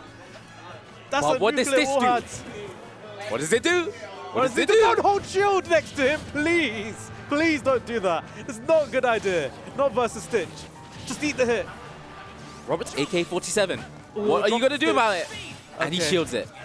Managing to escape it. It was far enough, so it's fine. He's not going to get shield locked for eternity. And he does finally get the back air there to secure the stock. This is far more doable. It's far, far more doable. Anything seems possible right now. We've got a Buster coming out in full force. Robbie's really eager to get that percentage in. Oh, the up smash. Khanage following pretty well, but not able to catch up exactly. And that's the one problem of Peach. The mobility is just not quite there. It seems like they're fast because of how fast they're falling and whatnot, but the horizontal speed is not that It's great. just not that good. Yeah. It's just cat I and mouse half completely the time. understand that. Right, Robbie's really trying hard, but look at that, the jump Up gets smash called from out. Khanage. Khanage really was just ready for that. He saw the future for that up smash. Yeah. And just punishing Robbie for it. Stealing Robbie's whole flow. Yeah, no, honestly, that time, like Khanage clocked Robbie was going to get aggressive because he wants to get that momentum and finally convert it into kill. But Khanage was just, you know, he was just ready to call out while Robbie kind of just fell for it. He just was too eager. He just wasn't able to. Yeah, but think Wasn't able about to be this now. Khanage is one game away from sitting comfortably in winner's side. Yeah. And Whilst Robbie Robbie- could be in losers. Yeah. There's a very dire One away from situation for losers. Robbie, and I don't think he'd like to be in losers. Everybody wants to be a winner, right? So Exactly. From fighting such a close fight to get there, imagine going into losers right now. It would be Yeah. so heartbreaking. it would be, but Robbie's got to work to earn it. You know what I'm saying? You don't get in for free. That's And true. Khanage showing him exactly how much it costs to get up there. Ooh, okay. Doing relatively even, nothing too dominant. They're just feeling each other out, you know? Pretty static. Yeah. Okay. Now it's just a matter of Robbie's spacing and positioning needs to be a little bit better this game, because last game, while he had a lot of right ideas, his positioning was just really off in certain ways. Ooh, that's huge! Great opportunity Gets there. the up smash. That's the key thing. the up Robbie, B, sorry. Yeah, no, honestly, Robbie needs to do that a lot more. Where you go off stage, you float for a bit, you threaten them with an edge guard, and you either force them to jump or air dodge. Because Yeah. the second you saw the second Khanage burned his jump, up B covered it, even Yeah. though he whiffed his forward air. That's what you need to do with Shulk, and that's exactly what he did, and he took that stock for it. That was really, really good. Impressive. Definitely impressive. Oh, you see that again, Khanage going really hard for these up smashes. Just hoping for the world that Robbie runs into him again. Yeah. I For just hope- Robbie yeah. especially, he has to pull all the stops now in order to maintain this lead. Yeah, no, absolutely. He's got to hold on to this lead and not just run in face first. There is no reason he ever wants to be in losers. Very decent DI, just managed to live it. Oh, overshot. He should have just held the first up B. He just Yeah. committed to the second up B for no reason, I feel. Got a little bit greedy for a Yeah. reversal. Right. And now it's starting back to cost even. him. Oh, the lock. Oh, you think going? Oh my god, that could have been dangerous. Right. This percent's, you know, decent. It's doable. Oh, he gave him back the turnip. Careful. Wow, that forward there, the great wall. Yeah. Goodness. The great wall of Xenoblade. Yep, exactly. But can Khanage climb a wall that high, that low? Who knows? It's just a matter about the game flow. Now Bars. it seems like Khanage is doing pretty well when it comes to that. Yeah, no, honestly, there's nothing really else here to comment apart from the fact they're doing really, really well. Robbie is just looking for any opportunity there. Yeah. Just get something extra, trying to read some positioning here and there. And you know what I've realized? Robbie's utilization of Showdown is really, really dangerous, because he's using it to get those low knockback hits and just completely reversal off of it. So like right now, if Khanage throws like a turnip at him, he would just be ready because of the reduced hit stun, just to immediately hit back. Look at that again, Khanage really looking for those up smashes. He's hoping for Robbie to just run into them again. Like, yeah, so far Robbie hasn't given it to him, which is good. That's good. It's showing some form of adaptation there. And wow, Khanage not adapting to that up tilt earlier on and just falling for it again. That's rough. Robbie finally in the lead. And now it's just a case But can he maintain it? Yeah, exactly. Maintain it, or at the very least get as much extra credit as possible. Because why not? You've got the surplus, right? Ooh, 8% extra credit. Yeah. Is that enough? That's not. Definitely not. You want a lot more than that versus Peach. Very light when you're on jump out. Forward throw, not going to be killing, but... He could just make it back. Ooh, But that was rough. The neutral B again. Just catching out Robbie. Yeah, those up Bs are getting hit really often now. It's something Robbie's got to really watch out for. Look at that, the tech chase. Nair managing to actually catch that, but regardless, Robbie and Khanage pretty much even at this point. You know, nothing too definitive here. Ooh, very early up B there, just waiting for something to happen. Taking the reverse narrative You back can see how skitterish they are right now. They're very skittish. Skittish, yeah, that's the word. But Robbie going immediately into smash as soon Force as the Khanage reaction, hit yes! 80. That's what I like to see. I'm See, glad look, there's the sneaky recoveries from Khanage that I was talking about from before. Yeah, I'm just glad he forced an option out of Khanage. Now Khanage is going to start sweating off stage, as he should, because Shulk got a sword, and he's got to watch out, because this sword, Exactly. you don't know where it's been. But remember, there's no shield up. I mean, there's no smash up. So Khanage could be a little bit safer. But Oh, back. delicious spacing there. Calling out the early side B, and Robbie just putting out all the stops to space there. That was brilliant. Honestly, that was a huge step up from the previous game. He went off stage. And he started to pressure up, pressure options out of Peach. Yeah. And that's I'm glad he's going for that now, because that's just an extra layer of conditioning where you can make them second guess themselves. Because we saw Robbie catch them out with the S-slash at first. The second time didn't quite work so well, but Robbie just has to adjust to that and just keep pushing further. And the further you push, the more you can stress out your opponent. And honestly, that's all you need. And you know what's really good. Wait, another game 5 between Minimo and Kendrick Olimar? Minimo versus Tekka's Game 5 on the DAT team live stream. So if you want to tune in, this is quite literally the last two stocks up. And another Game 5, Khanage versus Robbie AK-47. Yes, and we're going to go to Unova here. Is it Unova? This is Kalos. Kalos, yes, that's the one. Yeah, right, so we're going to be on Kalos versus, these platforms are going to be very, very difficult for Khanage. I'm not going to lie, I'm surprised this wasn't banned, because Shulk really, really does well with these platforms. Then again, Peach kind of does as well. It's just that Peach up smash is not going to hit those. Oh, it's not going to hit on these platforms. I don't think it will. If anything, it'll be very, very hard to. Like, maybe you'll get like a little tip of a... Yeah, oh, Shulk, that's huge, actually. for ledge trapping, Shulk loves those platforms. That's exactly what he wants, because his forward air covers everything. Quite literally everything there. But Khanage does seem to be comfortable here. Nothing too... Yeah, only 5% on the board for Khanage. Sink comfortably. Nothing too stressful here for Khanage. It's just a case of Robbie. Let's just hope he doesn't overextend himself. And speaking of overextending, Khanage prioritizing on that mid-air collision. Exactly. There. You just called it. Yeah. For Robbie. Regains advantage state. Oh. So, Kalos, as a stage, gives Khanage one more recovery option in those platforms.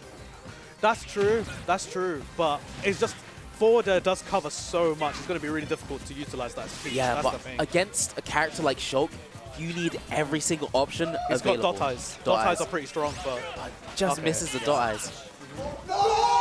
you get a really healthy combo there. But regardless, it seems like Mo... Oh wow, that seems unfortunate. Regardless, there's some confusion going on the second stream. That's going to be some shenanigans we're going to oversee after this game. But right now, the shenanigans we're focusing on is Robbie being behind versus Khanage. And Khanage just, comfortable.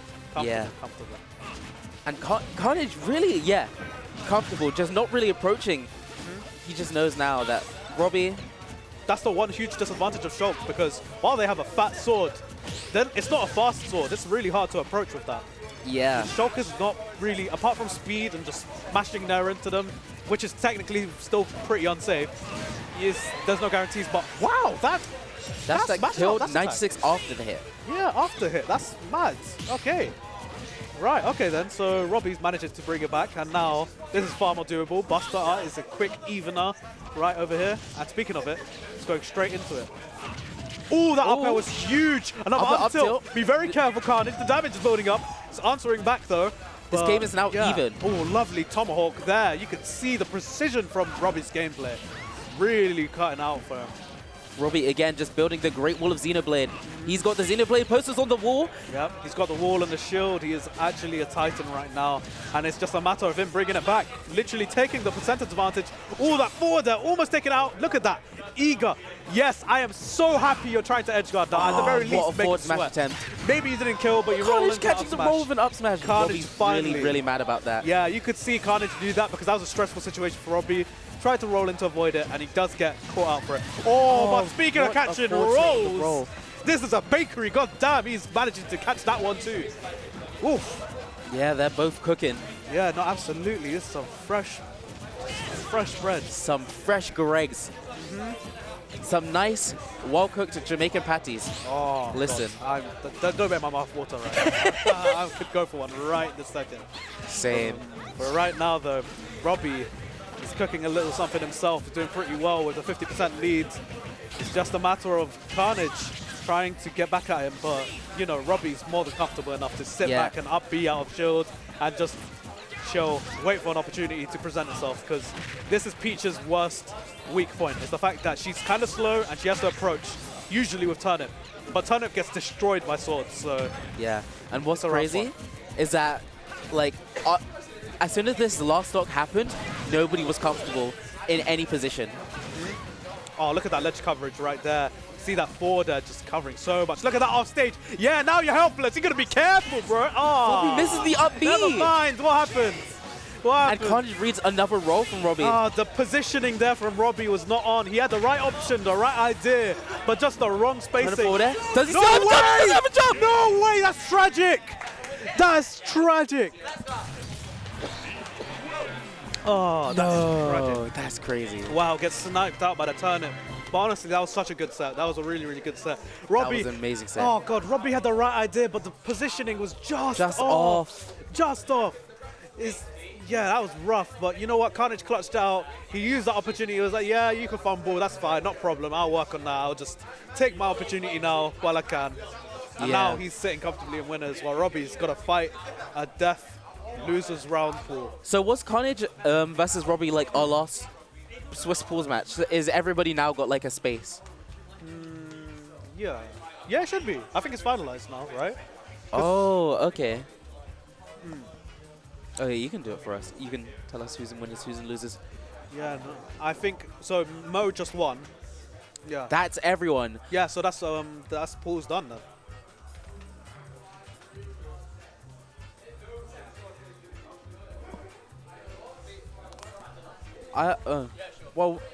With Swiss, I thought oh wait, no, that's round robin. That the seedings. Now it's just for seeding for the bracket, and now you know. Yeah. Well, the people down losers, they only have one chance now, compared to the winners, where they can afford to experiment a bit. And, not as stressful. But yeah, Robbie's got a huge uphill battle. That was a great game. Yeah, 3 game 5s. Yeah, honestly, I love seeing the adaptation, the implementation of new ways to condition, especially from Robbie. I'm really impressed the fact that he started going aggressive with jumper, and that's something I understand why he got 9th at region now. God damn, he's actually implemented so much new stuff since the last time I played him. And honestly, I'd love to play him now because god damn, there seems to be a lot of differences. But he's a whole different person. Oh yeah. Okay. Final bracket. This is what it looks like. Bracket. Okay, so everybody's been seeded in now, and yeah, this is going to be how bracket's going to play out. We've got winners quarters. On winner's side, we got Zone versus Khanage, Heathers versus Matilda, OwlBBs versus Darkstalker, Minimo versus Ramboss, and losers we've got Kodiak versus Ghidra. We've got Mondi versus Sylvalotl, Kendrick Olimar versus Manny, and Robbie versus zMass Zangoat. Okay, I need to know who the demons are. Who made Mondi? Huh? Oh, the matchups. Okay, because I was gonna say Mondi Sylvalotl. That would be so arse. Yeah, that's what Focus just said. Oh, we lied. I'm sorry. You've been deceived. That is not the final bracket. There is a final bracket upcoming. Okay. There we go, right there. Yeah, Yeah. that's what's going to be happening. It should be all right, honestly. Probably not going to see anything too different. Yeah. Oh, I thought Focus was doing. Oh, it's probably banning, right? Yeah. Oh, they're all doing it together. Oh yeah, it's a group effort, group project. Yeah. Oh, it seems like they're getting very busy on it. That's for sure. That's them right there. It's just barely So look at seeing them. the laptop. They're cooking up Yeah. the most interesting matches that we could possibly have for top 16. Yep. People are setting losers, people are setting winners. Now they can just match them up to whatever they think is most interesting, honestly. Yeah, So, look at that. Oh, you can Look see at him them over scheming in there. the background. Yeah, Yeah, right there. Yeah. they're scheming. They're scheming on that laptop right That there. laptop. That laptop right decides everybody's fate. Right They're there. scheming. You're going to be in good favor with them, otherwise you're going to get the worst matchup possible. Exactly. That's why it's important. Buy a drink, especially for Burden and Focus and Wade. Otherwise, you'll get seeded into the worst matchup, yeah? That's how it works. That's how it works. You got to bribe them. Yeah, if you don't buy me a drink, I don't include your Twitter on the overlay. Oh, That's how it goes. Ah, right. Seems Listen, like, I don't use it anyways. There's no point of anybody Yeah. following me. ah, man. Oh, jeez. Oh wait, stream heard that. Oops. That was a joke for legal reasons. Yeah, it was a joke. Yeah, of course. Oh, yeah, it should be said, yeah. Wait, for legal reasons, what? It's a joke. It was a joke. Yeah, Oh, right. Yeah. Yeah, now I think it's going to be the seeding for pools, and then eventually, we're going to stop it, yeah. So once seeding is finalized, the bracket will start, and I'm not sure if there's a break or not, but I think we're going to go straight into it. But yeah, Probably, you're going to be yeah. in the hands of new commentators, so New honestly, it's been a commentators. pleasure. This block has been pretty good. We've had really exciting This sets. was very good. Yeah, no, honestly, we had really, really good sets, like from Robbie to Kodiak, and oh god, it was explosive. It was just exactly what I wanted. Honestly, it's been really good sets. No sleeper games here, and honestly, keep following because there's going to be a lot more to Ooh, come bracket from. is done apparently. Bracket is So, done, so we can look at it now. Let's Alright. do. Hang on. Will I?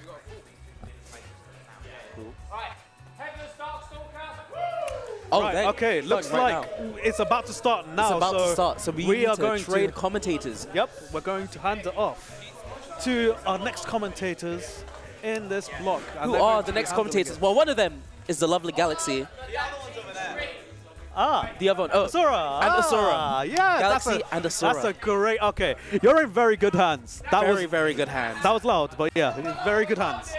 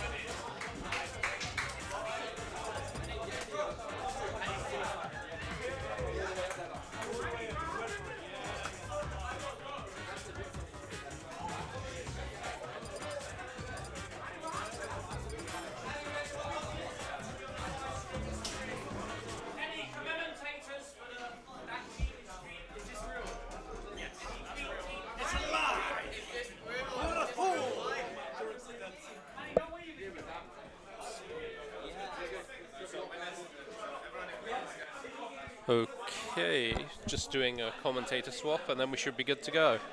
Can see the final bracket here. Commentator should walk you over it when they are sat down and ready to go.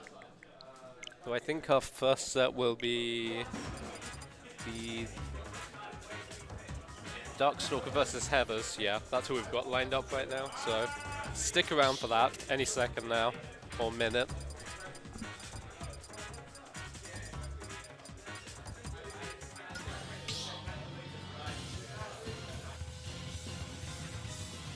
Start the battle.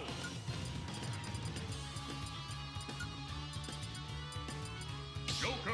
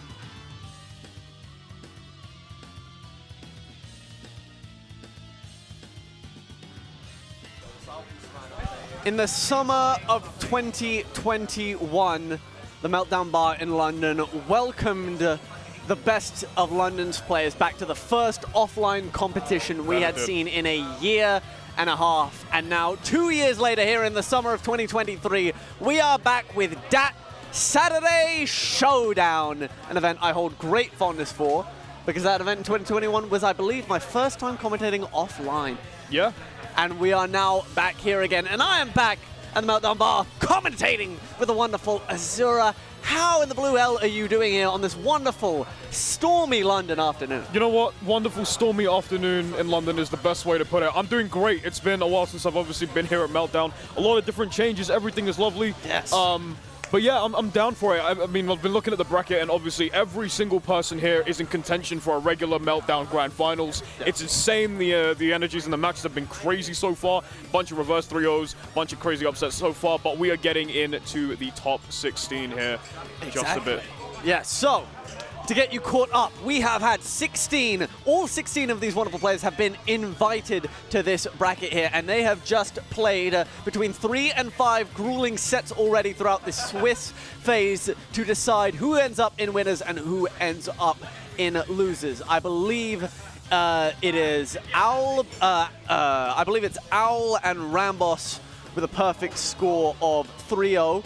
Heather's in zone with 3-1. Yep. And then the, oh wait, no, that might be completely wrong. I'm not sure, but all of the 8 players in the top half, the point is, all the top 8 players in the top half have won 3 sets, whether that be 3 sets and 1 loss, or 2 losses, or no losses, whatever may be the case. And then in the losers bracket, they have all lost 3 sets in the Swiss phase, so they start off in losers. All 16 of these players have played at least 3 sets already, and they are all ready and raring to go in this final bracket phase. Like you said, all of these players in contention for a Meltdown Grand Finals because they have all qualified for this event by attending